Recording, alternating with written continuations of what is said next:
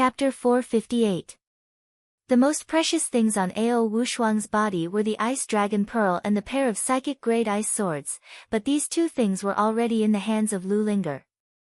Lu Ping thought for a moment and said, "Linger, that Ice Dragon Pearl may be useful to me in the future. Don't destroy the inheritance inside." Lu Linger stuck out her tongue and said, "Fortunately, father reminded me early. Otherwise, Linger would have destroyed the Ice Dragon Pearl after absorbing the essence inside." Lu Ping felt strange and said, "Why does Linger want to destroy the Ice Dragon Pearl? I think the Ice Dragon Pearl itself is quite extraordinary. Ao Wushuang's strength is low, but he was able to block a blow from the Gentian Pearl with this Ice Dragon Pearl." Lu Linger curled her lips and said, "That's because the quality of the Ice Dragon Pearl itself is extremely high. Every time the Ice Dragon Pearl is made, it is carefully selected by the direct elder of the pearl for the younger generation. It can only show that Ao Wushuang's father, Ao Yu, is far more capable than his son. However, the mystery of the Ice Dragon Pearl can only be displayed in the Ice Dragon clan. Father wants to use this Ice Dragon Pearl.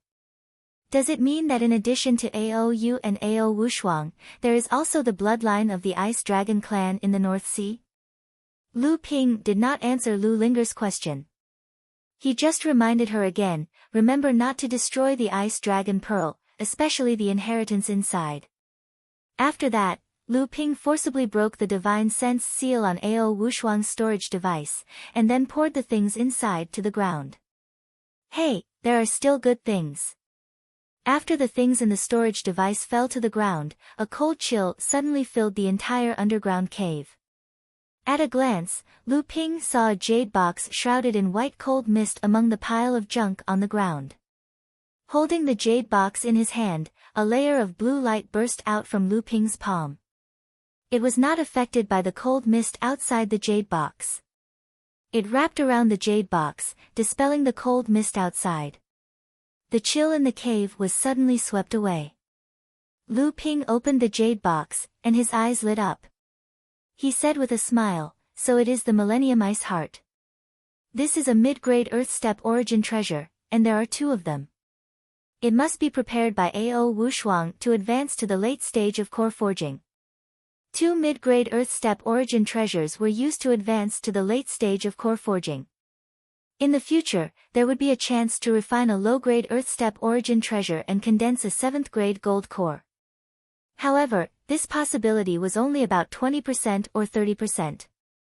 But thinking about the half-set of spirit forging pills in Ao Yu's hands, if he really succeeded, not to mention an ordinary 7th-grade gold core, he could even condense a top-grade 7th-grade gold core. Other high-grade spirit stones and spirit herbs produced in the deep-sea demon domain were taken by Lu Ping. At the same time, there were also some jade slips. At Lu Ping's cultivation level, if he wanted to go further, he could no longer rely on pure cultivation. He needed to learn from a wide range of things. Only then could he make progress. This depended on a cultivator's foundation and accumulation. For example, Ao Wushuang used the Ice Twin Swords as his natal magic weapons, so he must be quite proficient in swordsmanship. Although it was impossible for Lu Ping to obtain the inheritance of the Ice Dragon clan from the storage bag, as a sword cultivator, Ao Wushuang also had several sword cultivation jade slips in his storage device. Some of them were at the minor magical realm, and their power was quite extraordinary. Although most of them were ice-attributed swordsmanship, Lu Ping could still learn from them. In addition, Ao Wushuang also had an ice-attributed heaven and earth strange item, which was given to Lu Linger by Lu Ping to let her condense protective aura qi. Now Lu Linger had condensed 3 kinds of protective aura qi, and it had already become a minor magical realm protective aura qi. However, the 7 treasures thunder calabash in Lu Ping's hands was also stuck in the bottleneck of advancing to the psychic magic weapon because it lacked the 4th psychic treasure restriction. Even if there was a strange item on the side, it could not be used to condense. Because Lu Hai also practiced the water-attributed secret art, he had also benefited a lot from Lu Ping, and he had already condensed a minor magical realm protective aura qi. However, because Lu Ping also had De Gui, a demon pet who practiced the water-attributed secret art, under his command. Although Lu Hai was often close to the water pavilion, Lu Ping would not favor one and discriminate against the other. The overseas cultivation world, including the demon clan, undoubtedly practiced the water-attributed secret art most often. Therefore, this kind of heaven and earth strange item was the most numerous in the overseas cultivation world. Lu Bai was the eldest sister among the Samling, but her protective aura chi was only condensed to the second layer. In addition to overseas, the wind attribute heaven and earth strange item was less than the water attribute and ice attribute.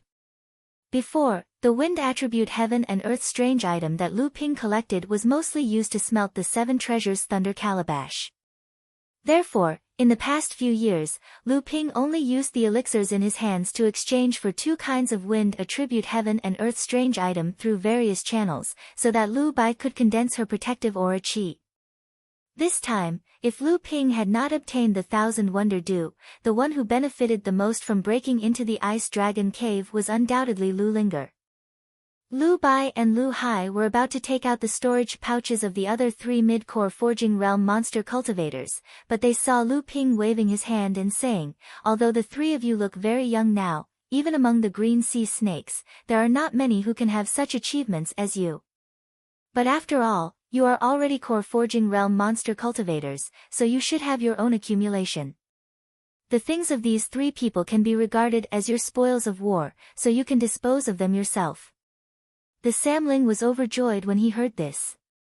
Lu Bai thought for a moment, then handed over an earth attribute heaven and earth strange item, all the spirit grasses and high-grade spirit stones to Lu Ping. Lu Hai and Lu Linger also handed over all the heaven and earth strange items, spirit grasses and high-grade spirit stones that they could not use to Lu Ping. This time, Lu Ping did not refuse. He put away another metal attribute heaven and earth strange item and hundreds of various spirit grasses, but returned half of the hundreds of high-grade spirit stones to them and said, "When you reach the core Forging Realm, the use of high-grade spirit stones will increase. You should also keep some for emergencies." Then Lu Ping threw the earth attribute heaven and earth strange item to Debao, who was collecting the spirit stones on the ground, into the large storage pouch hanging under his neck, and said, "Debao, you haven't smelted any heaven and earth strange item yet, so I can't use this earth attribute heaven and earth strange item for the time being. Take it out and condense a layer of protective aura, so that you can have a means of protection." After dividing up the spoils, Lu Ping sent out all his spiritual pets and told them to cultivate, while he sat quietly in the cave, thinking about a way to escape. A human cultivator going to the Deep Sea Demon Realm, the base camp of the North Sea Demon Clan, to kill and loot, Lu Ping did not need to know how much waves he would cause among the Demon Clan. What's more, although the Ice Dragon clan of Ao Wushuang had declined, from his communication with the Samling, Lu Ping could also know that behind the Ice Dragon clan of the North Sea Demon Clan was the primeval giant crocodile, the royal family of the North Sea Demon Clan. In addition to the Heaven Step Mid-Grade Wonder Dew and half a set of refining spirit forging pills, Lu Ping had probably already caused the madness of all the Demon Clan in the Demon Realm. Now, all the exits in the Demon Realm had probably been blocked by the masters of the Demon Clan. Fortunately, although Lu Ping's identity as a human had been exposed, his appearance and aura had not been captured by any Demon Clan cultivator's divine sense.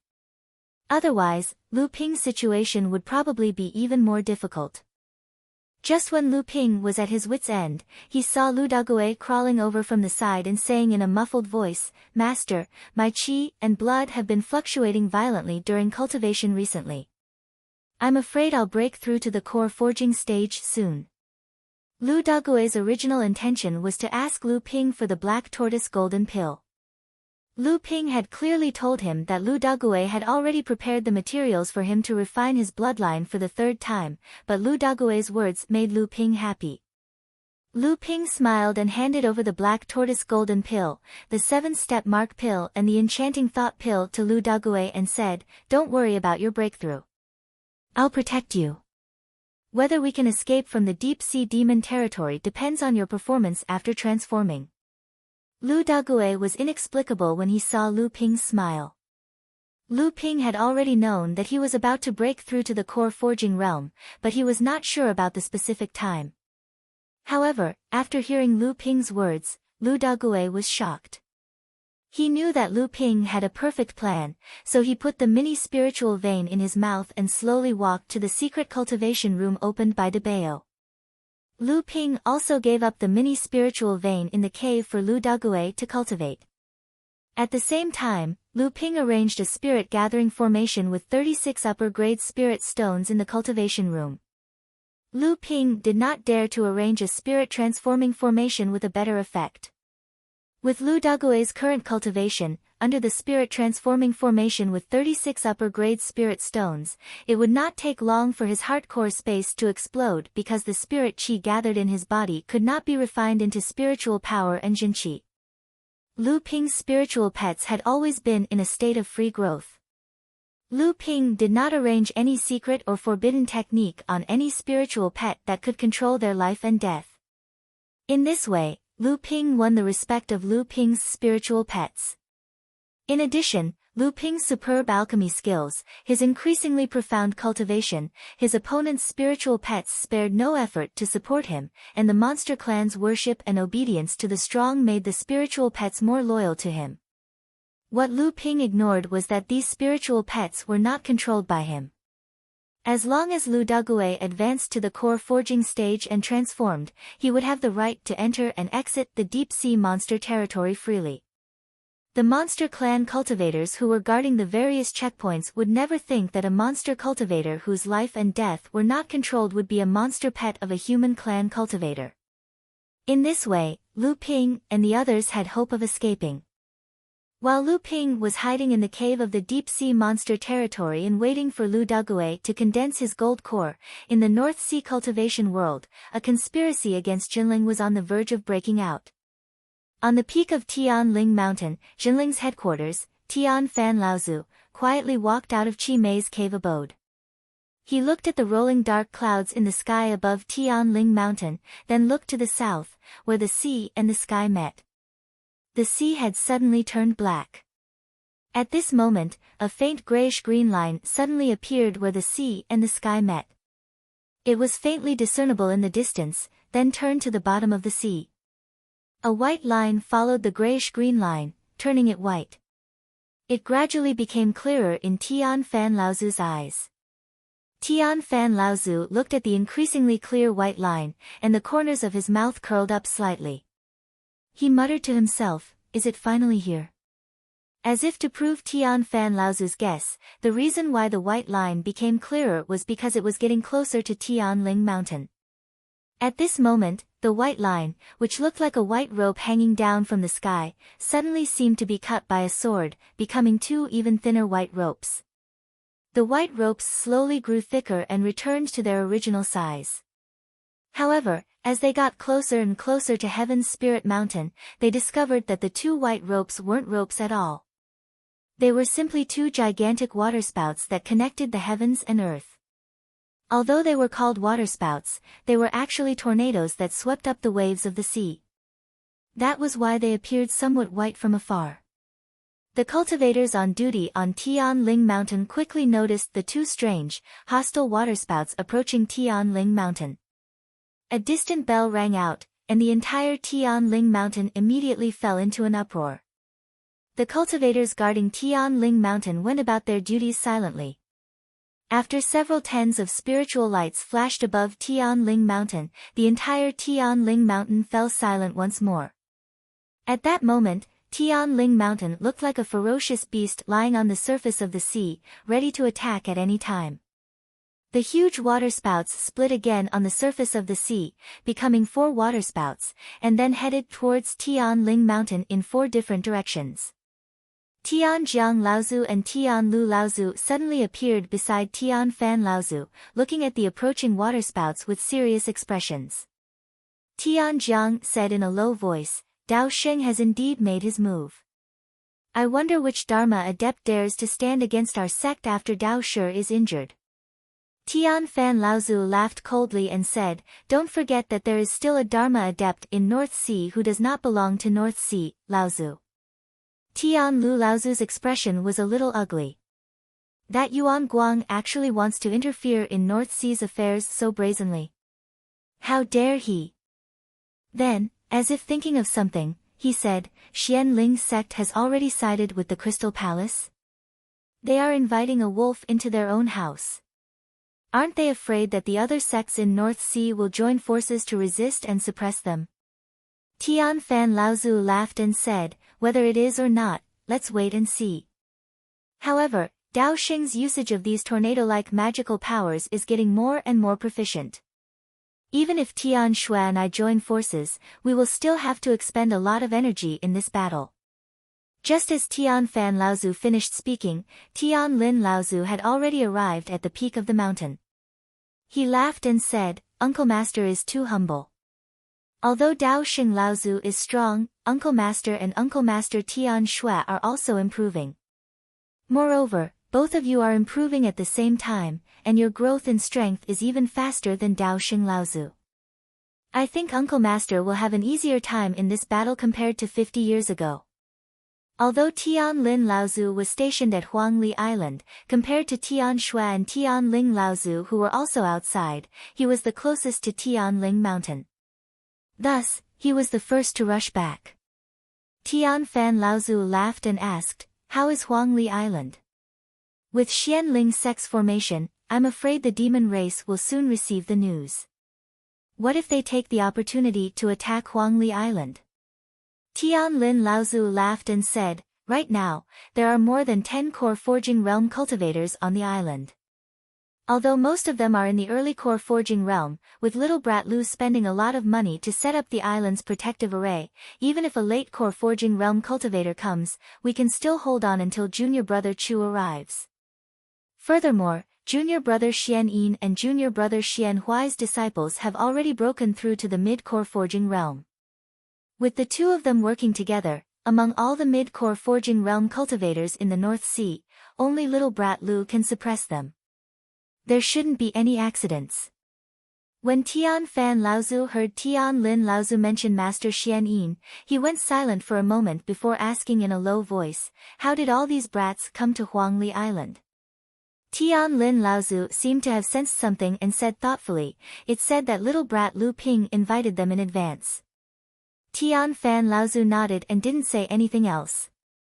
On the other hand, Tian Lu Laozu, who was quite concerned about Lu Ping, asked, I heard that little brat disappeared again recently.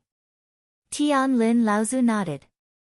Tian Lu Laozu anxiously asked, could he be the human cultivator who barged into the deep-sea demon race's domain a few days ago? When Tian Lu Laozu asked this question, Tian Lin and Tian Fan Laozu were somewhat stunned. The few of them didn't say anything. Right at this moment, another door flickered on the peak of Tian Ling Mountain. Tian Shui Laozu had already flashed out from it. The moment she appeared, she scolded, Dao Yan, that bastard, still thinks that he's using some kind of trick. I can't see through it. Who can he hide from? This time, I'm afraid that Yuan Guang from the Crystal Palace is going to interfere. Seeing that Tian Fan Laozu and the others weren't surprised at all, Tian Shui Laozu didn't think much of it. She turned around and looked at the huge waterspout that had already surrounded Tian Ling Mountain within a radius of 700 miles. The huge waterspout seemed like it was going to form a formation, enveloping the entire Tian Ling Mountain. Heavenly Snow Overlord pursed his lips and said, how come Dao Sheng is still using the same old tricks? That Xian Ling sect's signature technique, the 18 Merry Swords of Merry 18 Swords, was originally a pretty good Great Divine Sword formation, but after being modified so many times by him, it looks so nondescript. However, it's still much more powerful than that Tian Ling girl's waterspout. But why hasn't that last Tian Ling arrived yet? If she still doesn't come, she won't be able to reach Tian Ling Mountain once the wind formation seals it. Just as Tian Shui Laozu's voice faded, the peak of Tian Ling Mountain flickered again. The graceful and elegant Lu Tianling Laozu had also arrived. Tian Ling Laozu greeted the few Laozu and naturally walked to Tian Lin Laozu's side. Tianlin Laozu looked at Tianling Laozu and said with a smile, "This time, I think that Dao Xian Laozu and senior uncle Tian Xiang are monitoring each other in the fallen secret territory, so they won't be coming. However, that Yuan Guang from the Crystal Palace is very likely to interfere. At that time, you and I might have to work together to stop that person." Tianling Laozu nodded her head and didn't say anything. However, her eyes shone brightly. Obviously, she was also using an eye technique to observe Dao Xing Laozu's wind formation great divine ability. Tian Fan Laozu and Tian Shui Laozu saw that Tian Ling Laozu and Tian Lin didn't quarrel. The two Laozu looked at each other and didn't say anything. At this moment, the number of waterspouts outside Tian Ling Mountain had already reached 18. The 18 tornadoes formed a huge divine ability formation, surrounding the entire Tian Ling Mountain as if it wanted to shatter the entire mountain. Chapter 459. Every single move of the merry 18 swords could be evolved into a set of swordsmanship, and every set of swordsmanship could also be condensed into the essence of a single move. When a set of swordsmanship was condensed into a single move, it meant that a small divine power had been successfully cultivated. 9 of the divine powers were individually known as the 9 merry swords. When these 9 divine powers were combined, they could form a great divine sword formation, also known as the merry sword formation. The other 9 small divine powers were also known as the merry 9 swords. These 9 small divine powers could also form the great divine power of the merry sword formation. Legend had it that after the patriarchs of Xianling sect created the merry 18 swords, they once imagined that on top of forming 2 great divine powers, they could also combine the 2 sword formations into one final unfettered sword. The power of this sword formation could even reach the level of a supreme divine power. Unfortunately, this sword formation had never appeared in Xianling sect before. As a result, the North Sea cultivation world believed that this was merely a fabrication by Xianling sect, and a rumor spread in the cultivation world. Dao Xing Laozu was a genius. Although he was not a sword cultivator, he was able to draw parallels from the Xianling sect's signature swordsmanship and create this great divine power of wind formation. Its power was not inferior to the 2 great divine powers of wind and merry. However, Dao Xing Laozu's unique great divine power of wind formation allowed every 9 wind pillars to form a complete great divine power formation. The 18 wind pillars surrounding Tianling Mountain were the combination of 2 great divine power formations that had been cultivated to the extreme. Its power was definitely beyond the power of 2 great divine powers added together. Tianlu Laozu looked at Tianfan Laozu worriedly and asked hesitantly, "Senior Tianfan, should we join forces with senior sister Tian Shui to break Dao Xing's great divine power first?" Tian Shui Laozu pursed her lips and said, "Why should we break it? The North Sea cultivation world has been in a state of chaos for so long that we have forgotten the prestige of Fa Xiang Laozu in the cultivation world. This time, we must use this Dao Sheng, the only late Dharma adept in the North Sea, to let our sect's cultivators see what the real Fa Xiang Laozu is like. This will prevent any arrogant fellows from assassinating other people's Fa Xiang Laozu in the future." Tian Shui Laozu's words were targeted at the fact that after the mysterious Yin Immortal assassinated Dao Shi Laozu, there were many cultivators in Jinling who believed that if it were not for the demon clan Immortal Ao Yu's betrayal, with the mysterious Yin Immortal's ability, even if he was unable to kill Dao Shi, it was not impossible for him to escape unscathed. Although Tian Shui Laozu and the rest wanted to protect their own disciples, they could not allow their own disciples to become arrogant to the point where even Fa Xiang Laozu was not taken seriously. Tianfan Laozu looked at the descending Laozu and was rather worried. He smiled and said, "Junior brother, don't worry. Although Dao Xing's 2 great magical powers have been unleashed to the maximum, with the power of our sect's protective formation, it will not be destroyed by just 2 great magical powers. Moreover, with us here, how can our sect's cultivators be at a disadvantage?" Tianlu Laozu's expression finally relaxed a little. At this moment, he saw the surrounding 18 wind pillars gradually converging in the sky above Tianling Mountain, forming a huge wind net. The wind net rotated slowly, and the 18 wind pillars all twisted and contracted, cutting towards Tianling Mountain. Just as the wind net formed by the 18 wind pillars was contracting and cutting towards Tianling Mountain, a deep and steady voice could be heard coming from the top of Tianling Mountain. Formation, rise. A huge shimmering barrier, like a curtain that was evenly spat out from the peak of Tianling Mountain, fell around Tianling Mountain, protecting the entire mountain within the range of the formation. This voice belonged to the deacon of Tianling Mountain, Perfected Jinling's formation, Perfected Jinling's formation, Perfected Jinling's formation. In the blink of an eye, Dao Xinglaozu's wind net formation spun and cut towards Jinling's formation. A deafening creaking sound rang out, and the Jinling sec protecting array began to flicker. But the 18 twisting and spinning wind pillars did not seem to be damaged at all. As they formed into a net-like array, they looked like a bloodthirsty octopus entrenched in the sky above the sec-protecting array. Each wind pillar itself was a spinning tornado, and as they swept across the array, they also left marks on the array's protective shield. Solidify. Once again, Reverend Guoxuanshan's calm roar rang out on Tianling Mountain. The sec protection formation, which had been flickering between brightness and darkness, seemed to have learned to work together, as it gathered the energy of the Zhenling sect's core forging cultivators into a rope. The entire formation looked dim, but it was no longer flickering like before. Restore. Perfected Guoxuanshan's voice was still unhurried. However, as soon as Perfected Guoxuanshan's voice fell, the entire array was like a ferocious beast that was slowly accumulating power. The dark array shield gradually lit up. Originally, the 18 wind pillars would cut a deep mark on the surface of the array shield, but now, they could only leave a faint mark that was repaired by the array shield itself. At this moment, a cold snort suddenly came from the distant sky, as if it had suddenly exploded in the ears of all the cultivators.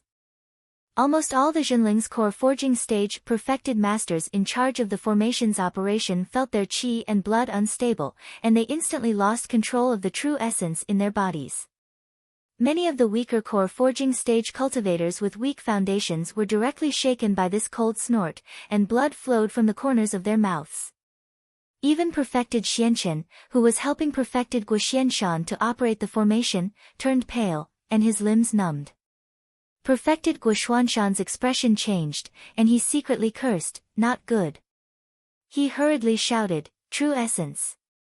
However, many of the perfected masters had not yet recovered from the cold snort, and when they heard Perfected Guoxuanshan's roar, they were momentarily flustered, unable to quickly keep up with the operation of the formation.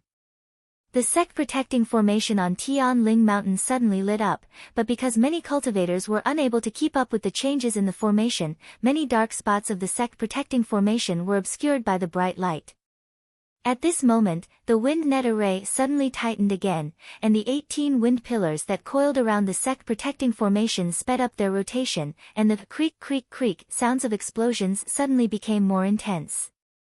The sec-protecting formation once again shone brightly, and it looked like it was expanding outwards, trying to break the 18 wind net array, but instead, the wind pillars squeezed a deeper layer of depression on the surface of the formation. However, just when it looked like the sec-protecting formation had been squeezed out of shape by the wind pillars, a deafening roar rang out, and two faintly discernible giant claws formed from spiritual energy suddenly appeared above the sec-protecting formation. The two giant claws reached down, each grabbing a wind pillar, and then pulled outwards, immediately tearing the two wind pillars into 4 pieces. With this powerful reinforcement, the sec-protecting formation shone brightly again, and 2 more wind pillars were torn apart. The pressure on the sec-protecting formation was greatly reduced, and it immediately shrunk and expanded. A series of cracking sounds rang out, and another 12 wind pillars were torn apart. The remaining 2 wind pillars were also torn apart by the 2 giant claws of spiritual energy.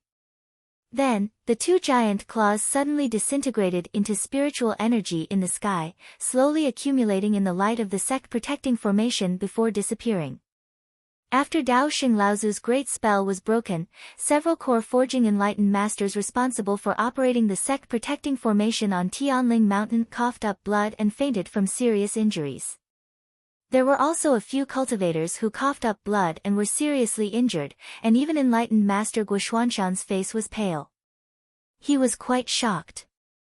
To be able to resist the sect-protecting formation that was personally set up by Tai Shin Laozu, who was the only true spirit realm cultivator in Jinling 4 or 5,000 years ago, and to be able to severely injure about half of the core forging cultivators, including a few late core forging cultivators, in one fell swoop, and even enlightened Master Guoxianshan himself was quite shocked.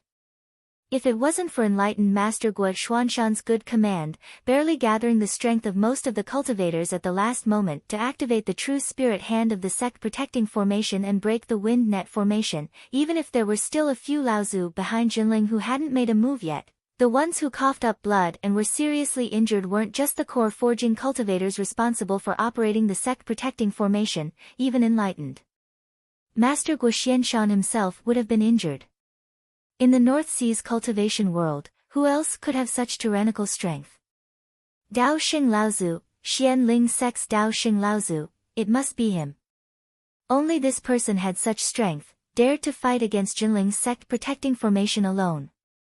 At this moment, all the cultivators in Jinling finally had a personal understanding of the strength of the number one cultivator in the North Sea.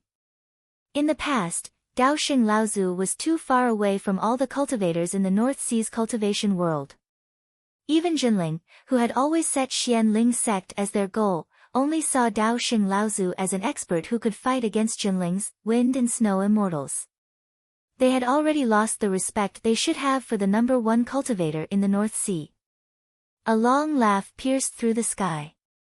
Tianfan Laozu asked with a smile, I haven't seen you for decades. Senior Martial Brother Dao Xing's divine power has become more and more powerful. You certainly live up to your reputation as the number one cultivator in the North Sea. I still have to thank Senior Martial Brother Dao Xing for disciplining my disciples on my behalf, letting them know that there's always someone better out there, and that they should know how to respect their elders, lest they become arrogant and become complacent. A faint sigh was heard, and a weathered voice rang in the sky, Tianfan, are you mocking me? I originally wanted to test the strength of you and your wife with this wind array. It seems that the wind and snow immortals have improved a little in the past 50 years, but I didn't expect the two of you to really be able to endure it and force your disciples to use the sect-protecting array to resist it. You really have the heart to do it. Tianfan Laozu understood what Dao Xing Laozu meant. He smiled and said, a jade that is not cut is worthless, so I have to make use of Senior Martial Brother Dao Xing's sharp carving knife. A skinny old man vaguely appeared in the sky, then slowly walked towards the sky above Jinling. After a while, he said, in this aspect, Xian Ling sect is indeed not as good as your sect.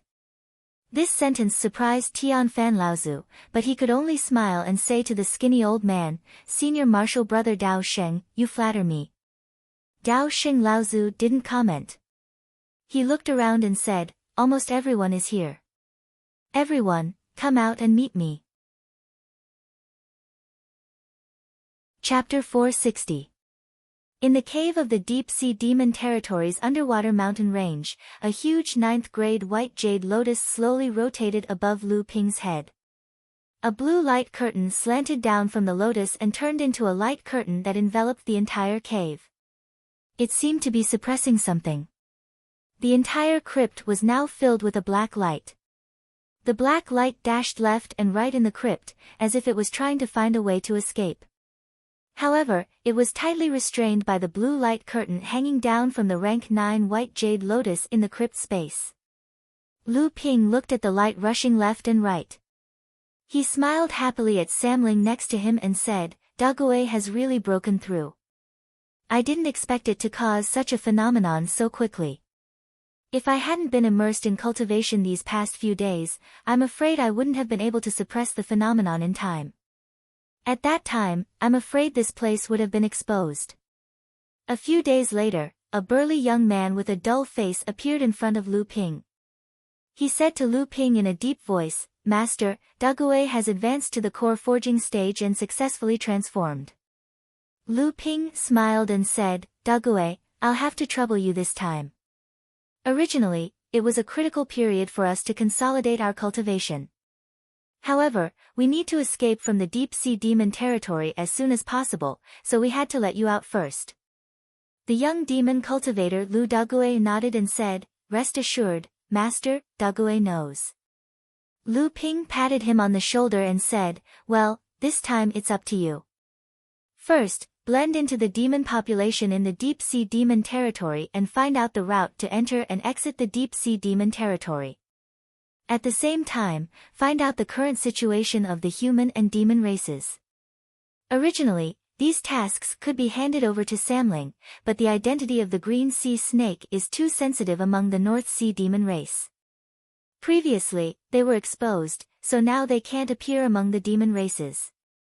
Debeo's cultivation is also not good, not to mention that he is an earth attribute spirit-seeking mouse. If he appears at the bottom of the sea, he will definitely be caught by the demon race to admire. So, you're the only one who can go. With that said, Lu Ping handed over 2 magical weapons to Lu Dague, saying, "Because things happened in a hurry, Master did not prepare a suitable magical weapon for you.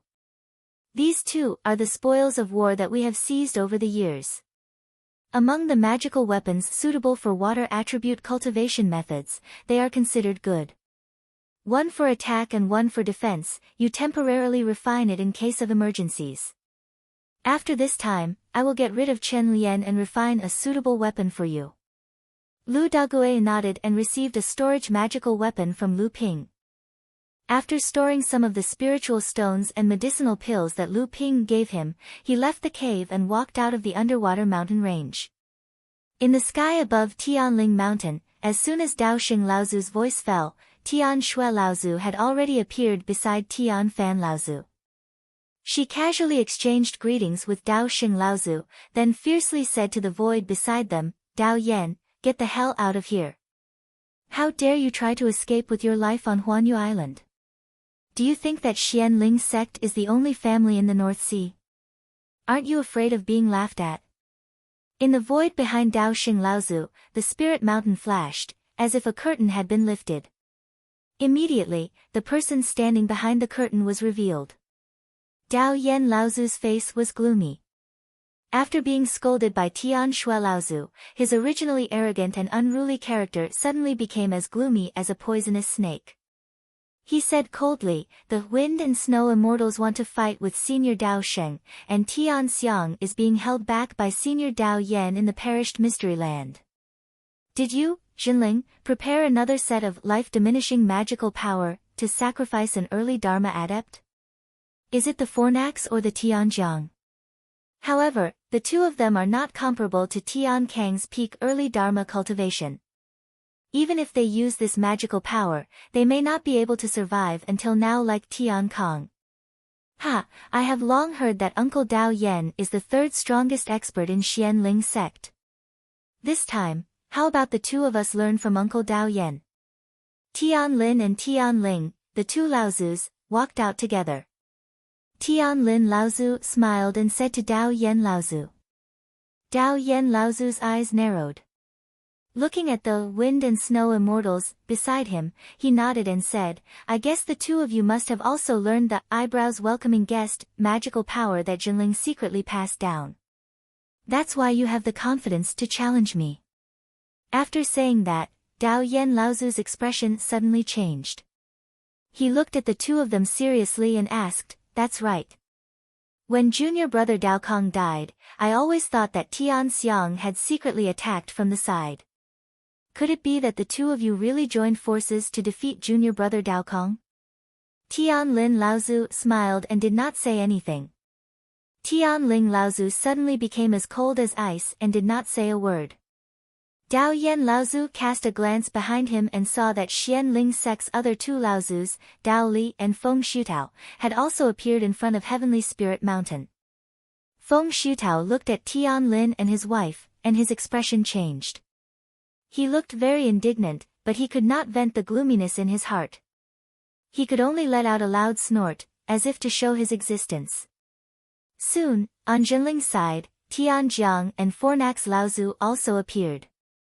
Jinling's 6 Laozus stood against Xianling sect's 5 Laozus.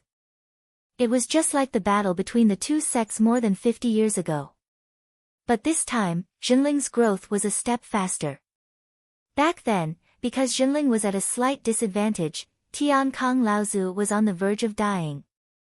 This time, Jiang Tianlin and his wife joined forces again after several decades, and their strength had already surpassed Tian Kong Laozu's from back then. Just as the two sides were at each other's throats, Dao Xing Laozu suddenly asked Jiang Tianlin and his wife, "Both of you have actually achieved 8th grade golden cores?" Dao Xing Laozu's identity was special. Even though the battle between the two sides was imminent, Jiang Tianlin still maintained a sense of respect for this top cultivator of the North Sea. At the end of the day, Dao Xing Laozu's title as the top cultivator of the North Sea was not because he was at the late Dharma stage, but because he had killed his way through many mid-Dharma adepts in the North Sea. His position as the top cultivator of the North Sea had been firmly established when he was at the mid-Dharma stage. Including Tian Xiang Laozu of Jinling, all of them had been defeated by him. Tianlin Laozu bowed as a junior, but he was neither servile nor overbearing. He smiled and said, "We were lucky enough to obtain the spirit-forging pill and managed to achieve 8th grade golden cores."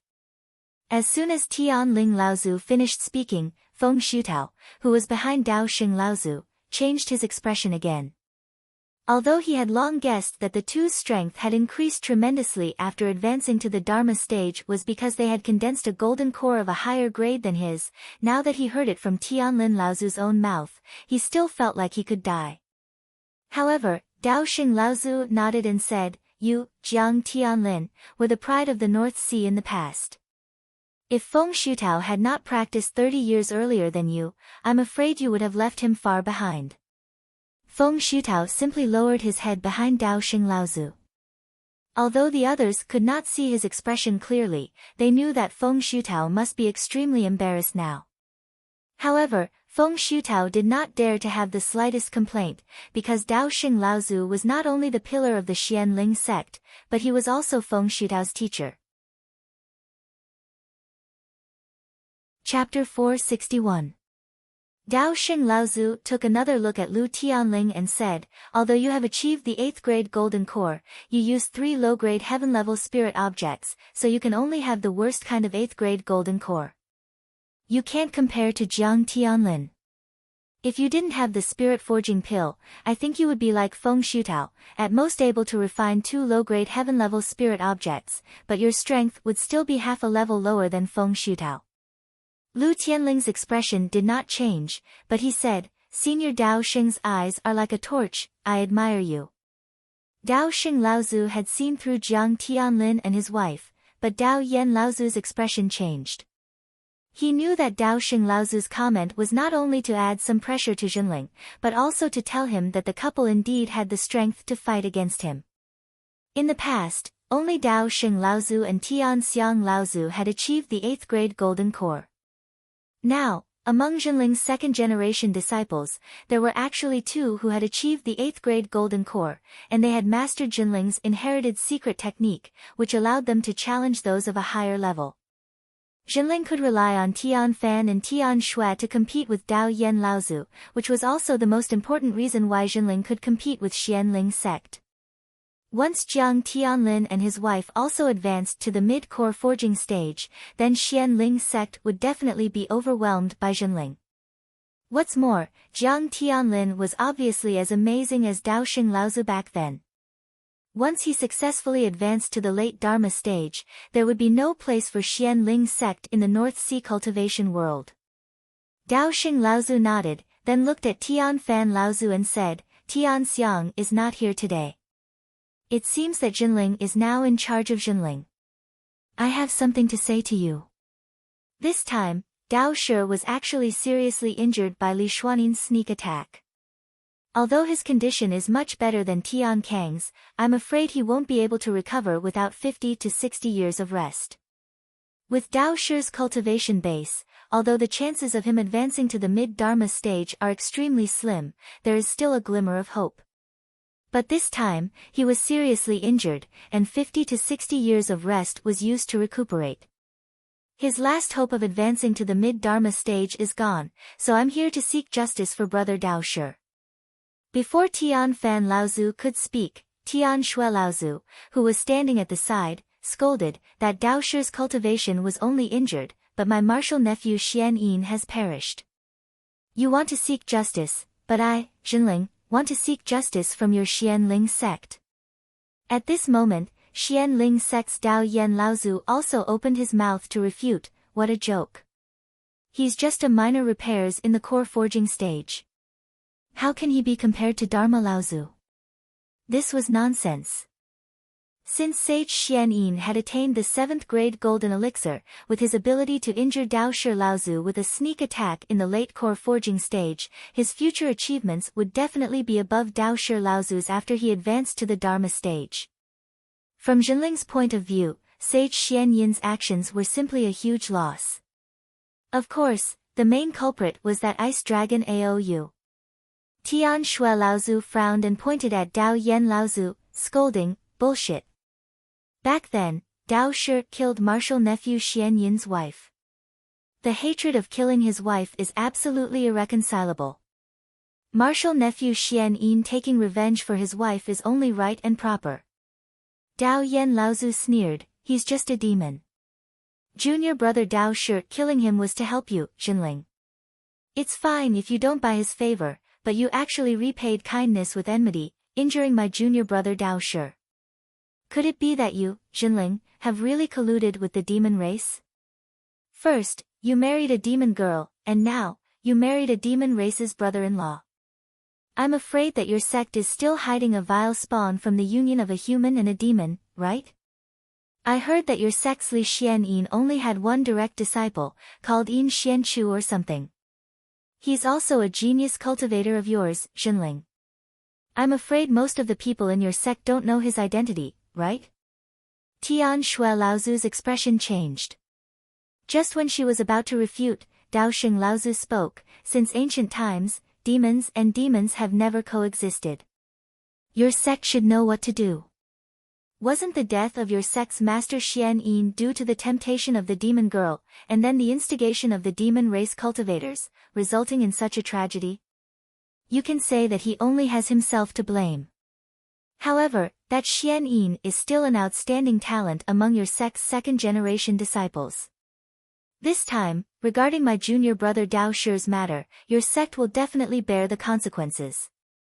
At this moment, Tian Fan Laozu no longer had a smile on his face. He said in a deep voice, what do you want? Dao Xing Laozu said leisurely, Huangli Island, all the islands within 1,000 miles radius of Huangli Island will be returned to my Xianling sect.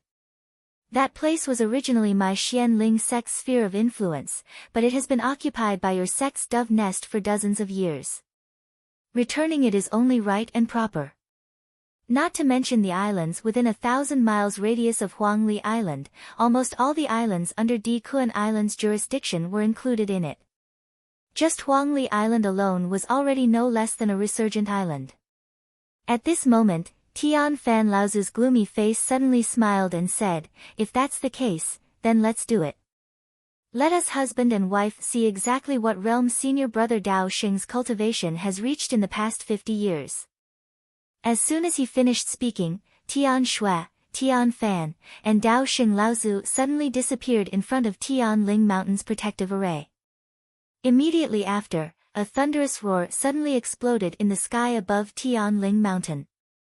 The whole world suddenly became bright and dark. As the wind blew, the clouds scudded and the sea surface surged up a few dozen feet high tsunami waves. As the huge waves rolled, they surged in all directions.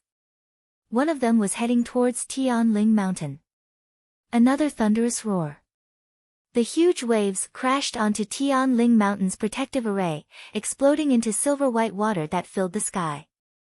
Dao Yan Laozu took a step forward and sneered, I want to see how powerful a cultivator who has condensed an 8th grade golden core and advanced to the transcendence realm is. These words of Dao Yan Laozu were older than Jiang Tianlin and his wife. However, in the ears of the bystanders, these words had already turned sour. Jiang Tianlin Laozu smiled at Lu Tianling Laozu.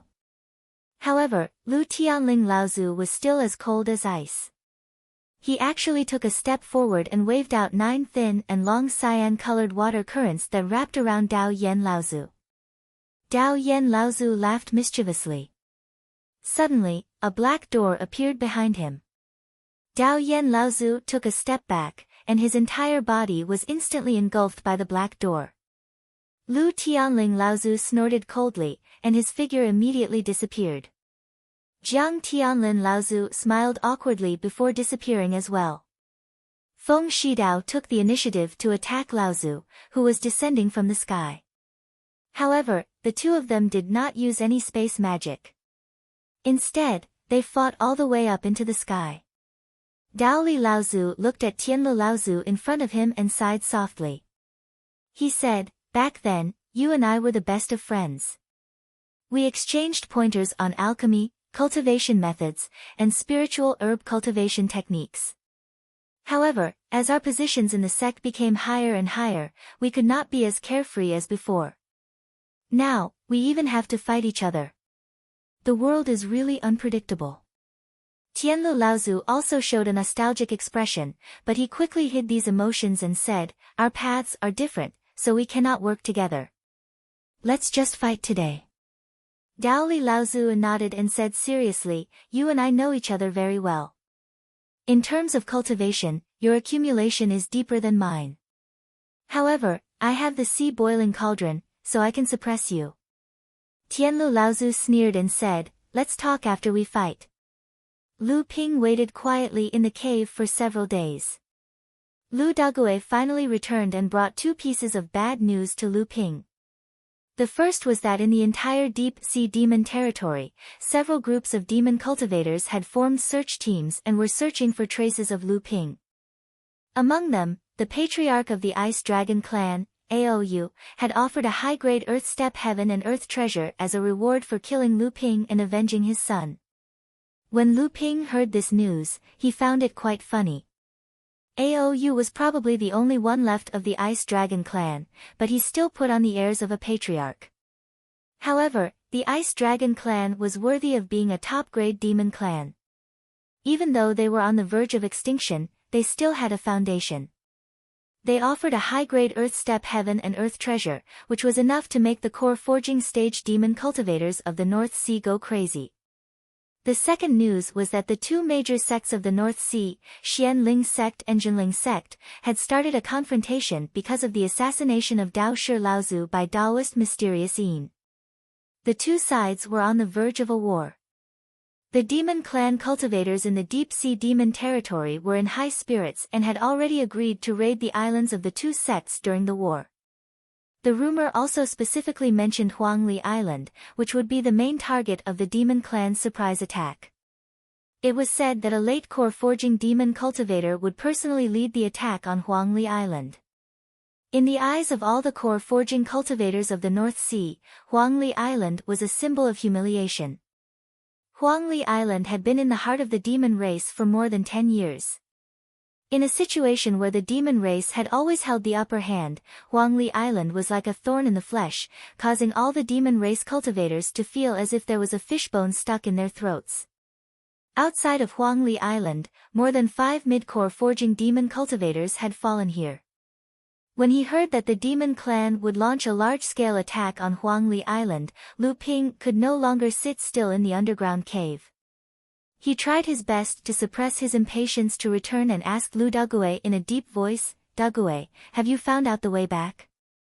Do you have the confidence to get out of the deep-sea demon territory?" Lu Daguo nodded, "Master, don't worry. Daguo will blend in with the other demon clan cultivators and rush back to Huangli Island as soon as possible." Lu Ping nodded and handed a formation plate to Lu Daguo. At the same time, there was also a sound-transmitting sword. He said, "When you're near Huangli Island, don't show your face, lest the demon clan cultivators on the island discover you and kill you." Now, Huangli Island isn't just filled with blood condensation realm cultivators. There are also more and more core forging stage cultivators coming and going. Send out the sound-transmitting sword first and wait for Senior Marshal Sister Hu or Senior Marshal Brother Chen to arrive. Then, pass this formation plate to Senior Marshal Sister Hu. You don't have to worry about the rest. Lu Dagui nodded and said, Master, don't worry. Dagui will rush back as soon as possible. Lu Ping smiled and said, Don't worry. You've just advanced to the core forging stage and haven't had the time to consolidate your cultivation. The most important thing on the way back is safety. As for the time, it doesn't matter. This underground cave is extremely well hidden. The demon clan won't be able to find this place in a short period of time. Although he said that, in reality, Lu Ping's mind had already flown to Huangli Island. Chapter 462. Feng Shutao had finally fought an evenly matched battle. After Feng Shutao had advanced to the Dharma stage, what followed was not the glory that he had imagined, but a series of defeats and humiliation. When he finally met an opponent that was on par with him, the passion that came from the depths of his heart actually caused his opponent, the heavenly descending elder, to be at a loss for a moment, and he almost fell into a disadvantageous position. Feng Shutao's starting point for entering the Dharma stage was not low among the Dharma Laozu of the North Sea. At least, it was higher than his opponent, Tianjiang Laozu. However, Tianjiang Laozu was someone who had entered the Dharma stage hundreds of years ago, so he had much more experience than Feng Shutao. He used all kinds of great and small spells that he was familiar with and quickly turned the situation around. Both sides were evenly matched again. In another part of the void, Daoli Laozu, who was at a disadvantage, raised a four-legged black and red furnace in the air. He lifted the lid of the furnace and 12 thin lines of fire shot out from the furnace, heading straight for Tianlu Laozu. Tianlu Laozu did not dare to face it head-on and quickly dodged to the side. Daoli Laozu took advantage of the situation and gave chase. He said proudly, Brother Tianlu, these 12 lines of fire are 12 kinds of fire seeds. They are all kinds of fire seeds that I have collected in the past few years to make elixirs. Among them, these are the best and most effective fire seeds for making elixirs. There are also other kinds of fire seeds that can be used to make some special elixirs. Only a magic treasure level cauldron can fuse these 12 fire seeds into one cauldron and use their power. Brother Tianlu, how do you think this spell that I have created compares to the great spells?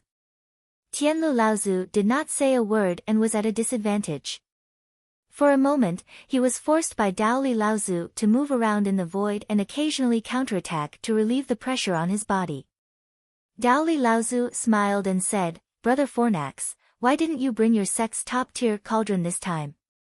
At least it can temporarily contend against my boiling sea cauldron. Didn't Brother Fornax also use a top-tier cauldron to fight against me? Fornax Laozu coldly snorted. His face turned red with anger. Daoli Laozu became even more complacent when he saw Fornax Laozu like this. Back then, Fornax Laozu used a top-grade alchemy cauldron to fight against Daoli Laozu, who was in charge of the boiling sea cauldron. Although Fornax Laozu did not fall into a disadvantageous position, that top-grade alchemy cauldron was greatly damaged and had not been repaired until now. In the world of cultivation, a top-grade alchemy cauldron was equivalent to an ordinary magic treasure. A top-grade alchemy cauldron was not inferior to a top-grade psychic magic treasure. In the eyes of the North Sea cultivators, a magic treasure level alchemy cauldron was worth a spirit-nurturing magic treasure. Daoli Laozu saw that Fornax Laozu was only moving around and did not dare to fight him head-on. He became more and more unscrupulous. He reached out and patted the boiling sea cauldron on top of his head. The boiling sea cauldron suddenly made a gurgling sound as if something was really boiling. Then, a large mass of multicolored boiling water formed a strange formation with the 12 fire serpents in the sky. Fornax Laozu said in a serious voice, Fire and water coexist alchemy technique. I didn't expect you to really use this alchemy technique. Daoli Laozu chuckled and said, In terms of alchemy, you have always been slightly better than me, but I have the boiling sea cauldron to suppress you. Now that I have the fire and water coexist alchemy technique, I am no longer inferior to you in alchemy. Fornax Laozu nodded and said, "The fire and water coexist alchemy technique is indeed a brilliant alchemy technique in the world of cultivation, but you are not the only one who can figure it out." Daoli Laozu's eyes turned cold when he heard this. He saw Fornax Laozu waving his hands continuously, and several fire seeds and several different colors of flowing water fused together in the sky. Then, they exploded, and the huge momentum collapsed the formation that Daoli Laozu had set up using the fire and water coexist alchemy technique. Daoli Laozu said fiercely, "So what if you have also mastered this alchemy technique? I have the boiling sea cauldron in my hand, and you are still no match for me." As soon as Daoli Laozu's voice fell, he saw Fornax Laozu, who had been wandering around and hiding, suddenly stop in the void. Daoli Laozu's heart moved, and he was about to command the boiling sea cauldron to trap Fornax Laozu. However, before Daoli Laozu could step forward, he saw a cauldron rising above Fornax Laozu's head.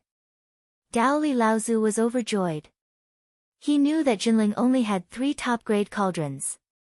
More than 50 years ago, during the war between the two sides, Daoli Laozu had basically destroyed one of them. This time, if another one was destroyed, then Jinling's foundation would be weakened again. However, before Daoli Laozu's boiling sea cauldron could come forward, the cauldron above Fornax Laozu's head had already smashed towards Daoli Laozu. What? Daoli Laozu was first pleasantly surprised, and then terrified. In the midst of a loud bang, Daoli Laozu cried out in disbelief, "Magic treasure, a cauldron magic treasure. Since when did Jinling have a magic treasure level cauldron? How is this possible?" When Daoli Laozu was caught off guard, Fornax Laozu attacked with the Na Chuan cauldron, which had evolved into a magic treasure, and repelled the boiling sea cauldron in one fell swoop. Daoli Laozu was not prepared and was hit by the Na Chuan cauldron until he vomited blood. This time, the situation was reversed. Daoli Laozu began to be forced to flee in all directions by Fornax Laozu. The battle between the two of them naturally did not escape the senses of the other Laozus who were fighting in the void. Seeing the Na Chuan cauldron's appearance, the hearts of the Xianling sect's Laozu sunk. The reason why Xianling sect could occupy the position of the number 1 sect in the Northern Sea for such a long time was because of their deep foundation. Now that Jinling was constantly rising, their foundation was getting closer and closer to Xianling sect. In another part of the void, Dao Xing Laozu only glanced at the Na Chuan cauldron in Fornax Laozu's hand from afar. A radiance flashed across his eyes. With a wave of his hand, another 2 great divine abilities were displayed. Tian Fan Laozu and Tian Laozu also displayed a great divine ability each. In an instant, the void was filled with wind and snow, barely blocking Dao Xing Laozu's 2 great divine abilities. Tian Fan Laozu and Tian Shui Laozu had never gained the upper hand in front of Dao Xing Laozu even when they joined forces. They were just barely holding on. Tian Fan Laozu and Tian Shui Laozu looked at each other and smiled bitterly.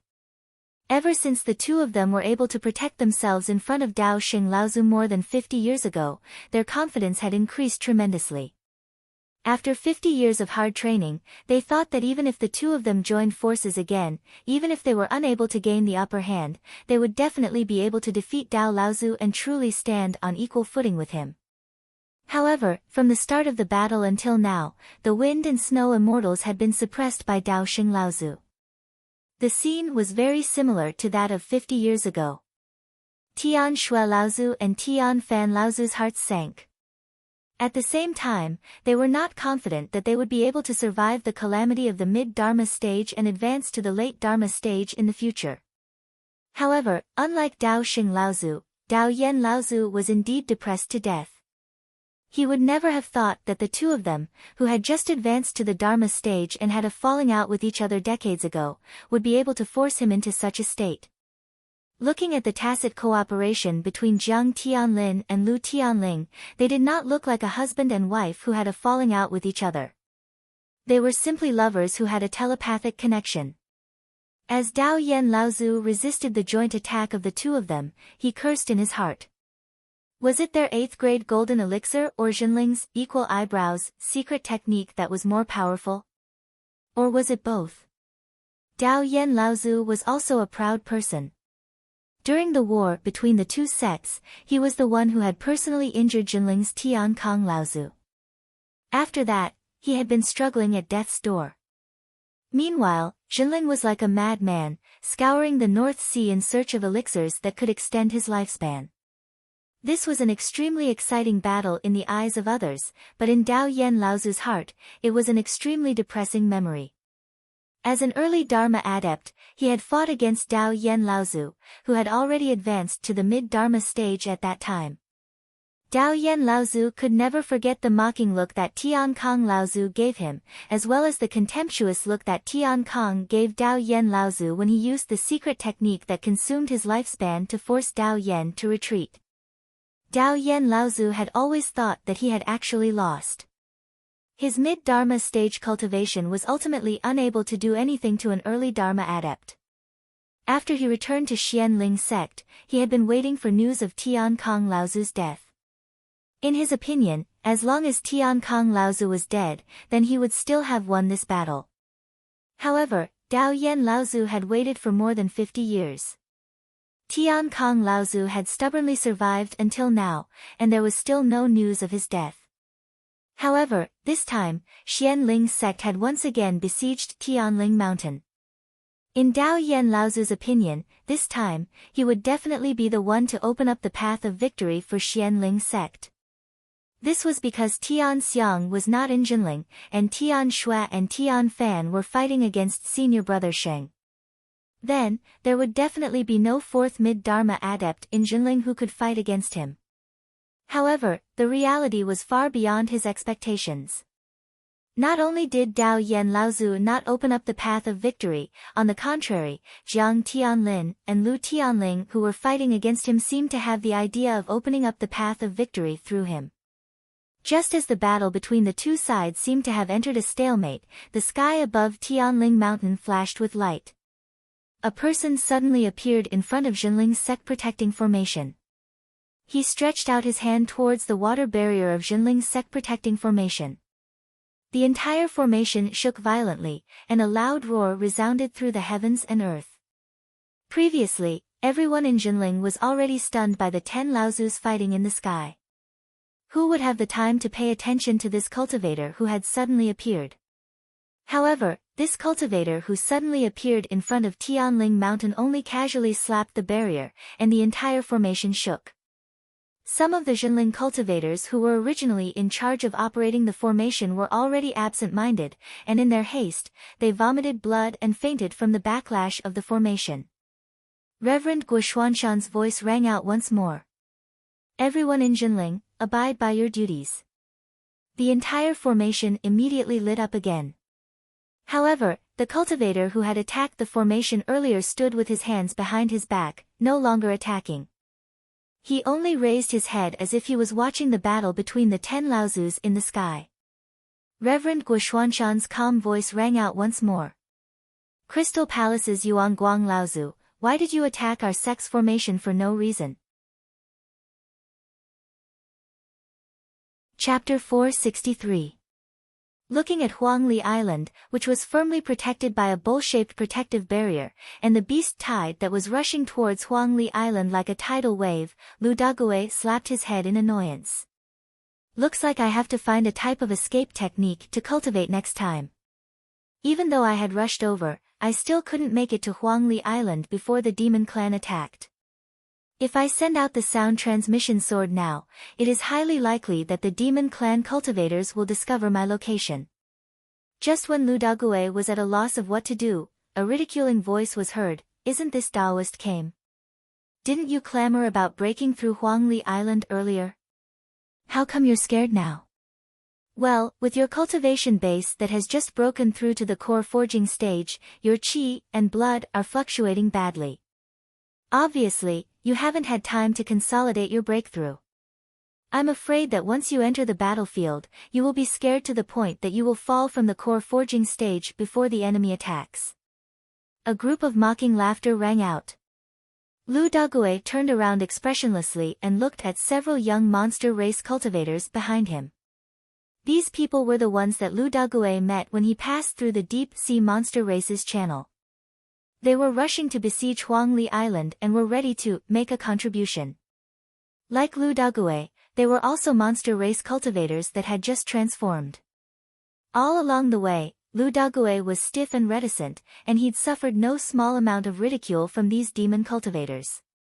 On the other hand, Lu Dagui was unwilling to cause trouble because he carried an important mission, so he'd always ignored the ridicule of these people, and this instead encouraged their arrogance. Lu Dagui knew that these monster race cultivators belonged to the kind of young elites with considerable status in the monster race. At least, Lu Dagui knew that among the leading monster race cultivators, there were cultivators of the primordial giant crocodile clan. Seeing Lu Dagui's dull expression, the leading monster race cultivator couldn't help but feel a little bored. This is really Daoist Kame. He can really endure. Back then, Daoist Kame, the seventh patriarch of heaven creation, only knew how to sleep in the South Sea. He almost didn't even pass down his teachings. I didn't expect that his descendants would learn nothing else but this ability to endure. Another monster race cultivator echoed, a cowardly turtle.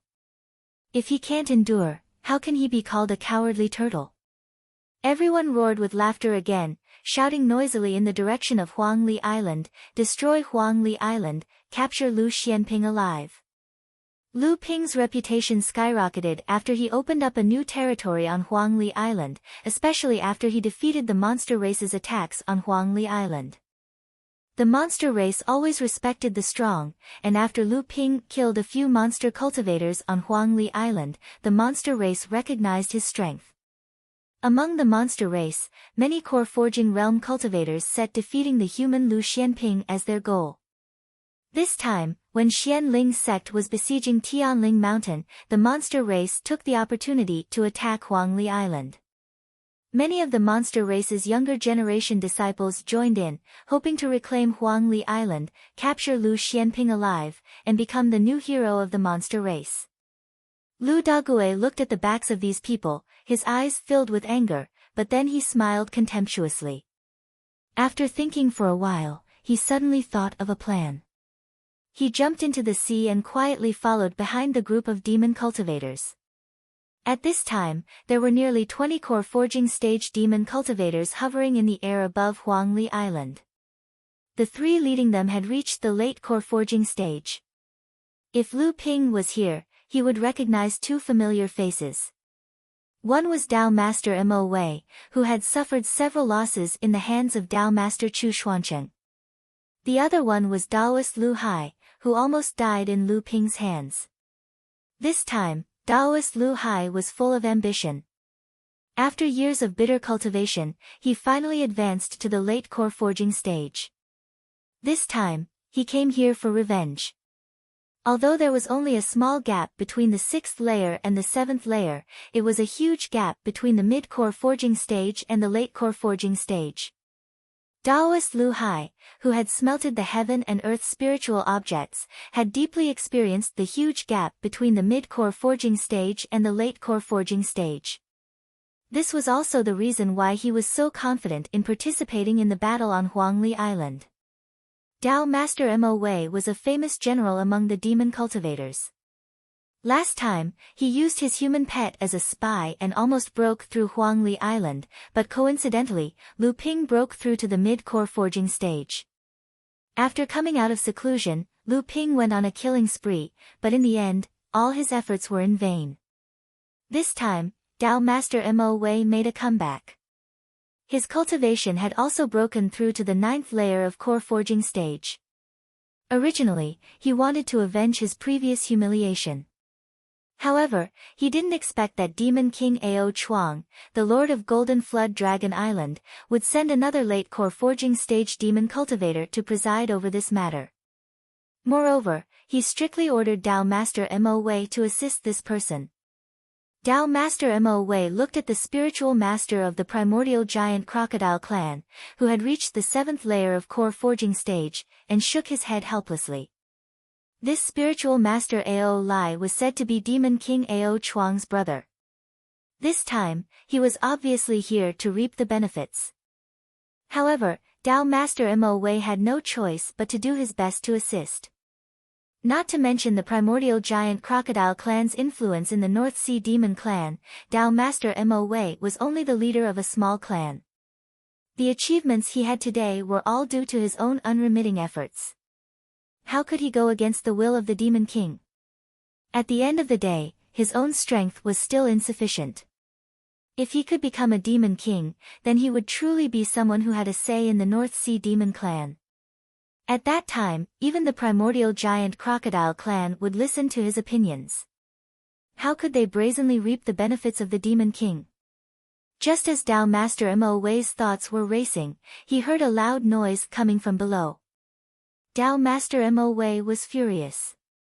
To attack an island like Huangli Island, which was like an iron wall, the most important thing was to have a unified command. The most taboo thing was to attack randomly. Not only would it be ineffective, it would also give the opponent an opportunity to take advantage of. When Sage Mo Wei lowered his head to look, he couldn't help but frown. He saw these tens of young demon race cultivators who had clearly just transformed not too long ago rushing towards Huangli Island's Grand Array. A series of spells and magic treasures attacked the Grand Array, causing the entire Grand Array to tremble. Unbridled laughter rose and fell, appearing out of place on the battlefield that was overflowing with killing intent. Dao Master Mo Wei knew that these young demon cultivators were famous princes from the various large races of the North Sea. Perhaps there were some who were brimming with talent, but they were also arrogant. They had always been domineering among the demon race because of their background. Dao Master Mo Wei looked at Dao Master Ao Lai beside him, but he saw that Dao Master Ao Lai was completely indifferent. So, he turned to Dao Master Ao Lai and said in a deep voice, "Manner Master Ao, please restrain the behavior of these young cultivators so that the human cultivators won't be able to take advantage of them." Dao Master Ao Lai's appearance was not as majestic as Demon King Ao Chuang, short and thick. He smiled and said, "It's not a big deal. We, the demon race, should be like these children, have a fearless heart.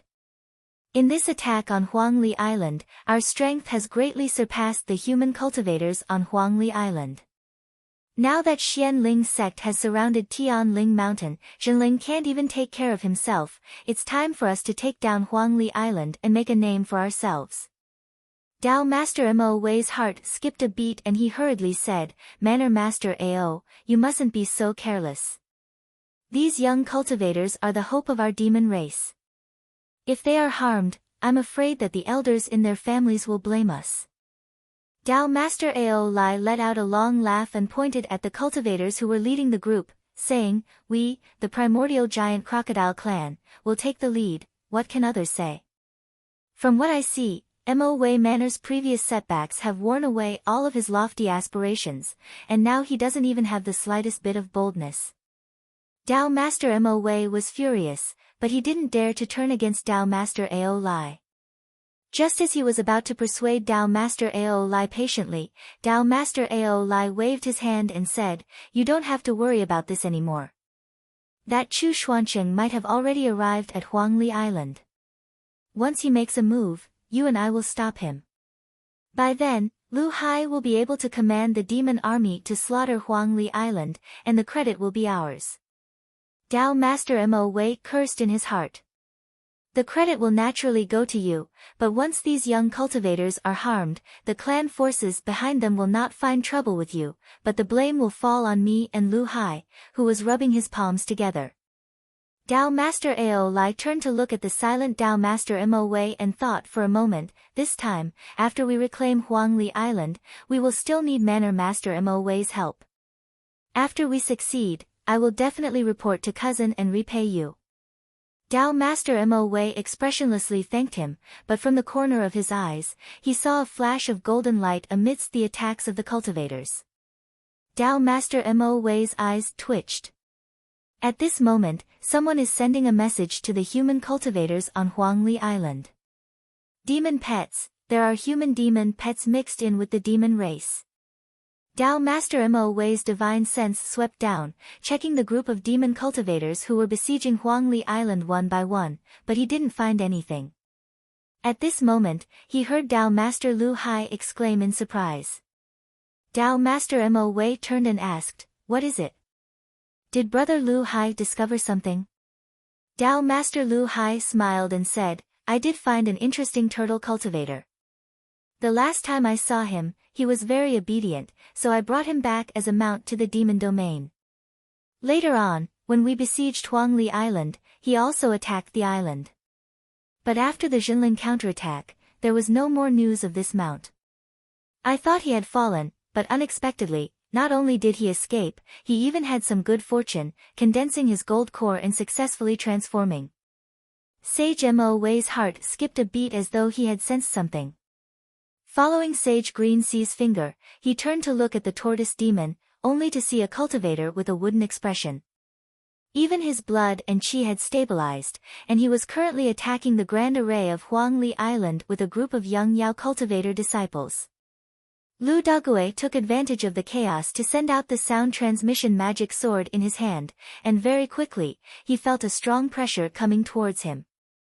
Lu Dague was scared out of his wits, thinking that he had already been exposed and couldn't escape. Just as he was hesitating whether to escape or not, he saw a light screen of the island's protective array in front of him suddenly collapsing under the attacks of the crowd. The surrounding demon cultivators cheered, clamoring to charge into the island, but suddenly, an urgent shout came from the sky, "Retreat, danger!" However, everyone was eager to make a contribution. Seeing that the impregnable Huangli Island had been broken by them, how could the demon cultivators listen to the advice of others? All of them flew towards the entrance of the disintegrated island without a second thought. When Dao Master Mo Wei saw that Huangli Island's protective array was still intact, with only one broken, he sensed danger in his heart. He hurriedly tried to stop them, but it was already too late. A burst of crimson flames suddenly spewed out from the gap in the island's protective formation, colliding head-on with the demon cultivators who were scrambling to fly toward the gap. "Oh my God, there's an ambush! Retreat, retreat! Don't block my way, you're courting death. Someone save me, I'm from the Octopus clan, damn it, save me first, my father is AOD." After a series of wails and howls, the few demon cultivators at the front turned into ashes on the spot. The few demon cultivators who were lucky enough to survive were all injured, and they turned and ran. Unexpectedly, they collided with the cultivators who were flying behind them, and the scene was in chaos. The scarlet-red flame at the entrance took the opportunity to spit out again, burning towards the crowd of demon cultivators. "Chu Xuancheng, how dare you!"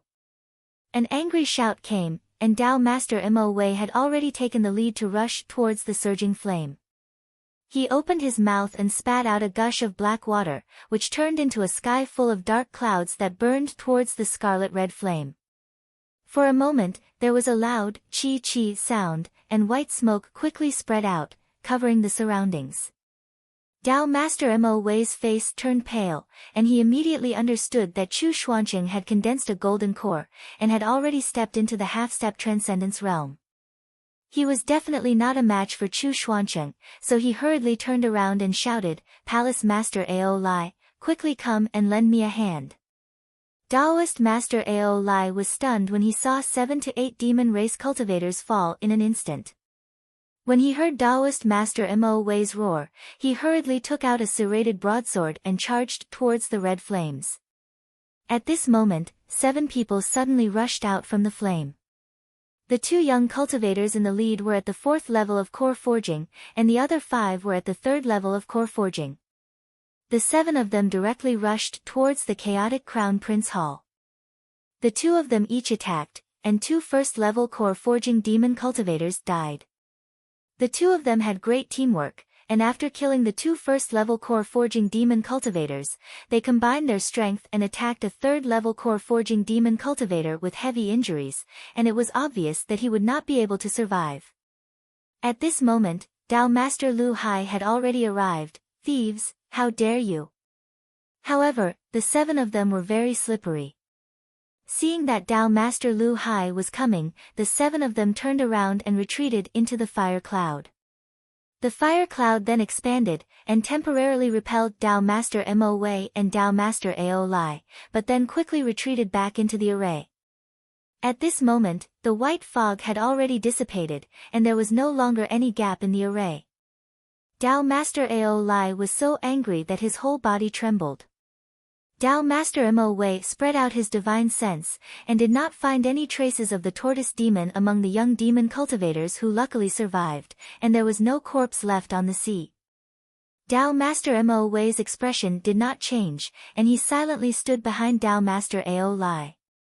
The battle on Tianling Mountain was still in full swing, and did not stop because of the appearance of Yuanguang Laozu from the Crystal Palace. Yuanguang Laozu raised his head to look at the sky a few times, a very dissatisfied expression on his face, as if feeling that his appearance did not achieve the shocking effect that he had expected. Hearing Tao Master Guoxuanshan's reprimand, he was instantly enraged. He was the Crystal Palace's Laozu, a mid-Dharma adept. In the North Sea, other than Dao Xing Laozu, who was worthy of his attention, all the other Laozu of the other sects would bow down to him when they saw him. This time, he was being reprimanded by a half-step Dharma adept. Previously, because his sudden appearance did not cause the battle to start, Yuanguang Laozu, who felt that he was being belittled, turned his palm back and slapped towards Xinling's island protecting array. Tao Master Guoxianshan saw that the person who had come was an enemy, and not a friend. Although he was wary of the other party's identity as the Crystal Palace's Laozu, he could not remain indifferent at this time. He shouted, "Xinling!" Yuanguang Laozu slapped his palm back, and a huge palm print flew towards Xinling's island protecting array. With a loud "pa" that shook the sky, Xinling's island protecting array first shrunk, then expanded, dispersing Yuanguang Laozu's huge palm print. A huge rebounding force came, and even Yuanguang Laozu, who was a mid-Dharma adept, could not help but take 2 steps back, his palm numb. This time, Yuanguang Laozu lost even more face. Yuanguang Laozu pointed at Xinling's array and laughed angrily, saying, "Good, good, a sect that is in cahoots with the demons. This time, I, Yuanguang, and my friends from Xianling sect, will have to ask the various Laozu of Xinling for a lesson." It was obvious that he wanted to interfere in the battle between Xianling sect and Xinling. At this time, both sides were evenly matched. Other than Dao Xing Laozu, Xinling's other Laozu might have the upper hand, but once Yuanguang Laozu, a mid-Dharma adept, interfered, Xinling would definitely lose. Just as Yuanguang Laozu was about to head towards Jiang Tianlin and Lu Tianling, a sigh came from the depths of Tianling Mountain. Through Xinling's sect protecting array, it was as if someone had suddenly stood in front of Yuanguang Laozu and said, "Friend Yuanguang, this is an internal battle between the various sects in the North Sea. Friend, you are from a large sect in the East Sea, so why do you have to interfere in the battle between us small sects?" Yuanguang Laozu's foot that had been lifted came back down again. He looked at the empty space in front of him and said in a serious tone, "Who are you? I didn't expect Xinling to be so secretive. There's actually a mid-Dharma adept in the sect." As soon as Yuanguang Laozu finished speaking, there was a commotion in the surrounding space. Yuanguang Laozu looked up expressionlessly and snorted coldly. He then looked in front of him again. A few feet in front of Yuanguang Laozu, the ground suddenly bulged upwards. A pile of soil and rocks tumbled upwards and then stuck together. Not long after, a middle-aged practitioner with a slightly aged face appeared in front of Yuanguang Laozu. Earth true form. Yuanguang Laozu's expression finally changed. He looked at the person in front of him and said in a serious tone, "Your earth-based techniques are excellent, and you are at the mid-Dharma stage. You must not be a nobody. Why haven't I heard of you in the North Sea?" The yellow-faced middle-aged cultivator chuckled and said, "I haven't been in the North Sea for dozens of years. Presumably, most of the fellow Taoists in the North Sea cultivation world think that I've already passed away. My name is Tian Kong. Has fellow Taoist Yuanguang heard of this name?" Another gasp came from the empty space. Yuan Guang Laozu's face was full of shock. He said hoarsely, "It's you. Haven't you been relying on the longevity elixir to prolong your life? How did you?" "Good, good, your sect is really good. For mid-Dharma adepts. The entire North Sea training world has been fooled by your sect." Chapter 464. In the sky above Huangli Island, Dao Master Ao Lai thought that it would be a piece of cake to capture Huangli Island, but he didn't expect to fall into Chu Xuanqing's trap from the very beginning. 7 early core forging realm monster cultivators died, 6 were seriously injured, and the rest of the cultivators who escaped back with pale faces were full of fear, no longer daring to get close to the island's protective formation. Dao Master Ao Lai's face was livid. Dao Master Mo Wei had already warned him in advance, so Dao Master Mo Wei obviously wouldn't jump out to accuse Dao Master Ao Lai at this time.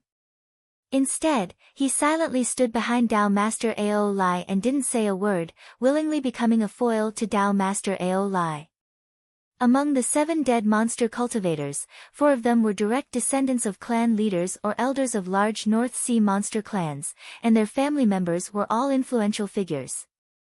There was no lack of a possibility that one of them had the bloodline of a monster king, and one of them was even from the primordial giant crocodile clan, Ao Lai's own nephew.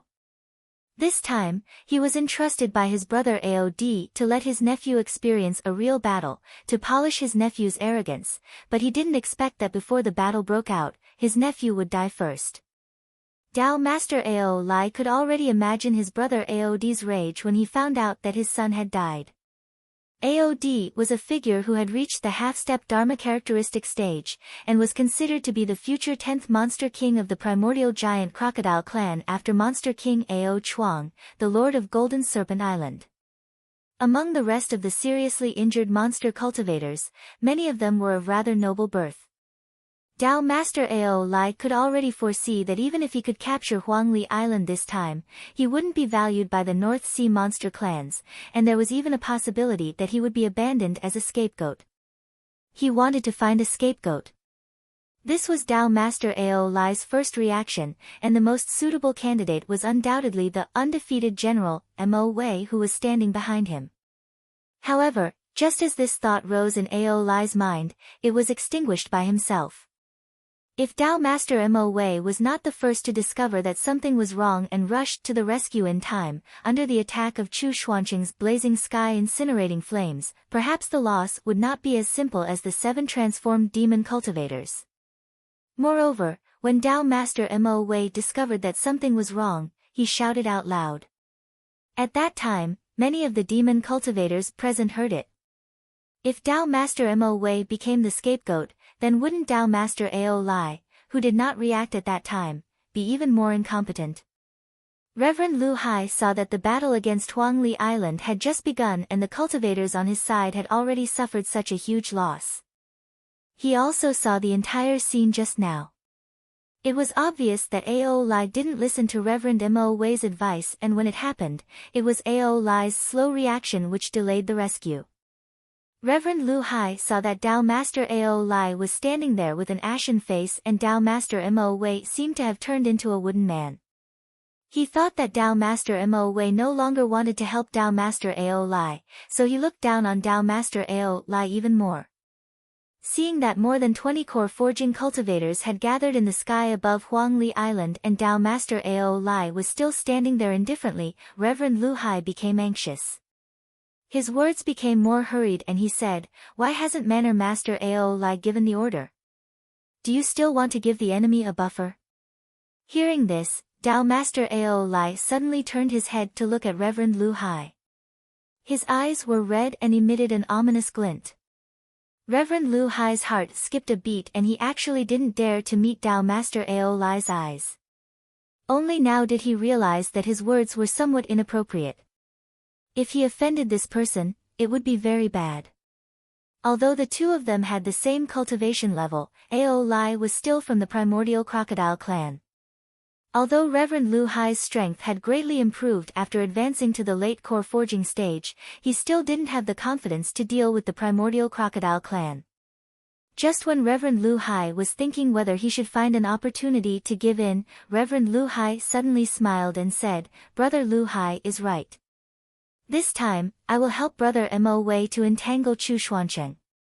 The remaining cultivators on the island will have to rely on Brother Lu Hai's strength, especially those two young cultivators from Jinling. They actually have a cultivation level of the 4th layer of core forging stage. It seems that in Jinling, they are people with the same status as Lu Xianping. These two people must die." Although Reverend Lu Hai was a little surprised by the change in Ao Lai's attitude, he didn't think too much about it. He nodded and said, "I will do my best." Reverend Ao Lai nodded with satisfaction and began to arrange for the attack on the island.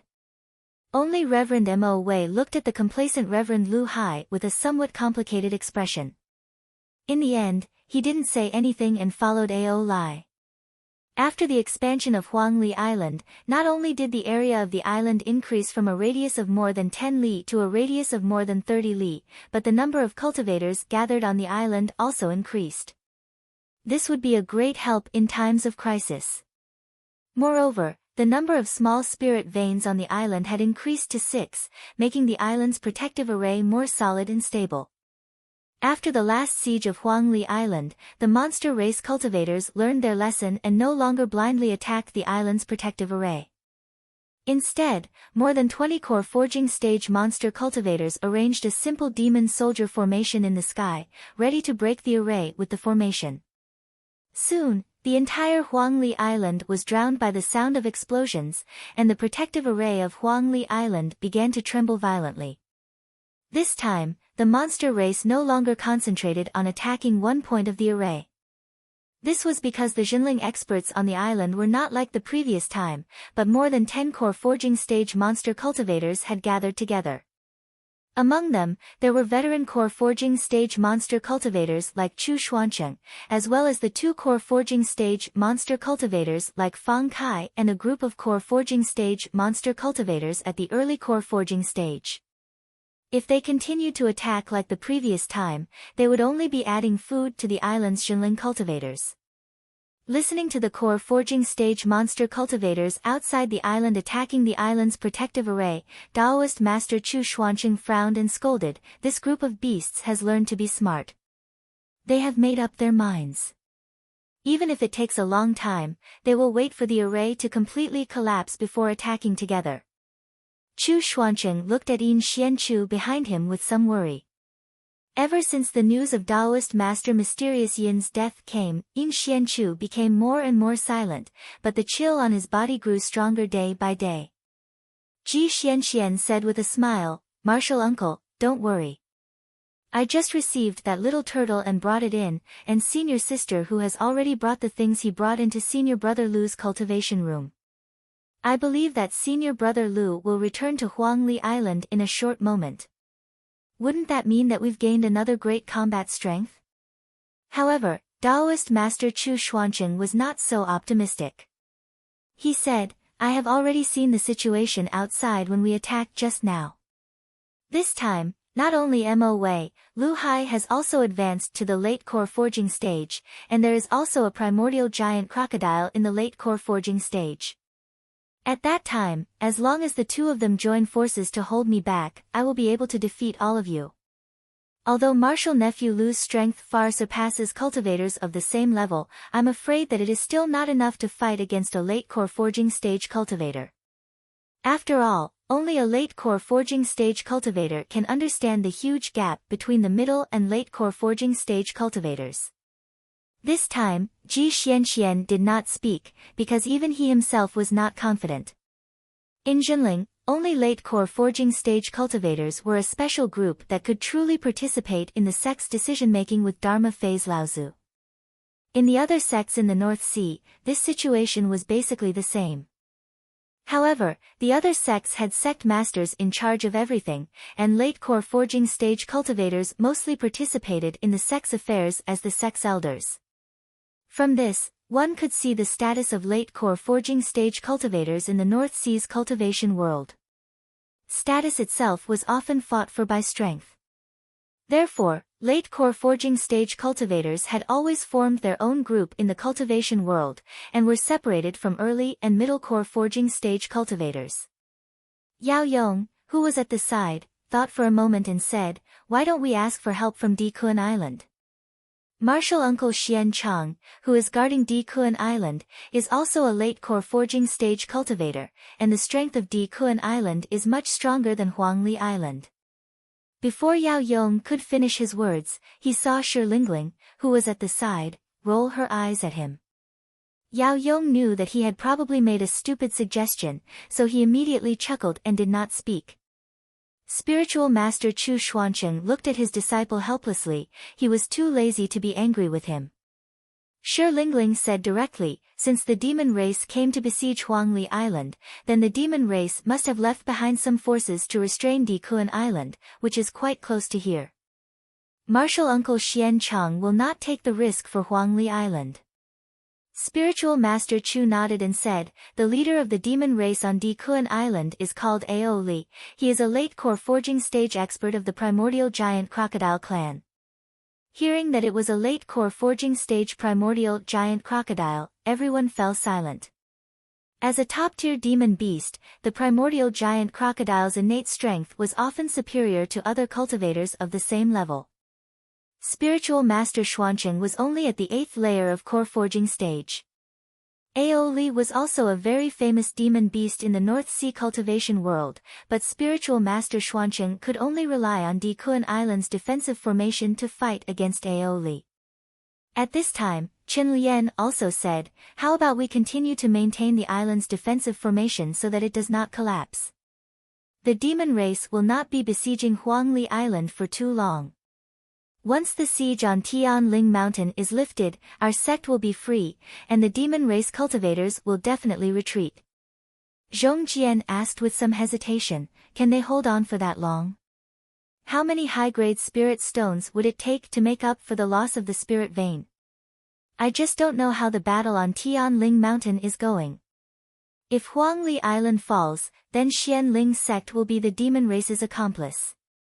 Spiritual Master Chu said without hesitation, "Xianling sect will not be able to gain any advantage. Tianling Mountain will not be besieged for too long. However, blindly defending is not a solution. We must fight with the demon race cultivators and make them feel pain and fear. Only then can Huangli Island stand firm in the outer endless sea." At this time, in Lu Ping's cultivation room, Hu Lili finally confirmed the location of the teleportation formation that Lu Ping had set up in the deep-sea demon territory through the formation plate brought back by Lu Dague. After placing the formation plate in the teleportation formation, the deep-sea demon territory and Huangli Island were finally connected. A white light flashed in the cultivation room, gradually blinding everyone's eyes. After the white light flashed, Hu Lili blinked her eyes and saw Lu Ping standing in front of her with a grin. Hu Lili's eyes curved into a pair of crescent moons as she softly said, "You're back." Lu Ping nodded his head and said, "Thank you for your hard work." Hu Lili giggled and said, "What dangerous place did I get trapped in this time? Why did I need Dague's help to use the teleportation formation to return?" When Lu Ping saw that Hu Lili was about to erase the formation on the ground, Lu Ping stopped her and said, "Just remove the formation plate. This formation may be useful in the future." Chapter 465. Tian Kong Laozu's unexpected appearance was like a bolt from the blue. Not only did it stun Yuan Guang Laozu, who was standing in front of Tianling Mountain, but even the Xianling Laozu, who was fighting in the void above Tianling Mountain, panicked. At this moment, Zhenling Laozu was also unwilling to continue fighting. Both sides seemed to have a tacit understanding, and each of them clashed head-on in the void. The dull sound caused the entire North Sea to shake. After that, the Laozu from the two sects in the sky also slowly descended. Dao Xing Laozu, who was originally fighting against Tian Shui and Tian Fan, was calm and composed. However, after descending, he saw that Tian Kong Laozu did not look like he was about to die. Not only that, this mid-Dharma stage cultivation was like a sharp sword that pierced Dao Xing Laozu's eyes. The moment he saw Tian Kong Laozu, Dao Xing Laozu no longer had the calm and composed demeanor he had before. Finally, his expression became unusually ugly. Jinling 4 Mid-Dharma Stage Laozu. Ever since Fei Ling sect was annihilated 4,000 years ago, the North Sea cultivation world had a short period of prosperity for 1,000 years. However, after this 1,000 years, including Xianling sect, the various sects in the North Sea had not had a grand occasion of having 4 mid-Dharma stage Laozu in one sect for almost 3,000 years. Compared to Dao Xing Laozu, Tian Fan and Tian Shui Laozu's expressions were much worse. Tian Kong Laozu greeted his two seniors. Both of them smiled bitterly. Tian Fan Laozu said, "Originally, I wanted to keep junior brother hidden for a period of time. I didn't expect that this secret would be exposed so soon." Upon hearing this, the Xianling sect almost had the urge to kill someone. Feng Shutao's face was flushed. He was still immersed in the intense battle he just had with Tianjiang Laozu. Even though the battle ended in a draw, Feng Shutao was hundreds of years behind Tianjiang Laozu, which gave Feng Shutao the confidence to cultivate. Among all the Laozu present, the one with the worst expression was Dao Yan Laozu. In this battle, Dao Yan Laozu didn't have the slightest advantage. On the contrary, Jiang Tianlin and Lu Tianling had the upper hand. However, what made him the most furious was that Tian Kong Laozu was actually standing in front of him unscathed. Back then, the defeated opponent that he had forced to use a divine ability that consumed his life and was on the verge of death was now a mid-stage Laozu who was on the same level as him. How could this be? How could this be? Dao Yan knew all too well about the injuries that Tian Kong Laozu had sustained in the past. There was no way for him to recover. What method did Jinling use, and what price did he pay, to not only heal Tian Kong Laozu's injuries, but also advance to the mid-stage Dharma stage? At this moment, besides Jinling and the other Laozu, this was the biggest question in the minds of all the North Sea sect's Laozu, who was watching the battle from the surrounding void. All these questions were focused on the various longevity pills that Jinling had collected in the North Sea. However, among all the Laozu present, the one who was the most disheveled was not Dao Yan Laozu, but Dao Li Laozu, whose clothes had been burned with a few holes. At this moment, Dao Li Laozu's reaction to Tian Kong Laozu's appearance was the least intense. He stared fixedly at the sky cauldron opposite him and the three-legged cauldron in Laozu's hand.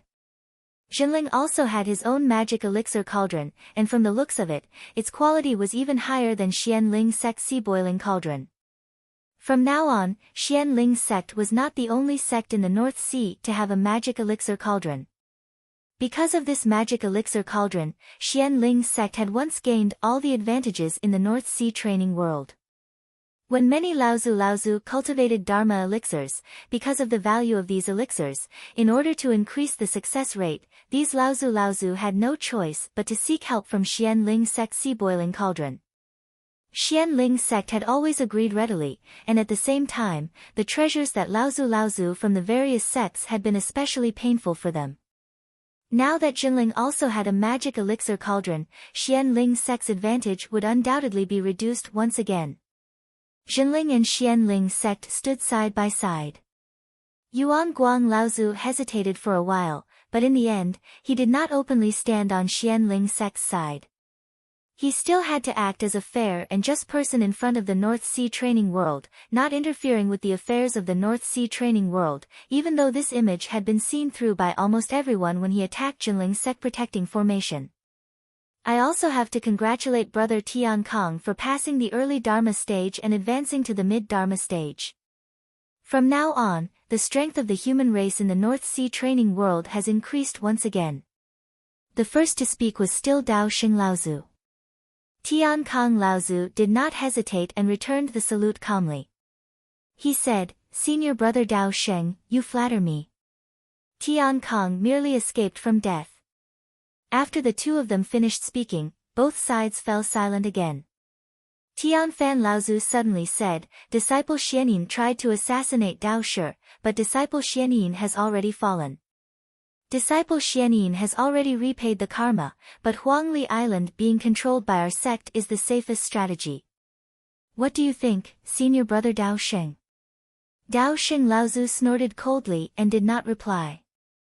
The meaning of Tian Fan Laozu's words was very clear. First, in reality, Xian Ling's sect had already lost this battle when Tian Kong Laozu suddenly appeared. Before Jinling had a new mid-Dharma or late Dharma Laozu, Jinling's strength had in fact already surpassed Xian Ling's sects. Second, for the sake of the human race in the North Sea training world, Huangli Island should be handed over to Jinling to manage, which was the safest strategy. However, Dao Xian Laozu could not admit it. Otherwise, it would be equivalent to handing over Huangli Island. Now that Jinling was powerful, Xian Ling's sect could not do anything about it. However, Dao Sheng Laozu had to leave an excuse to recapture Huangli Island in the future. Otherwise, Dao Sheng Laozu's reputation would be tarnished. At this time, Yuan Guang Laozu, who was standing at the side, laughed and said, "Forget about your sect's Xianin immortal, but his son is a bastard born from the union of a human and a demon. Since ancient times, humans and demons cannot coexist. This person must not be allowed to live in this world. I believe that your sect also does not want to have the reputation of colluding with the demon race, right?" Tian Shui Laozu had already tolerated Yuan Guang Laozu for a long time. Hearing this, she immediately said sternly, "Don't go too far. Disciple Xuanin's son grew up in our sect. How could he have any relations with the demon race? It's better for you not to be so ruthless." Yuan Guang Laozu, on the other hand, said seriously, "The grudges between the human and demon race have been going on for a long time. For tens of thousands of years, how many human cultivators have died in the hands of the demon race? Their descendants, relatives, and friends all hate the demon race to the core. I believe that your friends from your sect should know about this very well. If they knew that your sect actually protected a bastard born from the union of a human and a demon, how would your sect deal with it? At least, my Crystal Palace will never allow such a ridiculous thing to happen." Yuan Guang Laozu's first sentence was reasonable, but the last sentence was an undisguised danger. Everyone present, including Laozu, knew what kind of a colossus the Crystal Palace was. Don't think that Jinling's four middle Dharma Laozu could force Xian Ling's sect, who had Dao Sheng, to retreat. However, in the eyes of the Crystal Palace, they were not even worth mentioning. The Crystal Palace dominated the East Sea. Its strength was not something that the sects in the North Sea could fathom. Tian Shui Laozu was so angry that she was speechless. Although she was not angry at Yuan Guang Laozu for using his power to oppress others and taking it out on a third-generation disciple, she knew the severity of the situation. Currently, the relationship between the human and demon race was very tense. The Crystal Palace behind Yuan Guang Laozu represented the righteousness of the overseas human race fighting against the demon race. Jinling could not bear the crime of colluding with the demon race at this moment. Yuan Guang Laozu smiled proudly and said, "I believe that your sect will make the right choice." After saying that, Yuan Guang Laozu laughed and disappeared in front of Tianling Mountain. Seeing this, Dao Sheng Laozu said expressionlessly, "If that's the case, today's matter will end here." Looking at the retreating Xian Ling sect, Jinling Laozu did not force Xian Ling's sect to retreat at all. In fact, he announced the joy of Jinling becoming the #1 sect in the North Sea. Tianling Mountain once again returned to its previous state. However, the cultivators in Jinling who had witnessed this battle were extremely excited. The four middle Dharma realm Laozu. At this moment, everyone knew that Jinling had in fact already possessed the strength to surpass Xian Ling's sect. The entire Tianling Mountain was filled with a kind of joy, vitality. This kind of atmosphere was rapidly spreading to the various islands under Jinling's jurisdiction through the teleportation array. However, in contrast to the enthusiastic atmosphere in Jinling, at this moment, in the Qi Mei Palace on the peak of Tianling Mountain, Jiang Tianlin and Lu Tianling were standing on the left and right of the palace gate, as if they were waiting for someone. At this moment, the two of them were deeply moved. The void in front of them rippled, and a youthful face and white hair Laozu had already appeared in front of the two of them. The two of them hurriedly bowed respectfully and said, "Greetings, Master Tsang Qiong of the Sea Fire sect. Master Tian Fan, Master Tianxue, and Master Tian Kong are already waiting in the palace. Please come in and have some tea." The youthful face and white hair of the Sea Fire sect, Tsang Qiong Laozu, laughed and said, "All right, then I'll have to trouble you for a while. At the same time, I also wish Brother Tian Kong a blessing in disguise." Tsang Qiong Laozu slowly walked into the Qi Mei Palace, while Jiang Tianlin and Lu Tianling continued to stand at the gate as boys to welcome guests. Soon after, Jade Sword Laozu of the Jade Sword sect also cut through the void and descended on Tianling Mountain. This was also a mid-Dharma Laozu, so Jiang Tianlin and Lu Tianling did not dare to be negligent and still went forward to greet him. After a while, the mid-Dharma Laozu of the Shuiyan Pavilion, Chongming sect, and Songhai sect also rushed over, followed by the few large sects and independent family forces of the North Sea. They were all welcomed into the Qi Mei Palace by the two of them. Just when Jiang Tianlin and Lu Tianling thought that no one would come, the void in front of them flashed again, and another person appeared. Jiang Tianlin and Lu Tianling were surprised, but they did not say much. They raised their hands to greet the other party, then walked into the Qi Mei Palace together. On Huangli Island, just as Lu Ping returned through the teleportation portal, the entire island seemed to have experienced an earthquake. There was a violent tremor, followed by a sound that seemed to tear the entire sky apart. All kinds of earth-shattering battle cries accompanied by all kinds of strange beast roars and bird cries rang out. The rumbling of spells and the clashing of treasures and instruments resounded throughout the universe. Hu Lily exclaimed, "Oh no, the protective array of Huangli Island has been breached by the demon clan." Chapter 466.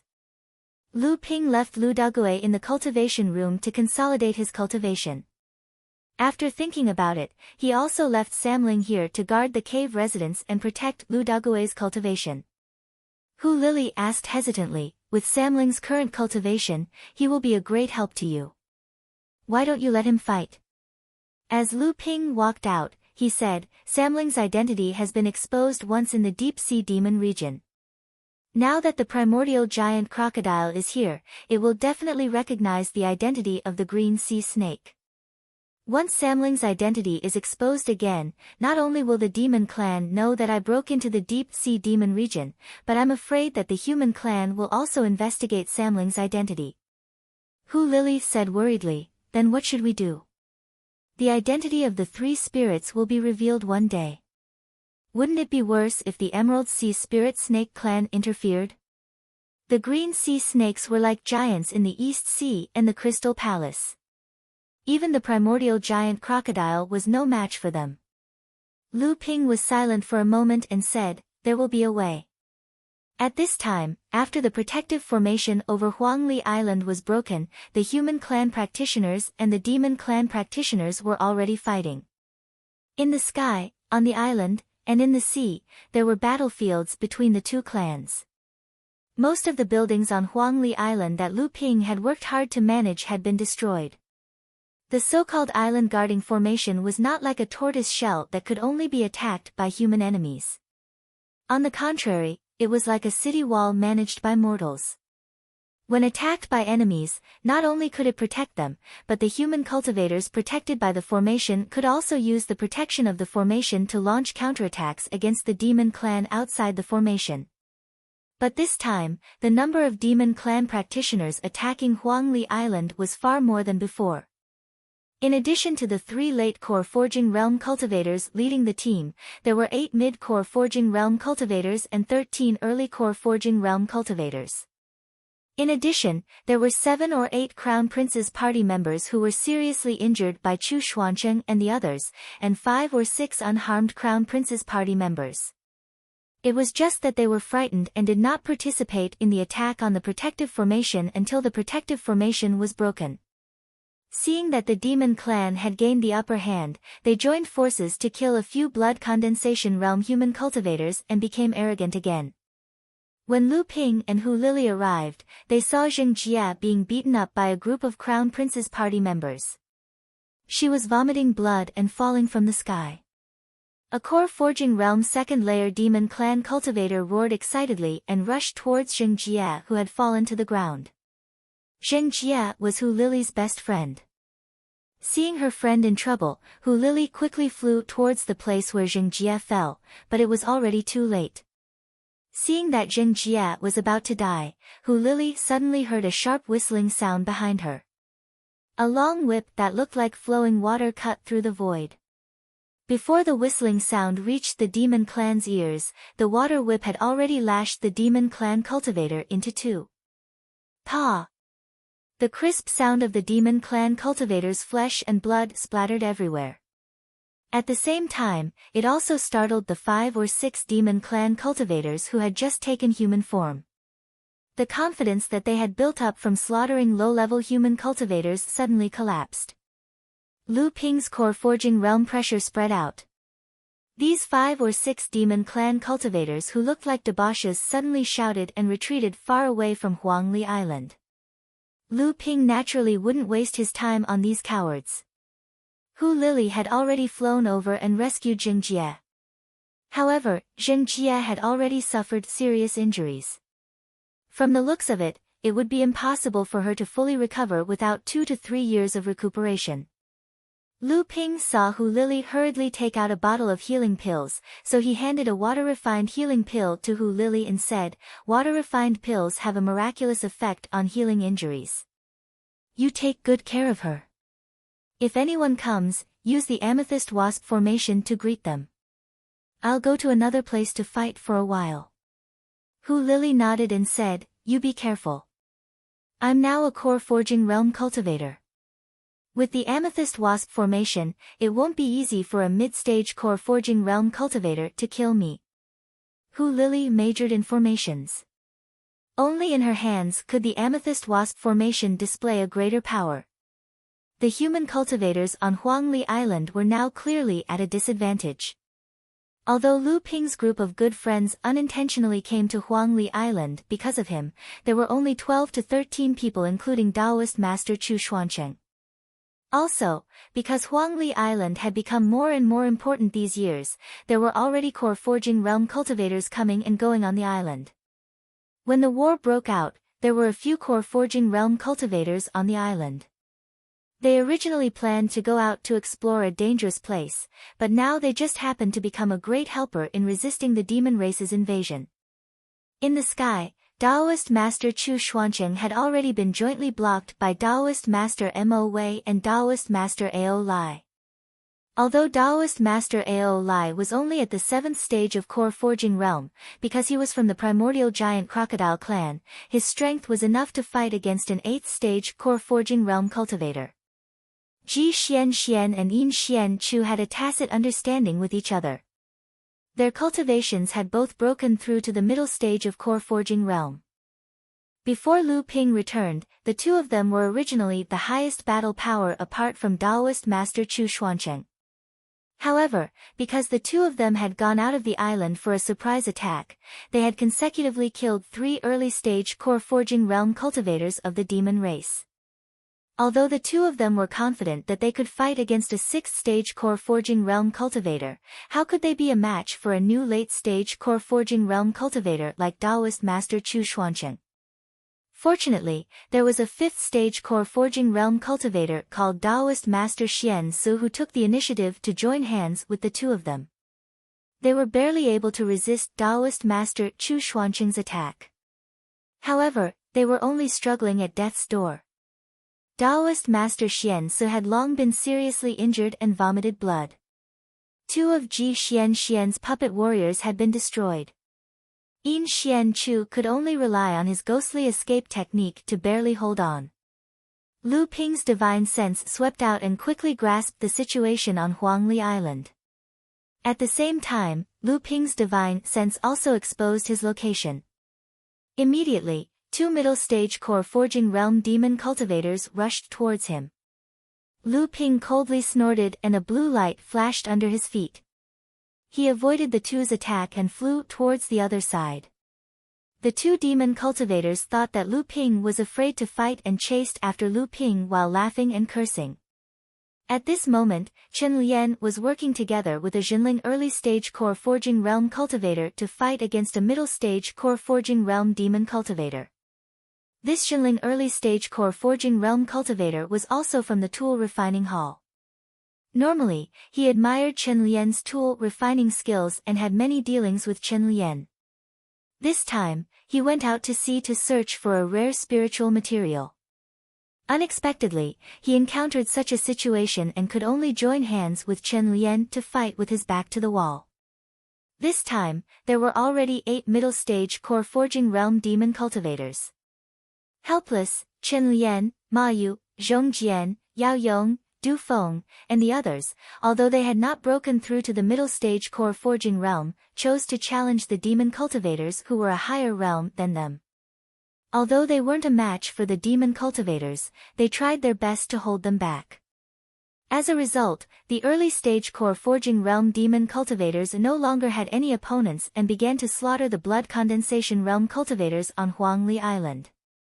Fortunately, the 2000 blood condensation realm cultivators on the island weren't easy targets.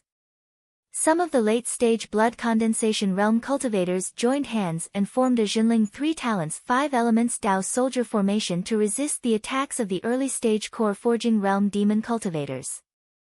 The remaining mid-stage blood condensation realm cultivators had no choice but to fend off the attacks of the various demonic beasts.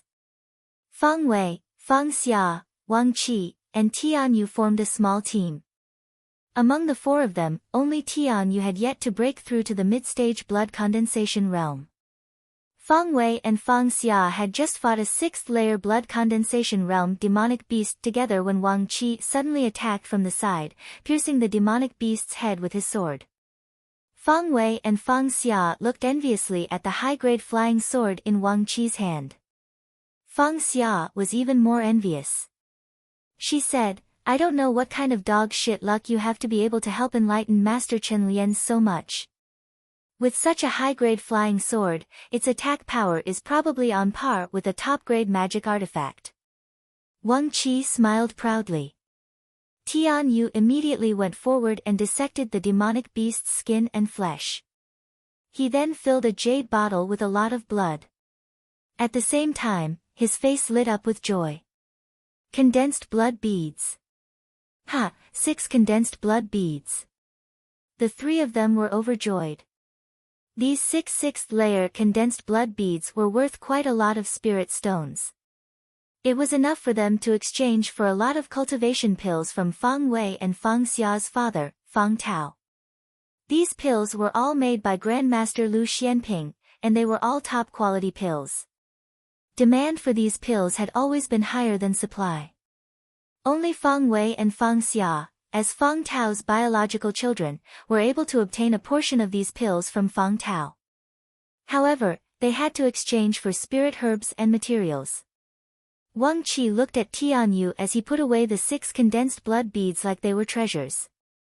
He said helplessly, "Tian Yu, you've seen Master Lu Xianping practice his swordsmanship in the past. Why is it that even though you've reached the blood condensation realm, your strength is still in a mess? There are more and more demonic beasts swarming into Huangli Island. You have to be careful." Tian Yu smiled embarrassedly. With the 4 of them gathered together, Tian Yu's strength was pitiful. He could only deal with some blood-refining realm demonic beasts. If he encountered an early blood condensation realm demonic beast, he would be beaten to a pulp. He even needed Wang Qi and the others to help him. At this time, a late blood condensation realm demonic beast suddenly appeared on Huangli Island. It was a demonic beast that was half a step into the human form. It charged towards Wang Qi and the others. Wang Qi's face changed when he saw that there were demonic beasts all around them. "This is bad. Let's fight to the death." Tian Yu was so scared that his face turned pale. Suddenly, he thought of something and took out a jade bottle from his storage bag. He opened the lid and scattered the contents inside. 8 black pills emitted a strong fragrance and landed beside the late blood condensation realm demonic beast. Feng Wei, who was standing beside Tianyu, took 2 deep breaths and his stomach growled. Feng Xia and Wang Qi did the same. Feng Xia's face turned red. She turned around and glared at Tianyu. What kind of pills are these? What are you doing? Before Feng Xia could finish her sentence, a chaotic roar sounded in front of them. Feng Xia and the others, who often went out to sea to hunt demonic beasts, knew that this was the cry of a demonic beast before its death. The 3 of them looked over and saw 8 mid- and early blood condensation realm demonic beasts rushing towards the late blood condensation realm demonic beast. The late blood condensation realm demonic beast was enraged and knocked 3 demonic beasts away. However, the other demonic beasts were still rushing towards it. The late blood condensation realm demonic beast was enraged and immediately attacked. It tore apart 2 demonic beasts that were charging at it. This time, the other demonic beasts seemed to have come to an agreement. They roared and charged at the late blood condensation realm demonic beast together. 8 to 9 demonic beasts clashed, and Feng Wei and the others were dumbfounded. Wang Qi turned to Tianyu and asked, "What's going on?" "It's the pills you scattered just now, right?" Feng Wei and Feng Xia were also shocked. Tianyu smiled proudly and said, "This is called the starving swallowing pill. I exchanged hundreds of century-old spiritual herbs from immortal Master Feng for the recipe. It's the most effective for mid- and early blood condensation realm demonic beasts. It can make them feel the most primitive hunger and lose their minds. However, these pills are useless against late blood condensation realm demonic beasts." Wang Qi looked at Tianyu in shock and said, "You can actually concoct pills. What grade is the starving swallowing pill? How come I've never heard of it?" Tianyu chuckled and said, "I'm still an apprentice alchemist. The starving swallowing pill is the only late blood condensation realm pill I've successfully concocted. The starving swallowing pill is a special pill, but I didn't expect it to have such an effect." Feng Wei and Feng Xia looked at each other. They didn't know when their father obtained this pill recipe. However, when they thought about how their father was entrusted by enlightened Master Lu Xianping to help enlightened Master who manage Huangli Island's market, it was normal for him to have some strange items. Feng Wei seemed to have thought of something and said in shock, "You need a cauldron to concoct pills, right? You even have a cauldron?" A cauldron was like a debeo shell to a blood condensation realm cultivator. It was like a cauldron to a grandmaster alchemist. Zhenling wanted to train alchemists, but apprentices weren't qualified to own a cauldron. If they wanted to practice, they had to go to the pill pavilion and use the sect's cauldron. There were many restrictions. Tianyu stayed on Huangli Island all year round. Everyone knew that Tianyu had never been to Tianling Mountain. Tianyu didn't dare to go out to sea to hunt demonic beasts. He only relied on the spiritual fields on the island to earn spirit stones. It was extremely difficult for him to buy a cauldron. Tianyu scratched his head embarrassedly and said, "I rented the cauldron from Senior Fang Tao. It's a low-grade cauldron. The rental fee is very high. Senior Fang Tao charged half of the pills I concoct." Feng Xia snorted and said, "Be content. Since it's rented to you, you must have it with you and can use it at any time. It's no different from owning a cauldron. Have you seen any apprentice alchemists in our sect who can use a cauldron to practice at any time like you?" Tianyu laughed foolishly and didn't say anything else. Right at this time, Wang Qi said happily, "All right, these late blood condensation demonic beasts have both suffered heavy injuries. Let's join forces and see if we can kill this injured 8th layer blood condensation demonic beast." In the blink of an eye, Lu Ping and the 2 mid-stage core forging demonic beasts circled half a circle in the sky. When they saw Chen Lian, they raised the water whip in their hands and lashed it at the mid-stage core forging demonic beast that was fighting with Chen Lian and his junior brother. The demonic beast was entangled with Chen Lian and Wang Qi. By the time they realized that they couldn't dodge Lu Ping's sneak attack, they could only try their best to avoid being hit in their vitals and dodge to the side. "Pa!" Another crisp sound rang out. Flesh and blood splattered everywhere. The demonic beast's protective energy barrier had already shattered, and there was an inch-deep whip mark on its back.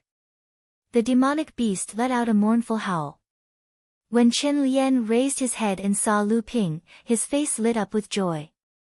With a flick of his wrist, he threw a golden sword towards Lu Ping. The golden sword flew in the air and seemed to notice Lu Ping's presence. Immediately, a joyful sword cry rang out. Lu Ping smiled and turned around. The golden scale sword trembled and spun behind Lu Ping. It stopped above Lu Ping's head and pointed at the two mid-stage core forging demonic beasts chasing after Lu Ping. Chapter 467. Chen Lian had taken the golden scale sword to Sage Enigma Flame to refine the fifth psychic barrier. After returning to Huangli Island, Lu Ping learned from Hu Lili that the golden scale sword had been upgraded. However, to Lu Ping's surprise, Sage Enigma Flame had been helping his master, Tian Ling Laozu, guard the spirit mine on Frost Island. At the same time, he was in charge of discovering the rich spiritual materials under Frost Island. That was why he had never been in the artifact refining hall. Chen Lian had no choice but to beg the other martial uncles of the artifact refining hall. Unexpectedly, Tian Jiang Laozu happened to run into him. When he heard that it was Lu Ping's magic treasure, Tian Jiang Laozu took the golden scale sword and successfully refined the fifth psychic barrier in no time. As his divine sense swept across the golden scale sword, Lu Ping could clearly sense that the first two ordinary barriers were clearly different from the last three. These were the barriers that Lu Ping had obtained when he obtained the golden scale sword. They were the methods of the Yao clan's artifact refiners. The third ordinary barrier was much more immature. It was refined with Chen Lian's help. The traces of the fourth psychic barrier were very heavy. Under the perception of Lu Ping's divine sense, the flickering psychic barrier perfectly integrated with Lu Ping's divine sense, allowing Lu Ping to inject more true essence into the golden scale sword and display more powerful swordsmanship. However, compared to the newly refined fifth psychic barrier, the fourth barrier was like the bright moon meeting the blazing sun. If the fourth psychic barrier seemed to have a life of its own and could automatically absorb the true essence that Lu Ping had injected into the golden scale sword, the fifth psychic barrier was like a taotai. Before Lu Ping could display his swordsmanship, it let out a hungry roar as if it could not wait to devour Lu Ping's true essence and fight to its heart's content. The means of a Grandmaster artifact refiner were truly extraordinary. Lu Ping's first move was a torrent of swordsmanship that rushed towards the two mid-core forging realm demonic cultivators. The expressions of the two demon cultivators who had thought that Lu Ping was afraid to fight instantly changed drastically. With their cultivation bases, how could they not see the absolute power contained in Lu Ping's sword technique? The two demon cultivators couldn't care less about anything else. They wielded their respective magic treasures and attacked the torrent of sword techniques together, intending to completely break it. However, the power of the golden scale sword, which had condensed the fifth psychic restriction, had greatly increased. Although the two demon cultivators had joined hands to barely break the torrent of sword techniques unleashed by Lu Ping, they were pushed back hundreds of feet in midair by the tremendous force. The two Yao cultivators' faces were pale with fear. It was obvious that Lu Ping's attack had consumed a lot of their true essence. One of the Yao cultivators seemed to think of something and exclaimed, you're Zhenling Lu Xianping. Lu Ping, on the other hand, didn't expect his reputation to be so great. He smiled strangely at the beast cultivator. The Yao cultivator who recognized Lu Ping looked at Lu Ping's strange smile and seemed to find something wrong. However, as soon as this thought came to his mind, the sound of his protective aura shattering came from behind. The Yao cultivator felt a chill down his spine and hurriedly dodged to the other side. Then, he felt a chill on his left leg. When he looked down, a faint blue light flashed. His left leg had been cut off from the thigh, and blood sprayed to the ground like a fountain. The Yao cultivator let out a long mournful hiss, turned around and fled out of Huangli Island. Seeing this, the other Yao cultivator knew that he was no match for Lu Ping, so he hurriedly retreated in the direction of Taoist Lu Hai. Lu Ping was about to meet this Taoist Lu Hai. Just now, Lu Ping's divine sense could already sense that Ji Xianxian and Yin Xianchu had reached their limits. As for the other Taoist Lu Hai, he had seen Taoist Lu Hai in the true spirit side courtyard competition. He had accumulated more experience. Although he had suffered a small loss at the beginning, he still had some strength left. Taoist Lu Hai had received the warning from the other Yao cultivator and obviously knew that Lu Xianping had appeared. Towards this human cultivator who had once brought him humiliation, Taoist Lu Hai had long wanted to kill him. He immediately left Taoist Lu Hai and the other two and flew in the direction of Lu Ping. The Yao cultivator who flew towards Taoist Lu Hai to report was originally planning to seek Taoist Lu Hai's protection.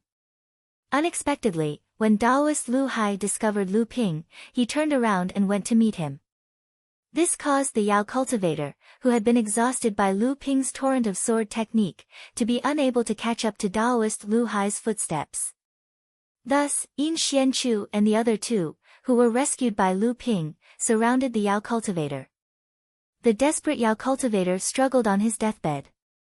While Taoist Lu Hai and Lu Ping were fighting, the Yao cultivator let out an unwilling wail and fell from the sky onto Huangli Island, dead.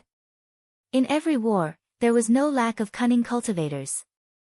For example, Debao was a late blood condensation realm demonic beast, but he had never fought a blood refining realm demonic beast head-on. He had only participated in battles using some sneaky methods. This time was the same. For example, Tseng Wu, who had received a favor from Lu Ping in the past, and his 5 mid-blood condensation companions worked together to kill a group of demonic beasts led by a late blood condensation realm demonic beast. That late blood condensation realm demonic beast was about to lead the other demonic beasts in a charge and it suddenly collided with an earthen wall that rose from the ground. After breaking through the earthen wall, the demonic beast suddenly felt its body becoming heavier, as if a weight several times its original weight was pressing down on it. The demonic beast naturally didn't care about this, but before it could take 2 steps, its feet suddenly sank, and half of its body was caught in a crack in the ground. The demonic beast struggled with all its might, and Tseng Wu and his companions were overjoyed to see this. They took the opportunity to kill 6 or 7 mid-blood condensation demonic beasts along with the late blood condensation realm demonic beast. His companions then happily collected the spiritual materials from the demonic beast's body. However, when they were about to dissect the body of the late blood condensation realm demonic beast, they discovered that the demonic beast's heart had been dug out. The residual arcane energy waves inside clearly told them that the demonic beast didn't have the time to self-destruct its condensed blood bead before it died. In other words, the condensed blood bead had already been taken by someone else. Tseng Wu smiled bitterly and said, "Let's remove the demonic beast's skin first. We'll take the other useful things if we can." The youngest female cultivator among the companions said with dissatisfaction, "Who is this? How dare they steal our spoils of war?" Tseng Wu put his index finger in front of his mouth and made a shushing gesture. He said, "Who else could it be? This is enlightened Master Lu's subordinate, Treasure Master. Didn't you see that the demonic beast fell into the crack in the ground?" The little female cultivator also made an exaggerated gesture of fear and said, "It's him. Rumor has it that Treasure Master runs an underground palace on Huangli Island. The palace is connected to all directions, and it is filled with treasures that Treasure Master has collected from enlightened Master Lu all these years. I wonder if it's true." Tseng Wu shook his head and said, "Why do you believe this too? It's just a rumor." In fact, Tseng Wu also believed this rumor. When he patrolled the island with Zhenling's disciples, he had seen a few sneaky cultivators digging deep holes on Huangli Island, as if they were looking for something. On the other side of Huangli Island, Wang Qi and the others finally got their hands on the heavily injured 8th layer blood condensation demonic beast. Just as they were about to reap the spoils of war, they turned their heads and realized that 4 of the 8 mid-blood condensation demonic beasts that were killed by the late blood condensation demonic beast were missing. Wang Qi and the others looked at each other. Fang Xia unhappily shouted in a direction, "Treasure Master, aren't you being too disloyal? You didn't even do anything this time, so how can you take 4 demonic beast corpses?" Fang Xia's dissatisfaction seemed to make Treasure Master, who was hiding somewhere, feel ashamed. Not far away from the 4, the soil on the ground was flipped up, and a demonic beast corpse appeared in front of everyone. Fang Xia walked over and kept the demonic beast corpse. She said unwillingly, 3 is too many, Treasure Master, you are too greedy. Treasure Master, who was hiding somewhere, thought for a moment and seemed to feel that something was wrong. The soil was flipped up again, and another demonic beast corpse was released. This time, it appeared a few meters behind Fang Xia. Fang Xia was overjoyed, but she still pretended to be angry and said, 1, Treasure Master, for the sake of enlightened being Lu, you can only take 1. But this time, no matter what Fang Xia said, there was no more movement from the ground. Wang Qi saw that Fang Xia was still trying to reason with Treasure Master, who was hiding somewhere, so he smiled and said, "Forget it, Treasure Master is probably long gone. Everyone, take advantage of the fact that there are no demonic beasts coming, and quickly recover your energy."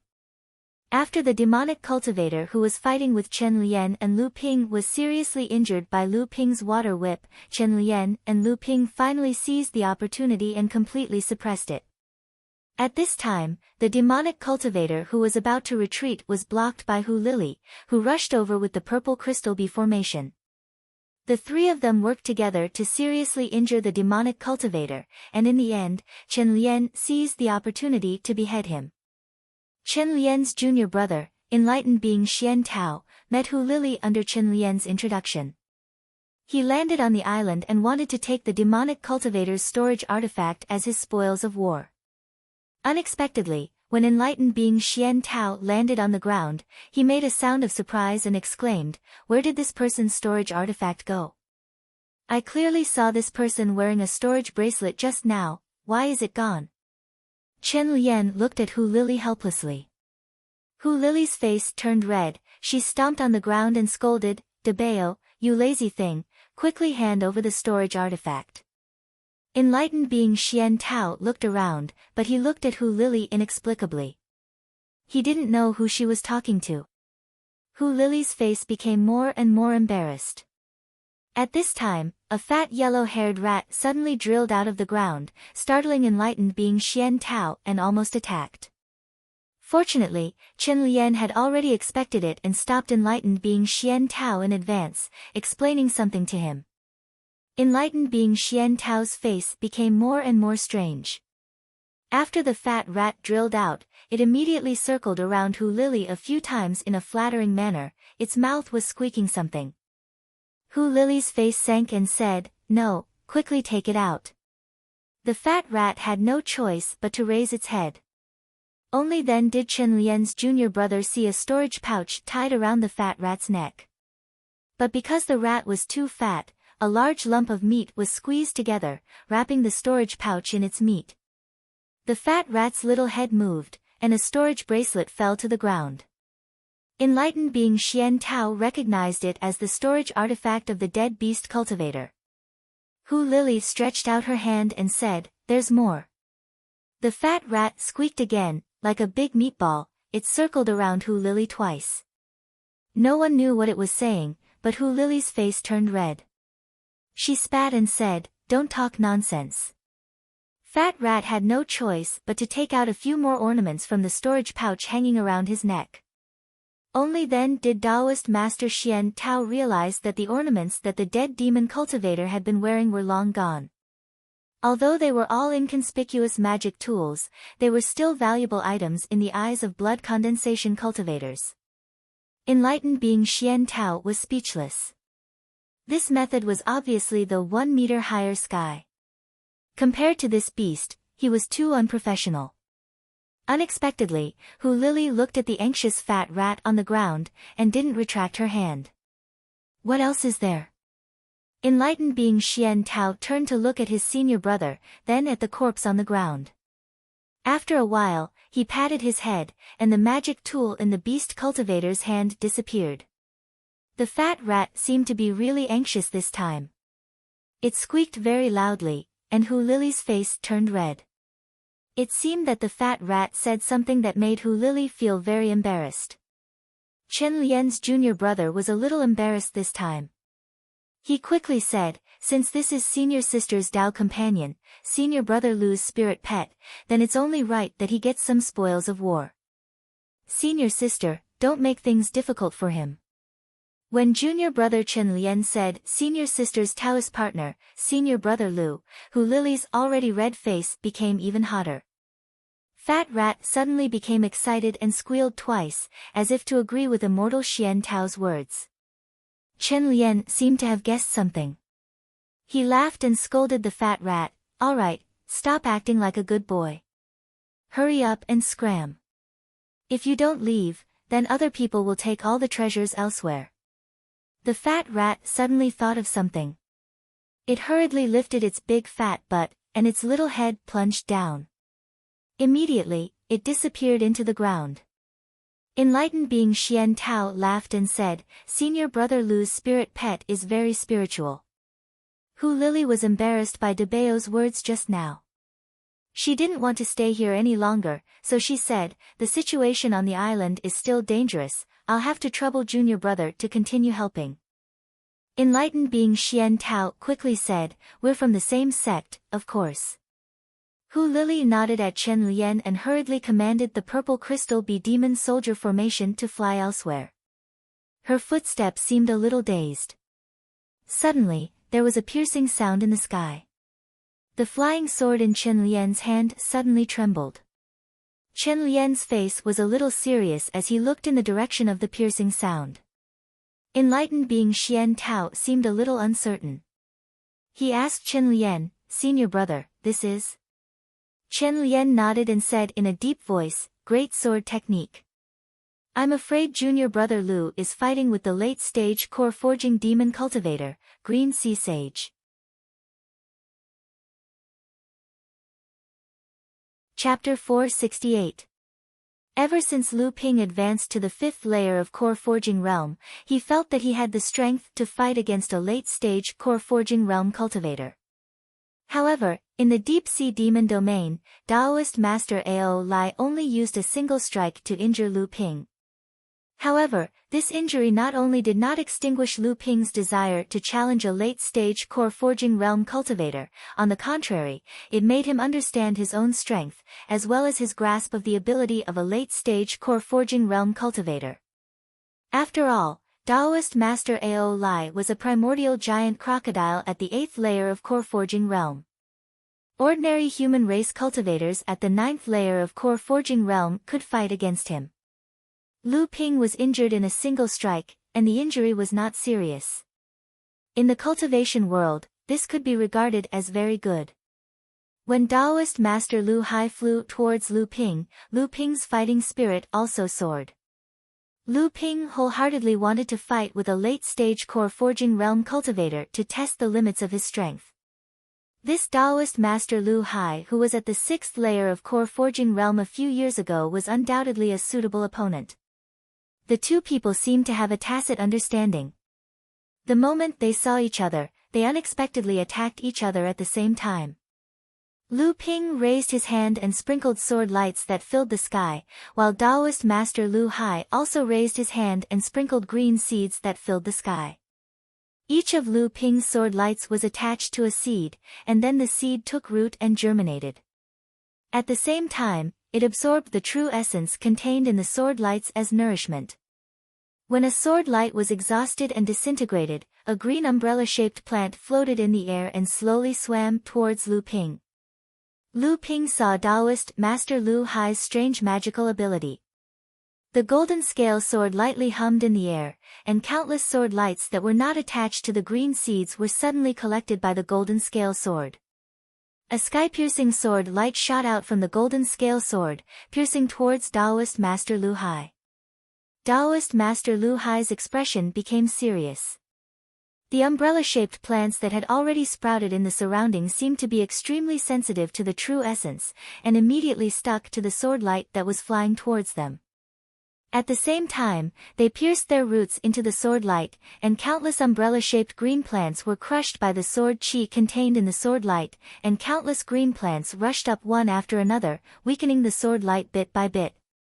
However, Lu Ping's true essence was far more vigorous than others. Even though Taoist Master Lu Hai used this strange magical ability to weaken Lu Ping's sword light with all his strength, when Lu Ping's true essence sword light broke through the obstruction of these plants, its power was only reduced by 2/3. Enlightened Master Lu Hai didn't expect Lu Ping's swordsmanship to be so powerful. He immediately cast out an ebony shield and blocked the weakened true essence sword strike. Lu Ping also didn't expect Taoist Green Sea's magical ability to be so strange. It could absorb the true essence contained in their attacks. While weakening the opponent's attack, it could also turn this magical ability to deal with the opponent. After Taoist Green Sea blocked Lu Ping's true essence sword light, countless umbrella-shaped plants rushed towards Lu Ping. At the same time, the roots of each umbrella-shaped plant extended countless roots, seemingly wanting to pierce into the depths of Lu Ping's skin. Lu Ping's expression changed slightly. He held a small flag in his hand and waved it in all directions. Black light curtains descended from the sky and shrouded Lu Ping in the middle of the light curtains. However, when these plants extended their roots towards these light curtains, Lu Ping immediately felt that the true essence injected into the water control flag was suddenly flowing away at a faster rate. Lu Ping coldly snorted. His protective aura chi suddenly expanded from his body. 6 layers of aura chi combined into one, passing through the black light curtains of the water control flag. Even the umbrella-shaped plants attached to the light curtains were shaken off. However, even more umbrella-shaped plants landed on the expanded aura chi. Their roots pierced into the aura chi. Lu Ping felt like he was a deflating balloon. However, Lu Ping immediately discovered that the umbrella-shaped plants attached to the aura chi seemed to have become dispirited and listless. Lu Ping's mind raced, and the 6 layers of aura chi were retracted by Lu Ping. Finally, only the golden myriad meteoric aura was left. At this time, the umbrella-shaped plants that were attached to the aura chi were suddenly corroded by the myriad meteoric aura and turned into flying ashes. Taoist Lu Ping's complexion changed, but Lu Ping was actually happy. A golden water droplet was wrapped in Lu Ping's true essence in his hands. He clasped his hands together, and the golden water droplet suddenly turned into a golden mist. Under the control of Lu Ping, it diffused towards the umbrella-shaped plants that were floating all around. Countless umbrella-shaped plants withered one after another. After Taoist Lu Ping advanced to the late stage of core forging, the colorful fallen petals, great magical ability that he had painstakingly cultivated, was easily broken by Lu Ping's myriad meteoric aura chi. However, Taoist Lu Ping had painstakingly cultivated for several years, so how could he only have a few tricks up his sleeve? Seeing that Lu Ping had broken his magical ability, Taoist Lu Hai's originally green complexion turned pale. Then, a gentle breeze blew in the sky, and countless fine needles that were invisible to ordinary eyes followed the breeze and flew towards Lu Ping's body. However, after Lu Ping had witnessed Taoist Lu Hai's previous magical ability, he had already realized that every late-stage core forging cultivator had their own unique skills. Even if Lu Ping really had the strength to contend against a late-stage core forging cultivator, if he was careless, even a slight advantage could cause Lu Ping to suffer a crushing defeat. Not to mention that Lu Ping's 3 pure true pupils had already discovered the fine needles that Taoist Lu Hai had hidden in the breeze. Therefore, how could Lu Ping give Taoist Lu Hai the opportunity to make the first move? Just as Taoist Lu Hai used the breeze to blow the fine needles towards Lu Ping's body, Lu Ping's golden scale sword had already issued a heaven-shaking sword cry. With the golden scale sword as the center, countless sword lights formed a huge sword formation with the golden scale sword as the center. A huge sword whirlpool appeared once again, rolling and churning towards Taoist Lu Hai to kill him. Countless densely packed crisp sounds could be heard. Daoist Master Green Sea's breezy fine needles were admittedly an excellent method for a sneak attack, but how could such a head-on confrontation be a match for the great divine ability of swordsmanship? They were instantly crushed into pieces by the enormous sword vortex. Lu Ping's 100 rivers into the sea sword formation continued to roll towards Daoist Lu Hai. This time, Daoist Lu Hai's complexion really changed. With the ebony shield in front of his body, Daoist Lu Hai released a circular ring in the air, creating arcs of light in the air, striking down the rolling sword lights again and again. At the same time, his figure rapidly retreated in an attempt to escape from the encirclement of Lu Ping's powerful sword formation. After several fierce confrontations, Daoist Lu Hai finally relied on his 7th layer core forging cultivation to escape from the strangulation of Lu Ping's 100 rivers into the sea sword formation. However, at this moment, he was already in an extremely difficult situation. The ebony shield above his head had already been crushed into pieces by the sword formation. The jade bracelet was still in Daoist Lu Hai's hand. This was his life-bonded magic treasure, but it was already covered with cracks from the incessant collisions with the sword light. Although this jade bracelet was a psychic magic treasure condensed with 6 treasure restrictions, there were 2 ordinary treasure restrictions condensed with the same type of treasure restriction. Similarly, there was also a psychic treasure restriction that was condensed twice. In fact, only 4 treasure restrictions were used. Therefore, its power was at most equivalent to the golden scale sword which condensed 5 different treasure restrictions. However, the attack of a flying sword was originally the most tyrannical technique in the cultivation world. Therefore, in the process of continuously colliding with the golden scale sword, Daoist Lu Hai's life-bonded magic treasure was extremely seriously damaged. After escaping from the strangulation of Lu Ping's great sword formation, Daoist Lu Hai didn't even have time to take a breath. His divine sense seemed to have captured something. His expression changed and he wanted to dodge to the side. A faint blue sword light flashed and cut a hole on his protective aura. However, this was only the beginning of Lu Ping's series of attacks. Just as Daoist Lu Hai dodged the attack of the invisible nether aqua sword, a huge silver seal came whistling down from above his head. Unable to dodge in time, Daoist Lu Hai raised his hand towards the sky. The landslide seal was immediately fixed in midair, and Daoist Lu Hai's body was also pressed down by a few meters. Lu Ping sighed inwardly. The landslide seal art, that didn't have the psychic treasure seal art, was becoming less and less useful in battles against mid and late core forging cultivators. Although Lu Ping sighed in his heart, his hands didn't slow down at all. A water whip appeared in his hand, and with a shake of his hand, it coiled around Daoist Lu Hai's body. Daoist Lu Hai's body was fixed in place by the landslide seal.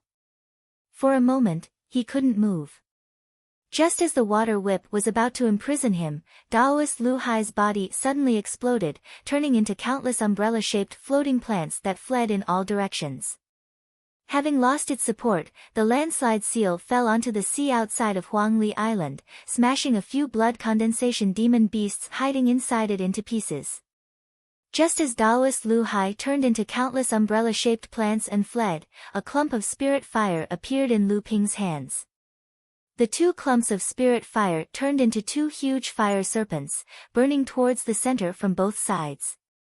Countless umbrella-shaped plants were burned to ashes, and at the same time, they let out shrill screams. Lu Ping's eyes emitted a dazzling green light as he carefully searched for something among the umbrella-shaped plants that filled the sky. Suddenly, the green light in Lu Ping's eyes dissipated, and a sneer appeared on his face. A ball of myriad poison liquid that was even bigger than the previous one appeared in Lu Ping's hand. It turned back into a golden mist and surrounded Lu Ping. Then, Lu Ping rushed into the umbrella-shaped floating plants that filled the sky. Just as Lu Ping rushed into the umbrella-shaped floating plants, the surrounding floating plants that were burning Lu Ping's heaven and earth spirit fires suddenly rushed towards Lu Ping's body in a frenzy. Then, when they came into contact with the golden mist of the myriad poison liquid, they withered one after another. In just a moment, the thick golden mist transformed from the fist-sized ball of myriad poison liquid in Lu Ping's hand became thinner. However, at this time, Lu Ping had already arrived at a place where the umbrella-shaped floating plants were the densest. Lu Ping sneered. The golden scale sword turned into a huge sword net in the sky, enveloping the nearby space. The gathered umbrella-shaped floating plants suddenly began to rush in all directions, trying to escape the sword net. Lu Ping stretched out his hand and tightly clenched it. The sword net immediately began to shrink. Taoist Lu Hai's jade bracelet suddenly flew out from the floating plant and hit the sword net. The jade bracelet broke, and at the same time, the sword net was successfully torn apart. The floating plant finally escaped from the sword net. However, just as it escaped from the sword net, it saw a huge cauldron descending from the sky. The Lin Chuan cauldron swallowed the floating plant into the alchemy furnace. The eastern purple chi flame streaked across the sky and ignited the alchemy furnace. Suddenly, a desperate roar came from the Lin Chuan cauldron, but it came to an abrupt stop. After a moment, the Lin Chuan cauldron was opened by Lu Ping. A black flying ash was blown away by Lu Ping. Then, a golden pill with its divine sense burnt out flew out of the alchemy furnace and was collected by Lu Ping in a jade bottle. Taoist Lu Hai had finally fallen. Lu Ping wiped the beads of sweat from his forehead. The remaining umbrella-shaped floating plants floating in the sky suddenly scattered down towards the sea. After a moment, the sea was covered with green floating plants, turning into a veritable green sea.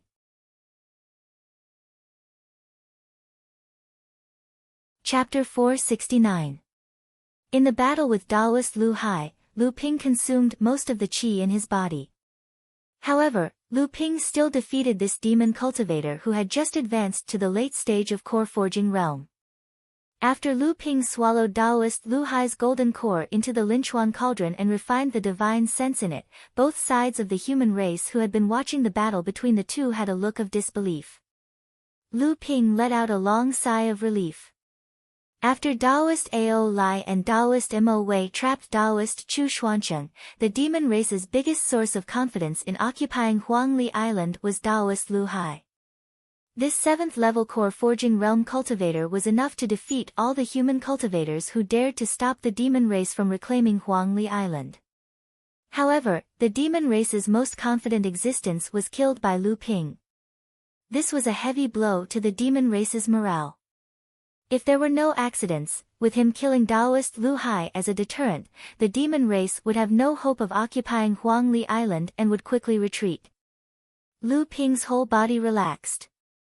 However, in this moment of relaxation, a strange iron mace with a thick top and thin bottom suddenly struck silently from behind Lu Ping.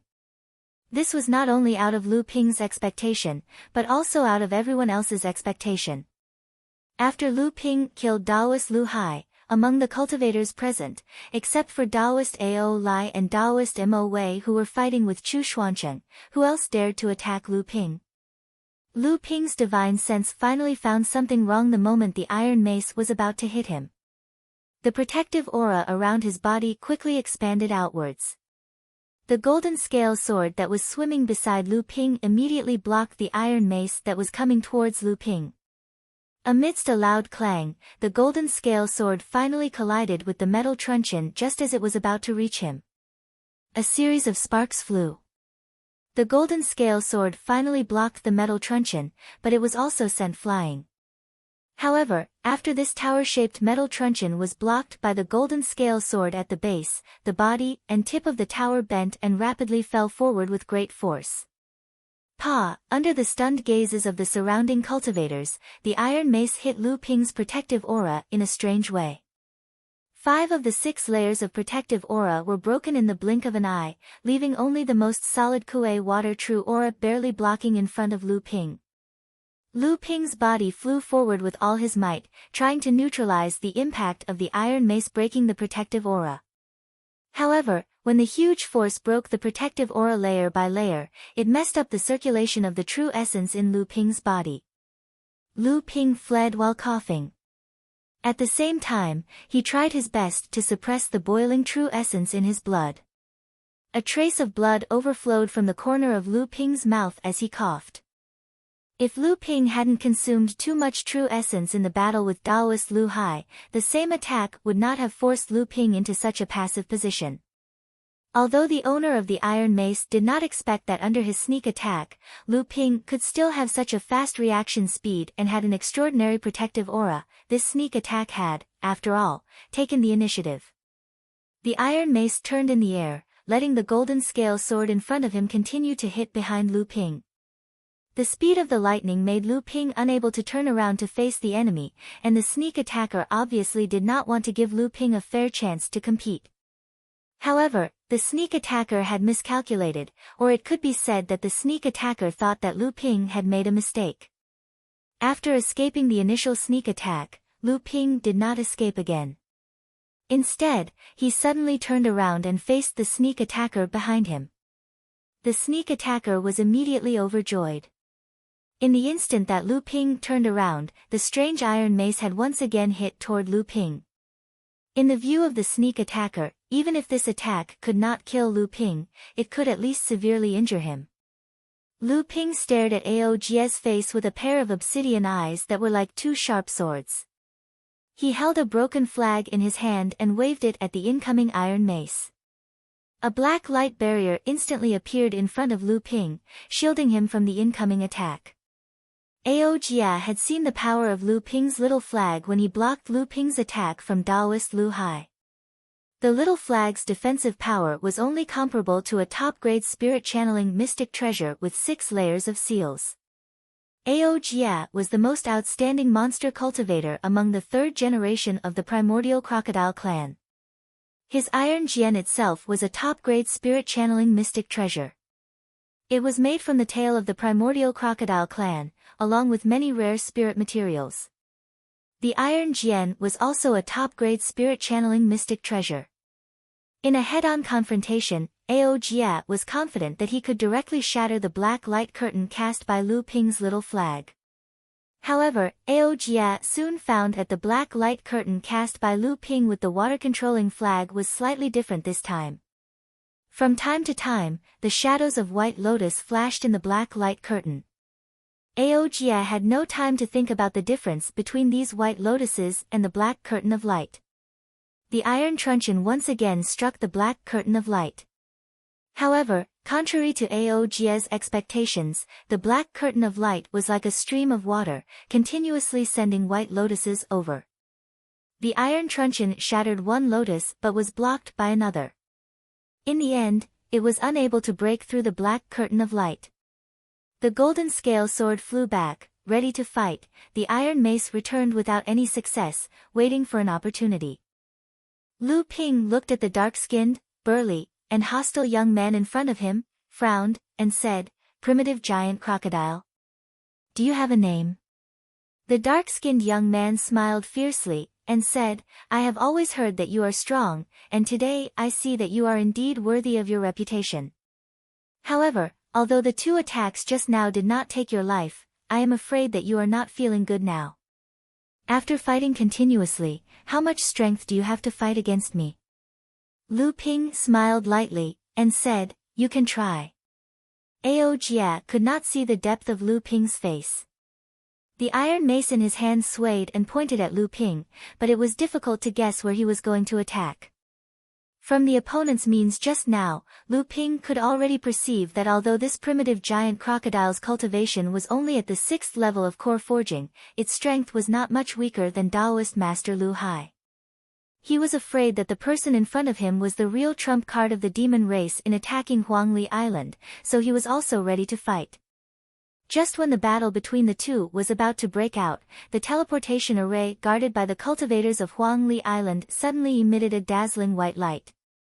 Amidst the deafening cheers of the cultivators of Huangli Island, Jinling reinforcements from Di Kuan Island, led by Daoist Master Xian Chang, a total of 6 people appeared on Huangli Island. Daoist Master Xian Chang's divine sense instantly covered more than half of Huangli Island, and then he ordered Daoist Master Xian He and the others who followed behind him, expel the demon race from Huangli Island, and kill all those who resist. 5 mid-stage core forging cultivators quickly joined the battle, and this new force quickly changed the situation of the 2 races on Huangli Island.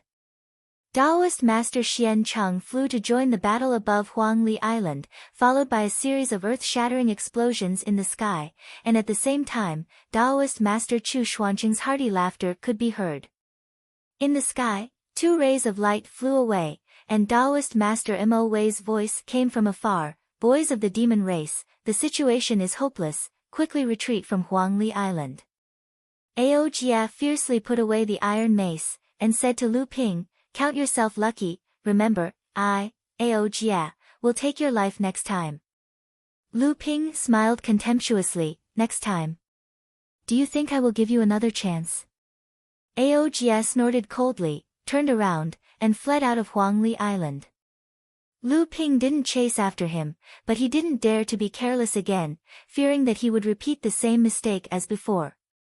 He quickly swallowed a healing pill refined with spirit water, and began to fight with the cultivators of Di Kun Island who came to help, killing those demons who hadn't retreated in time. Since the cultivators of Di Kun Island came to help, it meant that Xian Ling's sect siege on Tian Ling Mountain had been broken, and Jinling had freed up his hands to fight against the demons who were taking advantage of the situation. The demons who were restraining Daoist Master Xian Cheng on Di Kun Island must have found out about this and quickly retreated. Therefore, Daoist Master Xian Cheng led the cultivators to reinforce Huangli Island. With the help of Daoist Master Xian Cheng and the others, the demon cultivators who invaded Huangli Island were quickly wiped out. Hu Lili led her junior martial sisters and disciples to quickly repair the broken formation plates on Huangli Island and restore the island's protective array formation. In this battle, the demons returned in defeat, but Jinling's side also paid an extremely heavy price. On Jinling's side, including Lu Ping's companions and Daoist Master Xian Su's group who came to Huangli Island to prepare to go out to sea, a total of 18 core forging realm cultivators fought against more than 20 core forging realm experts led by 3 late core forging realm demon cultivators. Although the cultivators on Jinling's side were at a disadvantage in terms of cultivation, Yin Xianchu, Ji Xianxian, Yao Yong, Du Feng, and the others were Jinling's most outstanding third-generation disciples. Although they were no match for the mid-core forging realm demon cultivators, they were still able to hold off the mid-core forging realm demon cultivators for a while. Especially after Lu Ping appeared in time. First, he severely injured a mid-core forging realm demon cultivator who was fighting against Chen Lian and Daoist Master Xian Tao. Then, he seriously injured another mid-core forging realm demon cultivator and forced him to escape. Then, when Yao Yong killed Lu Hai, Yin Xianchu, and the others took the opportunity to kill another mid-core forging realm demon cultivator. At this time, Jinling's disadvantage in the battle between core forging realm experts was suddenly reversed. Even so, on Jinling's side, 3 outer core forging realm cultivators who followed Daoist Master Xian Su to Huangli Island died. Zheng Jia was seriously injured and in a coma.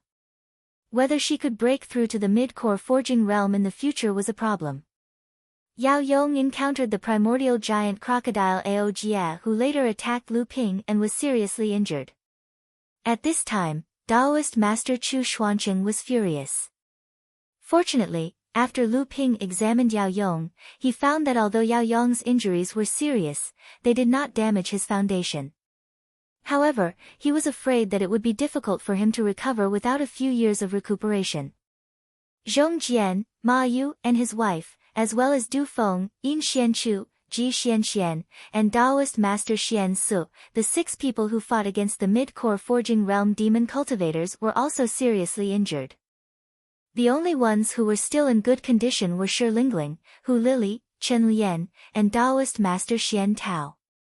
Shi Lingling's body was full of treasures. Just like Lu Ping's junior sister Jiang Xianxian, if she couldn't win, she would use countless high-level talismans. The talisman weapons made by Fa Xiang Laozu were thrown out as if they were free. Instead, she successively killed 2 early core forging realm demon cultivators who were besieging her and scared the remaining one away. Hu Lili had the purple crystal bee demon soldier formation to protect her.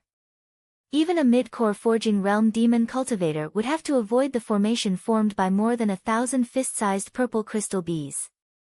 Chen Lian and Daoist Master Xian Tao were relatively lucky. After killing a mid-core Forging Realm demon cultivator, they didn't encounter another mid-core Forging Realm demon cultivator. When the two of them joined forces, the other early core Forging Realm demon cultivators couldn't do anything to them. However, the three of them also had a dispirited appearance, as their true essence was greatly damaged. Among them, Hu Lily had to force herself to repair Huangli Island's island protecting array with the help of her junior sisters. Luan Lu Qiner had learned a lesson this time. First, she hid among the demon cultivators and took the opportunity to sneak attack a core Forging Realm demon cultivator.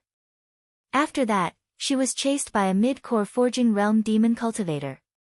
Helpless, she hid in Hu Lily's demon soldier formation. The demon cultivators couldn't do anything to this demon soldier formation and could only resentfully retreat. Lu Ping had a huge battle with Taoist master Lu Hai. After that, he was sneak attacked by the primordial giant crocodile Ao Jie. In fact, his body was also quite heavily injured. Fortunately, his body was much stronger than ordinary cultivators because he had taken the gold quality pill and bone forging pill. In addition, his true essence was much more vigorous than ordinary people. Therefore, Lu Ping endured the injuries on his body and thanked Taoist master Xian Chang and the others who came to support him. After that, he hurriedly began to restore order to Huangli Island. In this battle, Huangli Island suffered heavy losses. There were nearly 3,000 blood condensation and blood refining realm cultivators on the island. Only slightly more than half of them survived. Most of the cultivators who died were killed by the early core Forging Realm demon cultivators. This was because Hu Lily had learned her lesson when the demon clan destroyed the teleportation array in advance. She had set up a small protective array around the teleportation array in the middle of the island's protective array. It was precisely this array that allowed many cultivators on the island to defend the teleportation array while resisting the attacks of the core Forging Realm demon cultivators. Thus, they were able to survive. Just as Lu Ping had arranged everything, he asked Fang Tao to lead Jinling and the surviving cultivators to restore order to Huangli Island. The teleportation array on the island lit up again. A figure that was extremely familiar to Lu Ping appeared in Lu Ping's vision. Lu Ping's face lit up. He quickly walked forward and said, "Master Immortal Lu, why are you here? Does Martial Uncle Gua have any instructions for me?" Master Immortal Lu also walked over quickly. However, he looked a little anxious. He grabbed Lu Ping's arm and took 2 steps to the side. He said in a low voice, "Something happened. The sects in the North Sea are pressuring our sect to capture junior brother Yin Xianchu. Master said that if we capture him, his life will be in danger. I'm afraid that even our sect is powerless this time. You must be prepared." Lu Ping's heart skipped a beat. Although he had already expected this situation to happen and had made preparations in advance, when it really happened, Lu Ping couldn't help but feel disappointed. In the end, the sect still couldn't withstand the pressure and protect its own disciple. However, the fact that Master Immortal Lu had rushed over to inform the sect was most likely due to enlightened Master Guoxuanshan's guidance. Perhaps this was also the sect's attitude that they were unwilling to admit.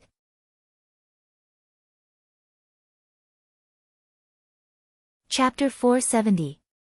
Master Immortal Lu Ziyuan was known as Enlightened Master Lu Xianyuan after advancing to the core Forging Realm. He was Enlightened Master Guoxuanshan's 5th direct disciple. Enlightened Master Guoxuanshan's eldest disciple died in a demonic beast's attack before advancing to the core Forging Realm.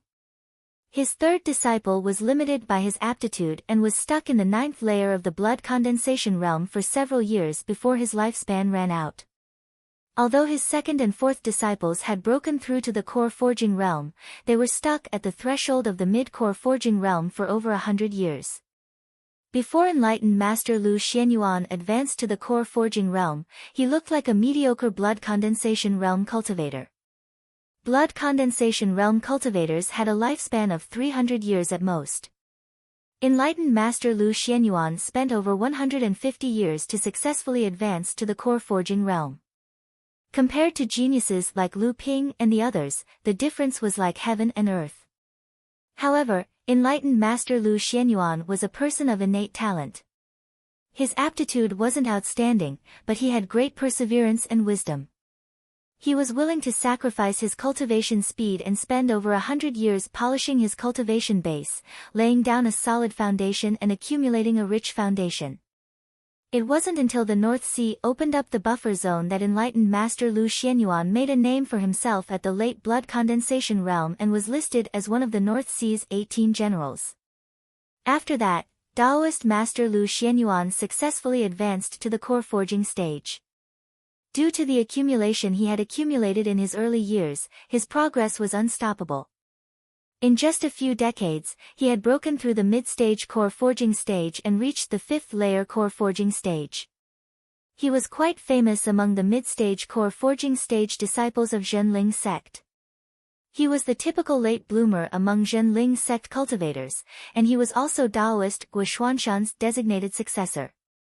If it wasn't for the fact that enlightened Master Lu Xianyuan advanced to the core forging realm late and that the North Sea's rookie list had a limit of 100 years of cultivation time, he would have long been on the list with his strength. After Hu Lili finished repairing the island's protective array, Spiritual Master Xian Chang and Spiritual Master Chu Xuanqing left first, leaving only Lu Ping and his companions on Huangli Island, as well as Spiritual Master Lu Xianyuan and Chen Lian's junior brother, Spiritual Master Xian Tao. Taoist Master Chu Xuanqing originally wanted to take Yao Yong away, but after Yao Yong woke up, he insisted on staying on Huangli Island. Yao Yong's reason was very simple. If he stayed on Huangli Island to guard an alchemy grandmaster, his injuries would recover faster. Taoist Master Chu Xuanqing chuckled and left first. After listening to Spiritual Master Lu Xuanyuan's brief account of the battle on Tianling Mountain, and hearing that Dao Xing Laozu wanted all the islands within 1,000 miles of Huangli Island, everyone cursed loudly. Lu Ping narrowed his eyes slightly, and a cold light radiated from his eyes, while Yin Xuanchu's body emitted a coldness that was even stronger. When they heard that Yuan Guang Laozu from the Crystal Palace had appeared and was obviously biased, everyone was a little annoyed. Although no one here except for Lu Ping had been to East Sea, everyone knew a thing or two about the power of the Crystal Palace. This was a giant sect that was even more powerful than the Fei Ling sect that existed 4,000 years ago. When they heard that Tian Kong Laozu had appeared out of nowhere, and that the 4 mid-Dharma Laozu from Zhenling had scared off the Xian Ling sect, and that even Yuan Guang Laozu had tactfully retreated in the end, everyone cheered again. Everyone's face was full of joy and pride. The 4 mid-Dharma Laozu, at the moment when Tian Kong Laozu appeared, had in fact announced the change of ownership of the number 1 sect in North Sea. Yao Yong was a straightforward person. Although he was seriously injured and his face was sallow, he still could not help but ask, "Immortal Elder, didn't Elder Tian Kong reach the end of his lifespan and have been relying on the elixirs refined by our sect to prolong his life? How did he suddenly advance to the mid-Dharma stage?" Although Yao Yong and the others were all third-generation disciples of Zhenling like Perfected Lu Xianyuan had been the leader of the 7th group in Zhenling Courtyard and had been respected by everyone. Therefore, even though most of them were now core forging adepts, Yao Yong and the others were still used to addressing Perfected Lu Xianyuan as Immortal Elder. Perfected Lu Xianyuan pondered for a while and said, "The specifics may involve a big secret of our sect, and only the few Laozu in our sect know about it. However, I've heard Master Zhenren Guo mention that Elder Tian Kong was indeed on the verge of reaching the end of his lifespan, and he did indeed rely on the elixirs to prolong his life. However, the elixirs that our sect found for Elder Tian Kong not only helped to prolong his life, but also gave him an additional 30 years of lifespan. It seems that Elder Tian Kong used these extra 30 years of lifespan to perform a secret technique of our sect. At the cost of these 30 years of lifespan, he triggered the tribulation of the early Dharma stage. Elder Tian Kong was already at the peak of the early Dharma stage, and after passing the tribulation, not only did his injuries heal, but he also gained an additional 200 years of lifespan. Everyone was overjoyed, but Lu Ping was frowning, and no one knew what he was thinking. After a while, he asked, "Immortal Lu, other than using the precious elixirs as the price, is there anything wrong with this secret technique? Everyone knew that Lu Ping was a master of alchemy, and he had a deep understanding of these secret techniques that used up lifespan and healed injuries. Since he said that there was something wrong with it, then there really was something wrong with it. Hence, everyone quietened down and listened to perfected Lu Xuanyuan's explanation. Enlightened Master Lu Xianyuan looked at Lu Ping in surprise and said, "Junior brother Lu, you are indeed an alchemy master. Teacher once said that this secret skill is a death trap. If it wasn't for martial uncle Tian Kong who was already at the last step to enter the mid-dharma stage before he was injured, it would have been extremely difficult for him to survive." At this point, perfected Lu Xianyuan paused, as if recalling what perfected Gua had said before, and then said, "There is indeed something wrong with this secret technique, but Master did not explain it clearly." It seems that although Elder Tian Kong had advanced to the mid-dharma stage, his actual lifespan was not as long as other mid-dharma adepts like Laozu. Lu Ping nodded and said, "That's right, this secret technique was used when Elder Tian Kang's lifespan was about to run out. At the moment when Elder Tian Kong advanced to the mid-dharma stage, he was actually equivalent to a 1,000-year-old adept. His actual lifespan was only the 200 years that a mid-dharma adept would have compared to an early dharma adept." "What?" Shi Lingling exclaimed, somewhat losing her composure. "That's impossible. Grandfather has only cultivated for 700 years now. According to the lifespan of a mid-dharma adept, which is close to 1,200 years, grandfather should have at least 400 years left to live. How could it only be 200 years? Everyone had been guessing which descendant of Laozu Shi Lingling was, but Shi Lingling had always been tight-lipped, so no one had asked. Now that she had said it herself in a moment of desperation, everyone knew that Shi Lingling was actually Tian Kang's granddaughter, Laozu. When a practitioner advanced to the core forging stage, their lifespan would be extended to 500 years. After advancing to the mid-core forging stage, the practitioner's lifespan would be extended to another 100 years. When they reached the late core forging stage, their lifespan would be extended to 700 years. And once a practitioner crossed the threshold of the Dharma stage, their lifespan would be extended to 800 to 1,000 years. While a mid-dharma adept like Laozu could live for 1,200 years, when he reached the late dharma stage, his lifespan would be extended to a terrifying 1,500 years. Lu Ping sighed and said, "Although I don't know the contents of the secret technique, my guess is most likely correct. It's just that I didn't expect Sister Shi Lingling to be the descendant of Elder Tian Kong.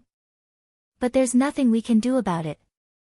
Elder Tian Kang's lifespan was depleted because he used the secret technique all those years ago. If he didn't use this technique to fight for his life, I'm afraid he would have died by now. Although this technique reduced Elder Tian Kang's lifespan as a mid-dharma adept by more than 200 years, he still came back to life in the end. Furthermore, he's no longer in a state where he was heavily injured and on the brink of death. Instead, he's now a true mid-dharma adept." Shi Lingling also knew that what Lu Ping said was right, but since this matter concerned her own family, Shi Lingling could not help but feel emotional. Hu Lily and the rest consoled her from the side, and only then did Shi Lingling calm down. But these are all minor details. Right now, there's something more important. As Lu Ping spoke, he glanced at Yin Xianchu out of the corner of his eye. Yin Xianchu seemed to have sensed it and raised his head slightly, but his expression was still as cold as ice. Lu Ping nodded at perfected Lu Xianyuan. Perfected Lu Xianyuan also glanced at Yin Xianchu and sighed inwardly. He repeated what he had said to Lu Ping earlier. "What?" Yao Yong ignored the injuries on his body and jumped up immediately. He roared, "Are you kidding me? Arjanling is now the #1 sect in the North Sea. Why should we listen to 4 mid-dharma adepts like Laozu? How can we just hand Brother Yin over just because they say so? How can the sect do this? Wouldn't that disappoint everyone?" Everyone was still shocked by Yin Xuanchu's identity as a descendant of the human and demon race. Seeing that Yin Xianchu was still sitting there without any expression on his face, everyone knew that his identity as a mixed-blood human and demon was real. However, Yao Yong had already started shouting loudly without a care. Perfected Lu Xianyuan smiled bitterly. Brother Yao, be careful with your words. Since ancient times, humans and demons have always been at odds with each other. This is a matter of great righteousness, and no one can do anything about it. Now that Brother Yin's identity has been exposed, even if our sect is the strongest in the North Sea, we can't withstand the attacks of all the cultivators in the North Sea. Moreover, there's also Xianling sect and Yuan Guang Laozu of the Crystal Palace secretly adding fuel to the fire. Now that our Zhenling tree attracts the wind, everyone in the North Sea cultivation world is watching our sect. If we're even the slightest bit careless, we'll lose everything. Be careful with your words. Be a descendant of the human and demon race, my ass. Yao Yong was already seriously injured, and after shouting, he was already coughing non-stop. However, he still insisted. I only know that Brother Yin is my brother. Even if he's a demon, he's still my brother. Yin Xuanchu's body trembled. Ji Xianxian, who was beside him, patted his shoulder but didn't say anything. Shi Lingling frowned and said unhappily, Brother Yao, Master Immortal Lu was instructed by Uncle Master Gua to deliver the message. Uncle Master Gua is our sect's deacon. Since he did this, doesn't that represent the sect's attitude? Moreover, Master Immortal Lu came to deliver the message out of goodwill. Who are you shouting at? Why don't you shout at Dao Sheng and Yuan Guang? Yao Yong's face turned red, and he jumped up from the ground again. He bowed to Perfected Lu Xianyuan and said, Master Immortal Lu, please forgive me for being rude. I'm not targeting you. Lu Xianyuan smiled bitterly. It's fine, it's fine. But how are we going to resolve this situation? I'm afraid it won't be long before someone comes to capture Brother Yin. We have to deal with it before they come. At this moment, Yin Xianchu suddenly stood up and said, this matter has nothing to do with everyone. I'll deal with it myself. With that, he was about to walk out of the cave abode when a figure flashed in front of him. Lu Ping was already in front of him.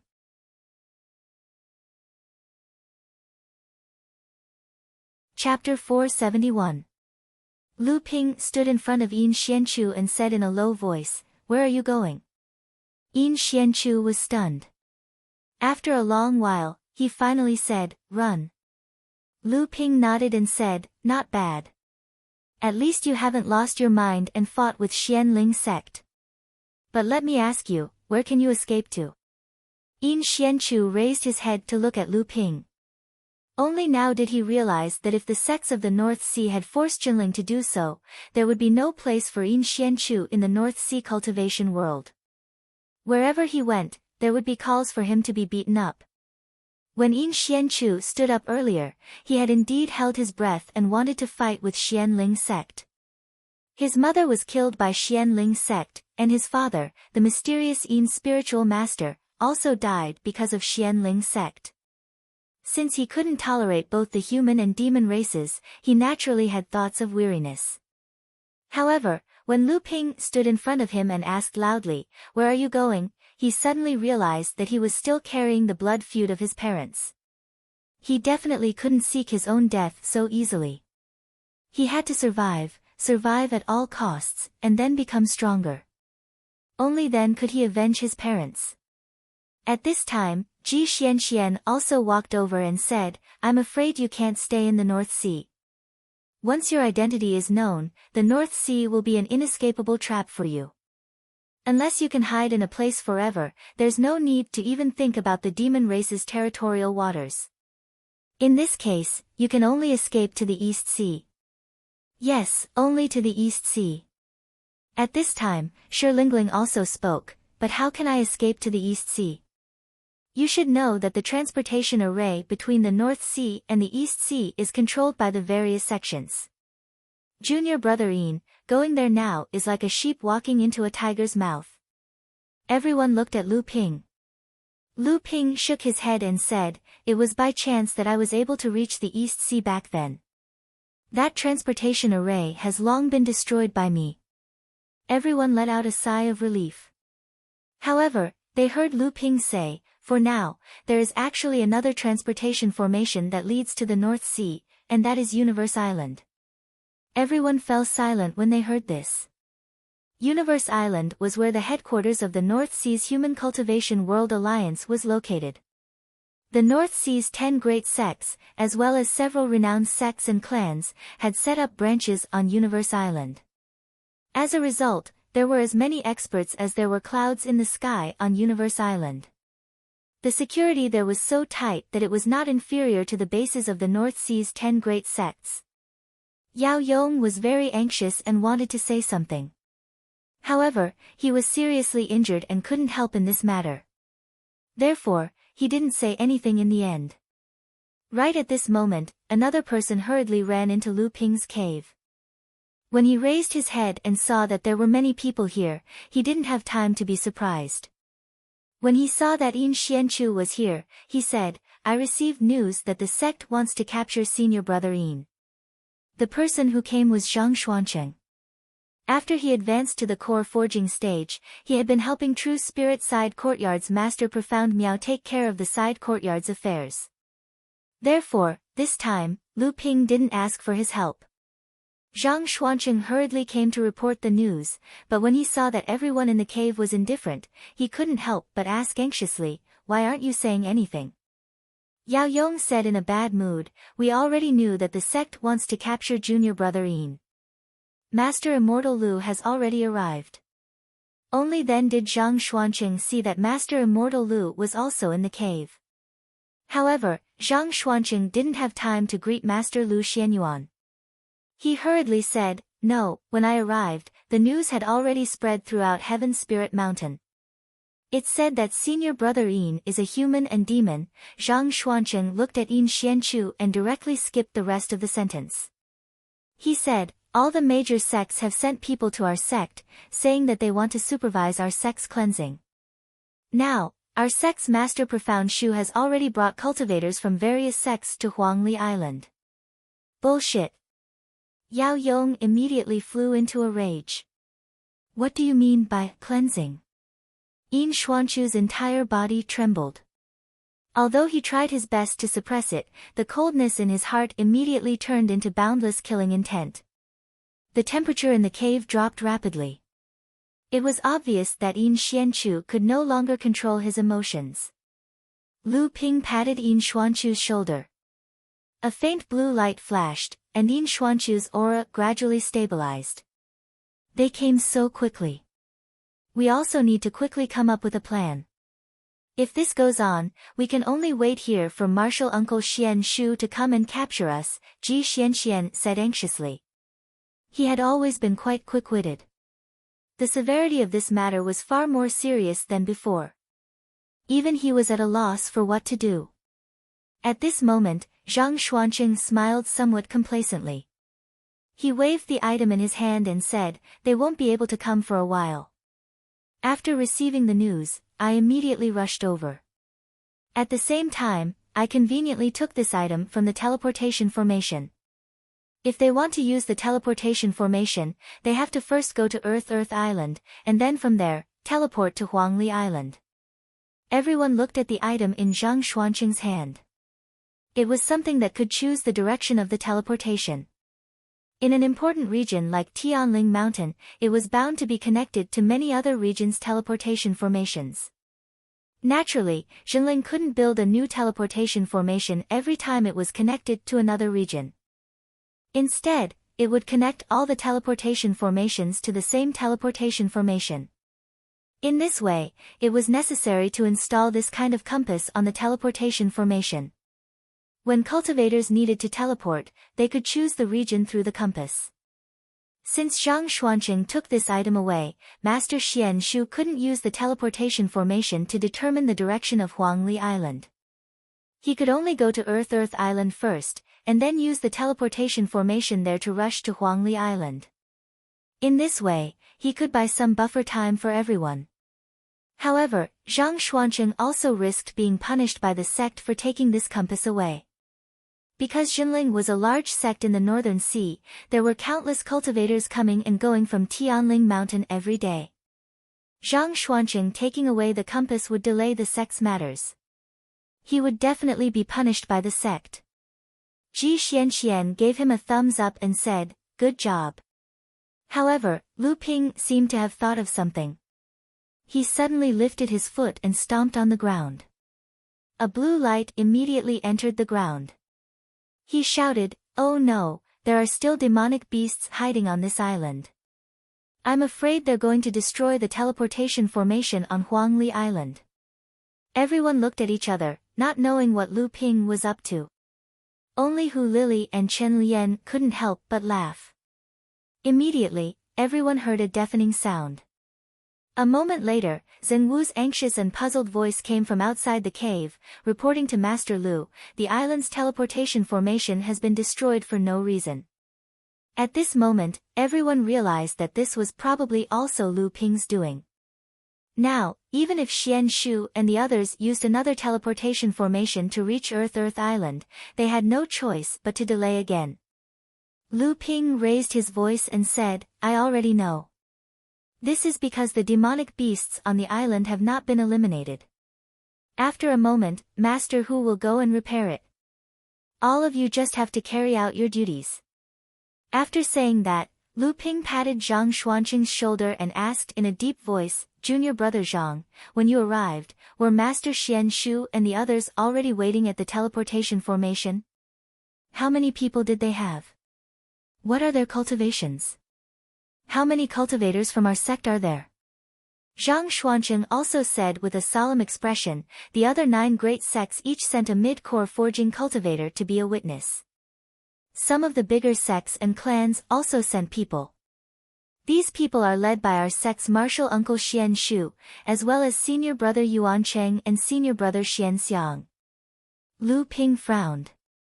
Whether it was Master Xian Shu, Yuan Cheng, or Xian Xiang, these people had all schemed against Lu Ping before.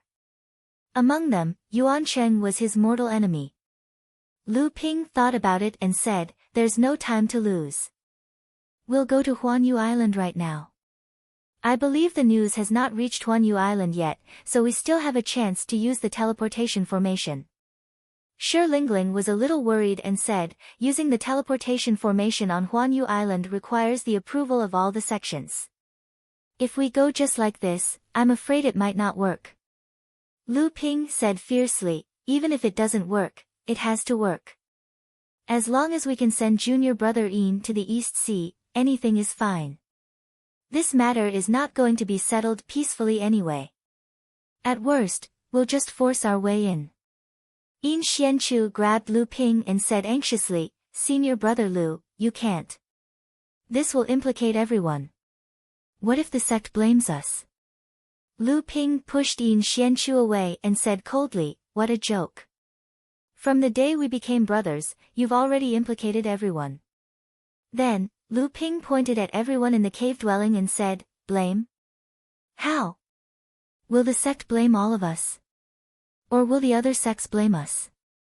Do you really think our sect's 4 mid-dharma adepts, Laozu, are made of mud?"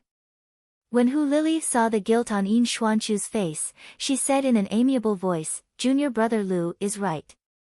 Junior brother Yin, don't have any other thoughts. We'll do the same no matter who it was that happened to today." Yao Yong ignored the injuries on his body and jumped up again. He took out a crimson talisman and said, "That's right. Junior brother Yin, I'm afraid I won't be of much help today. This talisman was given to me by my teacher to protect my life. It's equivalent to 70% of the power of his personal attack. Even late core forging adepts will have to avoid it. Take it to protect yourself." Zhong Jian laughed and said, "Junior brother Yao, why didn't you use this talisman earlier?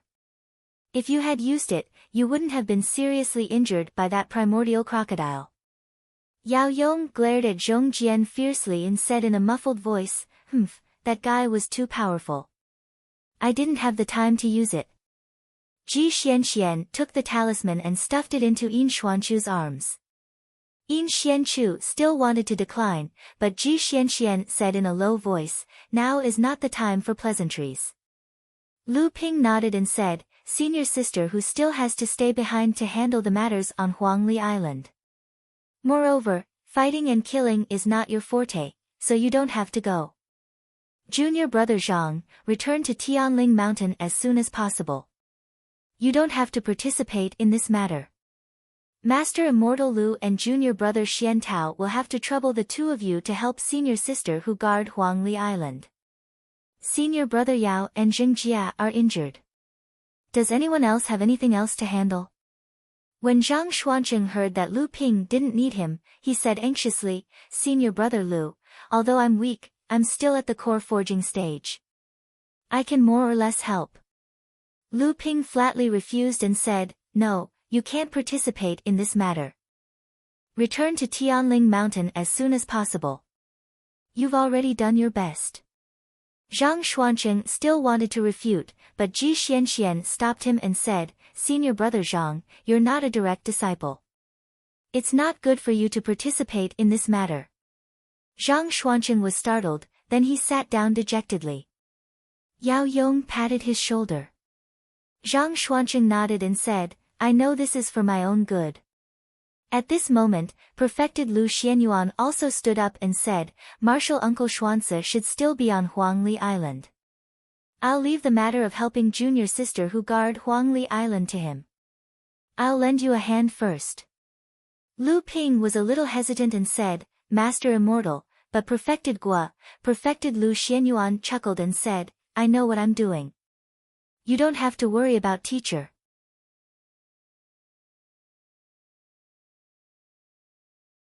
Chapter 472. In fact, Lu Ping already had plans for Yin Xianchu. At the very least, Lu Ping could secretly place Yin Xianchu in the House of Gold without anyone knowing. That way, no one would find out. However, Lu Ping was not willing to do that. He did not mind revealing the secret of the House of Gold to his good friend, but the key thing was that Yin Xianchu was different from Wan Yu. Wan Yu had always been someone who stood aloof from worldly affairs. Even though the Wuduan race's situation in the cultivation world was not much better than that of a mixed-blood human like Yin Xianchu, Wan Yu did not have any thoughts of fighting for himself. He only wanted to live a peaceful and secluded life in the House of Gold. Yin Xianchu was different. He carried the blood feud of his parents on his back, and he had the ambition to excel. If Lu Ping asked him to live a secluded life in the House of Gold, putting aside whether Yin Xianchu would be able to endure such a confinement, Lu Ping himself did not think that such a secluded life could make a cultivator stronger. If Yin Xianchu wanted to take revenge in the future and establish himself in the cultivation world, he would need to be strong enough. In order to accumulate enough strength, he could not leave the cultivation world. As such, the second path that Lu Ping prepared for Yin Xianchu was the teleportation formation that led directly to the central plains from the clear stream abode that had already been submerged by seawater. However, the significance of this teleportation formation in the North Sea was probably even more important than the House of Gold that Lu Ping possessed. This was something that could cause a huge uproar in the North Sea. After all, the North Sea had been separated from the Central Plains for 4,000 years. Ever since Fei Ling sect was destroyed, the North Sea no longer had a super long-distance teleportation formation that was directly connected to the Central Plains. If the cultivators of the North Sea wanted to travel to the Central Plains, they would have to borrow the super long-distance teleportation formations of the East Sea's 5 major sections. However, such a long-distance teleportation formation could not be built casually. It often required the cooperation of all the sects, and the location of the teleportation formation in the Central Plains had to be recognized and protected by the major sections. The various sects in the North Sea clearly did not have this ability. The so-called 10 major sects in the North Sea were only equivalent to 10 medium-sized sects in the entire cultivation world. The only difference was that Xianling sect and Jinling sect were only considered the stronger ones among the medium-sized sections. The other 6 major sects, excluding Hai Yen sect and Shui Yen Pavilion, were only the weakest of the medium-sized sections. According to the practice of the world of practitioners, a large sect would need at least 2 late Dharma adepts to hold the fort, and it had to form a more benign cycle of Dharma adepts. To put it bluntly, there had to be elites to lead the sect in every generation, so that they could fill the gap left by the previous generation of Dharma adepts at any time and maintain the sect's position in the world of practitioners. Take Xianling sect for example. After Patriarch Dao Sheng's lifespan ran out and he passed away, the leader of the second generation, Feng Shutao, might not even be able to advance to the mid-Dharma stage. If this happened in a large sect in the world of practitioners, it would mean the decline of the sect. In the past, the only large sect in the North Sea that could be considered a large sect in the cultivation world was the Fei Ling sect from 4,000 years ago. It had 3 late Dharma adepts in charge and 18 Dharma adepts in the sect. It was a famous sect in the Central Plains, but it was a pity that it had turned to dust in the end. Lu Ping did not know how this Laozu, who looked like a lone practitioner, had the ability to build a long-distance teleportation formation that led directly to the Central Plains, but Lu Ping knew that before he had enough ability, it was best not to reveal this teleportation formation in front of others. Therefore, on Huangli Island, Lu Ping did not hesitate to lie to his companions to forcibly break through the teleportation formation on Huanyu Island and send Yin Xianchu to the East Sea. In fact, his plan was to secretly send Yin Xianchu to the Central Plains along the way. With Yin Xuanchu's ability and potential, Lu Ping believed that as long as his identity as a mixed demon was not exposed and he did not die along the way, there would definitely be a place for him in the cultivation world in the future. As for how to split up the companions who were escorting Yin Xianchu along the way, this was not a problem. The reason why everyone was escorting Yin Xianchu was because they had made up their minds to stop the cultivators from the various sects who were coming to capture Yin Xianchu. When the time came, they would naturally have time to escape. Sage Xianchu was very dissatisfied with the task that the sect had given him. Ever since he knew that this task had fallen onto his head, his expression had not been good. Honestly speaking, Sage Xianchu loathed the demon race. In the past, he had also tried his best to stop Reverend Li Xianyin from marrying Yin Fei.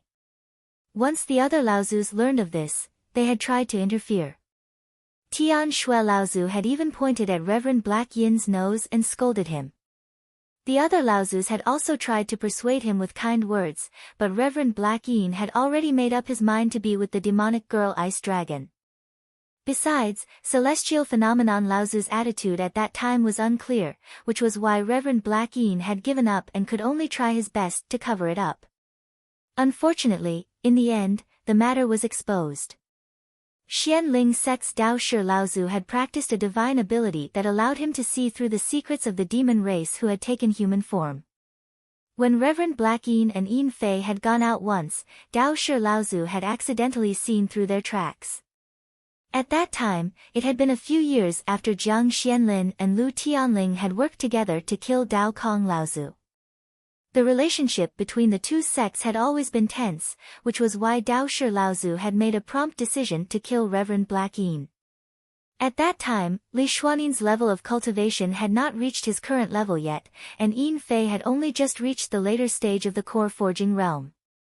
There was no way the two of them could be Dao Shi Laozu's opponent.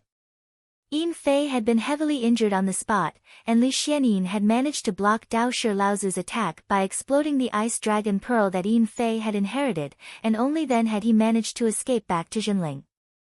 Due to Yin Fei's status as a demon, Jinling could only suffer in silence and could not stand up for her. Besides, due to Dao Kong Laozu's matter, after Jinling fought a great battle against Xianling sect, Tian Kong Laozu was heavily injured, and Jinling ordered the entire sect to rest and recuperate. They held themselves back and did not make a move. Reverend Black Yin was not a foolish person. He knew that it was not the time for revenge, and so he could only place all his heart and soul on raising his son, Yin Chu, who was born to him with Yin Fei. It was not that there were no people in the sect who objected to their son's identity, but because Reverend Black Yin had just lost his wife at that time, and Reverend Black Yin was also very protective of his son, he saw every single person who got close to Yin Chu as someone who harbored ill intentions. Because of that, No one had the heart to bring up this matter again. Unexpectedly, decades later, Reverend Black Yin was still unable to extricate himself from his hatred. He had recklessly tried to assassinate Dao Shi Laozu, and in the end, he died. Xian Ling sect had even used Yin Chu's identity to make a big fuss about it in an attempt to suppress Xinling. Reverend Xian Shu really wanted to shirk this task. Even though he was originally in charge of Xinling's rules and discipline in the sect, this was an arduous and unrewarding task. This was not only because this incident was a compromise made by Xinling due to external pressure. The disciples of the sect would not see it as a compromise, but as a concession. The disciples of the sect would not resent the sect, but would instead vent their anger on Reverend Xian Shu, who was in charge of this mission to capture the disciples of the sect. Furthermore, Yin Xianchu was a genius cultivator second only to Lu Xianping among the third-generation disciples of the sect. He was being groomed as a future Dharma adept of Xinling. This so-called cleaning up the sect this time would not only damage Xinling's own strength, but it would also offend a group of disciples who were on good terms with Yin Xianchu, such as Lu Xianping, Yao Yong, Du Feng, Ji Xianxian, Chen Lian, Zhong Jian, Ma Yu, and Shi Lingling. When these disciples grew up in the future, what would Reverend Xian Shu do? Reverend Xian Shu, who was in a hurry, brought his proudest disciple, Reverend Xian Xiang, his own nephew, Yuan Zhan, and more than 10 so-called supervisors sent by various sects and clans of the North Sea to Tianling Mountain's teleportation portal. From there, they would directly go to Huangli Island. That was the territory of Reverend Lu Xianping, who had the highest achievements among the third-generation disciples of the sect. Although the third-generation disciples had the highest achievements, it did not mean that Lu Ping's cultivation level was the highest among Xinling's third-generation disciples. After all, although there were no third-generation disciples who had broken through to the late core forging stage, there were many who were stuck at the 6th stage, such as Reverend Xian Shu's own disciple, Reverend Xian Xiang. This achievement referred to one's contribution to the sect. Just Huangli Island alone had accumulated a lot of wealth for Xinling. Reverend Xian Shu's identity as an alchemy grandmaster, the spirit water meridian nourishing pill that he produced allowed Xinling to plunder a lot of resources from various sects in the North Sea. In addition, he also had the blood condensing pill, the mysterious minor forging spirit pill, and even the longevity pill in the hands of martial uncle Tian Kong. If Reverend Xian Shu was not a true enlightened master among Xinling's late core forging stage cultivators, perhaps even he would not have known about these things. Moreover, he had Jiang Tianlin and Lu Tianling standing behind him. No one knew Lu Ping's influence in Xinling better than him. Back then, he believed that Huangli Island should not be under the control of a third-generation disciple like Lu Ping. He had once tried to take control of Huangli Island through the hands of the demon race, or at least subconsciously, he had taken control of it. However, his plan failed because Lu Ping's cultivation base had broken through to the mid-core forging stage and he had killed 5 demon cultivators at the same level as him. Lu Xuanping's name had spread throughout the North Sea, but Reverend Xian Shu had received various warnings, exhortations, and even reprimands from the sect. Reverend Xiansen, Reverend Enigma Flame, Reverend Chu Xuancheng, Reverend Liang Xianfeng, and Reverend Guo Xianshan. These prestigious late core forging stage cultivators had either tactfully or directly passed on their opinions that they did not want to see something like this happen again. Reverend Xian Shu's teacher, Tianfan Laozu, summoned him to Qimei Palace and reprimanded him. Even worse was Li Xianyin. He had been following and monitoring Reverend Xian Shu for 3 days and 3 nights. Although Reverend Xian Shu knew that Li Xianyin was monitoring him, he had no way of finding out where Reverend Xian Shu was hiding. The feeling that someone could strike a fatal blow from behind at any moment still made Reverend Xian Shu's hair stand on end. However, Reverend Xian Shu did not understand. What did Reverend Xian Shu receive from Lu Xianping that made him stand up for Lu Ping? In Taoist Master Xian Shu's impression, after his wife passed away, he was one of the 3 saints of the sect who rarely interacted with others. Other than his biological son who was taught by him as a disciple, there was almost no one he cared about. Thinking of his son, Reverend Xian Shu suddenly understood. Yes, it was because of his son. Yin Xianchu had been a loner since he was young and did not interact with others. However, he only had two good friends. One was a disciple of Reverend Xian Huai, the Puppet Pavilion's deputy pavilion master. Among the third-generation disciples, he was a genius cultivator who was as famous as Yin Xianchu, Ji Xianxian. The other was obviously Lu Xianyin. Back then, Li Xianyin was standing up for one of his son's only two good friends. Reverend Xian Shu cursed inwardly. However, he discovered that even though everyone had been standing on the teleportation array for a long time, the teleportation array was still not activated. Reverend Xian Shu's disciple, Xian Xiang, walked down from the teleportation array to check.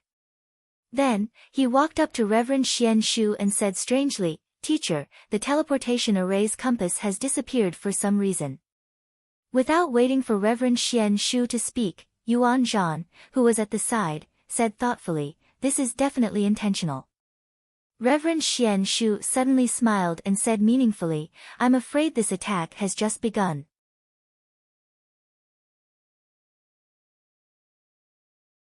Chapter 473. Perhaps Yuan Zhan didn't know it himself, but deep in his heart, he actually had a trace of fear for Lu Ping that he was never willing to admit. This fear was planted in his heart when Lu Ping defeated Yuan Zhan in the Jinling Courtyard Grand Competition. After that, Lu Ping's cultivation base caught up and improved by leaps and bounds, and he continued to achieve some amazing achievements. For example, he defeated Xian Ling sect on Fei Ling Island, and was chased by the cultivators of various sects to the Demon Realm Sea region. After a few years, he escaped, and his strength became even stronger. He even successfully became a disciple of Lu Xianling. This made Yuan Zhan feel that it was difficult to reach, and the seed of fear in his heart grew stronger. Especially when Yuan Zhan and Ling Qian abandoned Hu Lili as bait while being chased by the demon beasts. The two of them escaped alone with the unconscious Jiang Zixuan. When Lu Ping returned from the Demon Realm Sea region and heard that Hu Lili was missing, his anger and killing intent towards Yuan Zhan made Yuan Zhan even more terrified. A crazy voice kept shouting in the depths of Yuan Zhan's heart, "Kill him, kill him, kill him at all costs, or you will die." At that time, Yuan Zhan even took the risk of colluding with the enemy and leaked the news that Lu Ping had gone out to search for Hu Lili. This attracted the cultivators of Xian Ling sect, Hai Yan sect, Shui Yan Pavilion, and other sects to chase after him. Moreover, they also encountered the demon beast tide. Even Yuan Zhan himself was glad that God was on his side. However, just when Yuan Zhan could finally breathe a sigh of relief, another piece of news that made him uneasy came out again. Lu Ping was indeed missing, but his lamp of consciousness was not extinguished. In other words, Lu Ping was not dead yet. An indescribable fear immediately engulfed Yuan Zhan's body. Very quickly, even worse news came out. Hu Lili had actually returned to Tianling Mountain without anyone knowing and became the personal disciple of the sect's #1 array master, Daoist Xian Chen. After that, Daoist Lu Xianling and Daoist Xian Chen joined hands to wreak havoc in the Yuan clan. With Daoist Xian Chen, the array master, and Daoist Lu Xuanling's unparalleled strength, the protective array on the island that the Yuan clan occupied was like a piece of paper made of mud. The few elders of the Yuan clan hid in the clan's ancestral hall, not daring to show their faces, allowing the two Daoists to wreak havoc in the Yuan clan. If not for Daoist Xian Shu, who had already left the Yuan clan nominally, inviting Tianfan Laozu to help, who knows what kind of disaster the Yuan clan would have suffered from these two female demons whose fame was second only to Tian Shui Laozu. Under the stimulation of the possibility that Lu Ping could come back to seek revenge at any time, Yuan Zhan's cultivation miraculously improved by leaps and bounds. Very quickly, he broke through to the core forging realm. Just when Yuan Zhan was feeling complacent, thinking that even if Lu Ping returned, he wouldn't have to worry about it. Instead, he would defeat him in a fair and square manner to untie the knot in his heart. However, reality was always so cruel. After returning to Jinling, Lu Ping defeated Li Xianliang with just an early-stage core forging realm cultivation. Then, during Lu Tianling Laozu's Dharma Idol Assembly, he displayed his great swordsmanship and defeated Xianling sect's genius sword cultivator Lu Ping Ouyang Weijian. Only then did Yuan Zhan realize that the gap between him and Lu Ping had not shrunk, but had instead widened. Of course, Yuan Zhan had never given up on plotting against Lu Ping. However, as Lu Ping's status grew higher and higher, it became more difficult to plot against him. With Yuan Zhan's help, even his uncle, Taoist master Xian Shu, had to suffer when plotting against Lu Ping's Huangli Island, let alone Yuan Zhan. As Lu Ping's fame grew, his achievements grew, and his position in the sect became more and more important. Yuan Zhan finally returned to the feeling of being on guard against Lu Ping's revenge day and night. Strangely, the revenge that Yuan Zhan had imagined never came, and Lu Ping seemed to have forgotten about it. However, Yuan Zhan did not feel lucky because of this. On the contrary, he felt that he had been greatly insulted. He thought that Lu Ping was looking down on him. He thought that in Lu Ping's eyes, Yuan Zhan had lost the qualifications to be an opponent. Yuan Zhan was eager to prove himself. With the help of his uncle, Zhenling sect's enlightened master Xian Shu, Yuan Zhan's cultivation finally reached the threshold of the mid-core forging realm. However, just when he thought that he finally had a chance to prove himself by challenging the cultivators of the same level as him from the 5 great sects of the Eastern Sea, Yuan Zhan once again suffered an unforgettable defeat. That kind of defeat was not at the hands of the disciples of the Eastern Sea's Purple Talisman Pavilion, but at the hands of a pair of swords that he had never seen before. When the golden flying sword, which looked like a flying immortal, defeated the cultivators of the Crystal Palace in a shocking way, it also shattered Yuan Zhan's last hope of surpassing Lu Ping in cultivation. However, this did not mean that Lu Ping was invincible. At least this time, it was a great opportunity to strike Lu Ping. Therefore, regardless of Taoist master Xian Shu's advice, Yuan Zhan insisted on accompanying his uncle to capture Yin Xianchu, the bastard of a human and a demon. At least, he wanted to see the pain and helplessness of Lu Ping when he captured his best friend. The more powerless Lu Ping was, the happier Yuan Zhan felt. Of course, Yuan Zhan, who had schemed against Lu Ping several times, had his own shrewdness. Naturally, he would not show that he wanted to see Lu Ping make a fool of himself. Instead, he had his own set of high-sounding reasons to cover it up. Even though Taoist master Xian Shu had seen through Yuan Zhan's thoughts, he did not expose him in the end. Taoist master Xian Shu had his own selfish ambitions. He had the ability and vision, but he also had a strong desire for power. The reason why he left the Yuan family was because he saw that the Yuan family would eventually become the biggest obstacle for him to control Jinling, which would eventually become the #1 sect in the North Sea. Jinling would never hand over the power of a sect to a cultivator who had the support of a very strong external family, no matter how outstanding the cultivator was. Taoist master Xian Shu wanted to become a master in the North Sea's cultivation world. In order to control Jinling, he was willing to give up his family. However, Yuan Zhan was different from him. Yuan Zhan also had a desire for power. However, his dream was to strengthen his family by absorbing the resources of Jinling. He wanted the Yuan family to be a parasite on Jinling, and in order to strengthen his family, he would not hesitate to sacrifice Jinling. It could be said that the starting points of the two were completely different. However, the sad thing was that Yuan Zhan did not see this point clearly, while Taoist master Xian Shu had long seen that this possibility could not be realized. This was also the reason why he left the Yuan family. Jinling had been passed down for tens of thousands of years, and there was a reason for its existence. Jinling had never belonged to one person, not even the Grand Ginseng Laozu from 6,000 years ago. You could use Jinling to achieve great glory in the cultivation world, but all these achievements could not exist independently of Jinling, unless you had the power to suppress the entire sect. Thus, when Yuan Zhan insisted on going to Huangli Island with him, Taoist master Xian Shu did not explain the importance of this matter to him just because Yuan Zhan was his nephew. On the contrary, he hoped to use this opportunity to once again weaken the power of the Yuan family through Jinling.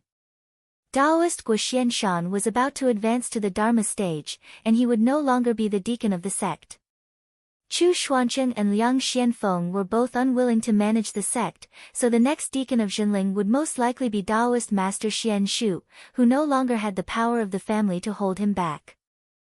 Just as Taoist Master Xian Shu and the witnesses from the various sects and families of the North Sea had finished setting up the teleportation portal compass with the help of Jinling's array master and had also determined the direction of Huangli Island, Yuan Zhan also rushed excitedly to Taoist Master Xian Shu's side.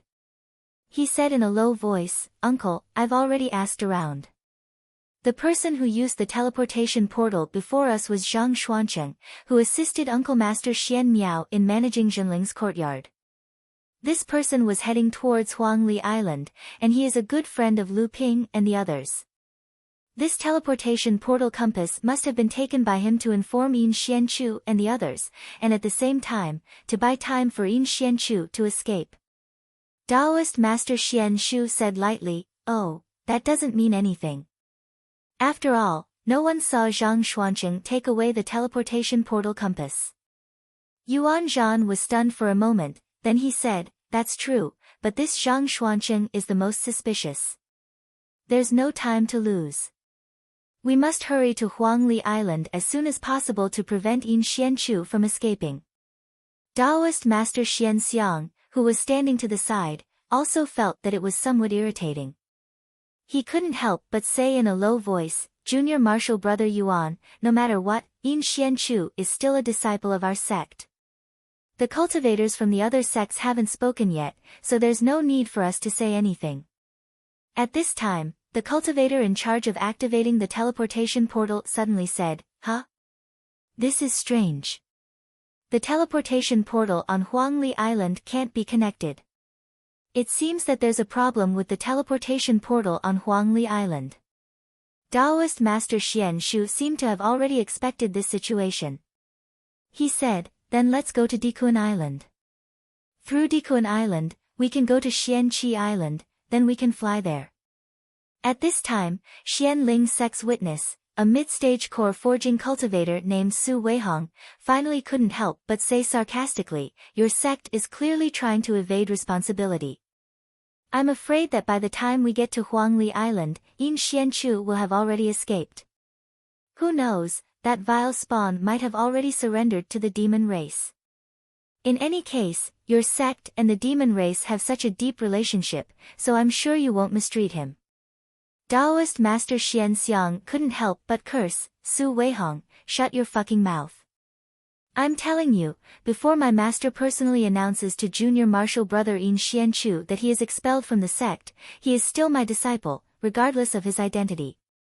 If you continue to spout nonsense like this, I, Xian Xiang, will be the first to not forgive you." Su Weihong said fiercely, "You?" Although Su Weihong still had a mocking expression on his face, this was still Jinling sect's territory. In the end, Su Weihong had no choice but to give in and stop talking. He only looked at Taoist Xian Xiang with a mocking gaze. Taoist Master Xian Shu glanced at Su Weihong and spat out two words, "Noisy." Su Weihong was infuriated, but then he thought of something and sneered without saying another word. The group arrived at Di Kun Island through the teleportation array, and from there, rushed to Xianqi Island. Although Xianqi Island was a small island, its importance to Jinling couldn't be compared to Huangli Island. Therefore, Huangli Island had a teleportation array that led directly to Tianling Mountain, while Xianqi Island only had a short-distance teleportation array on Di Kun Island. Taoist Master Chu Xuancheng naturally knew about the matter of being expelled from the sect, but he was a true core member of the sect, and his status in Jinling was extremely high. Although he couldn't openly stop Taoist Master Xian Shu from arresting Yin Xuancheng, he still pretended to be asleep in his cave, ignoring the arrival of Taoist Master Xian Shu and the others to vent his dissatisfaction.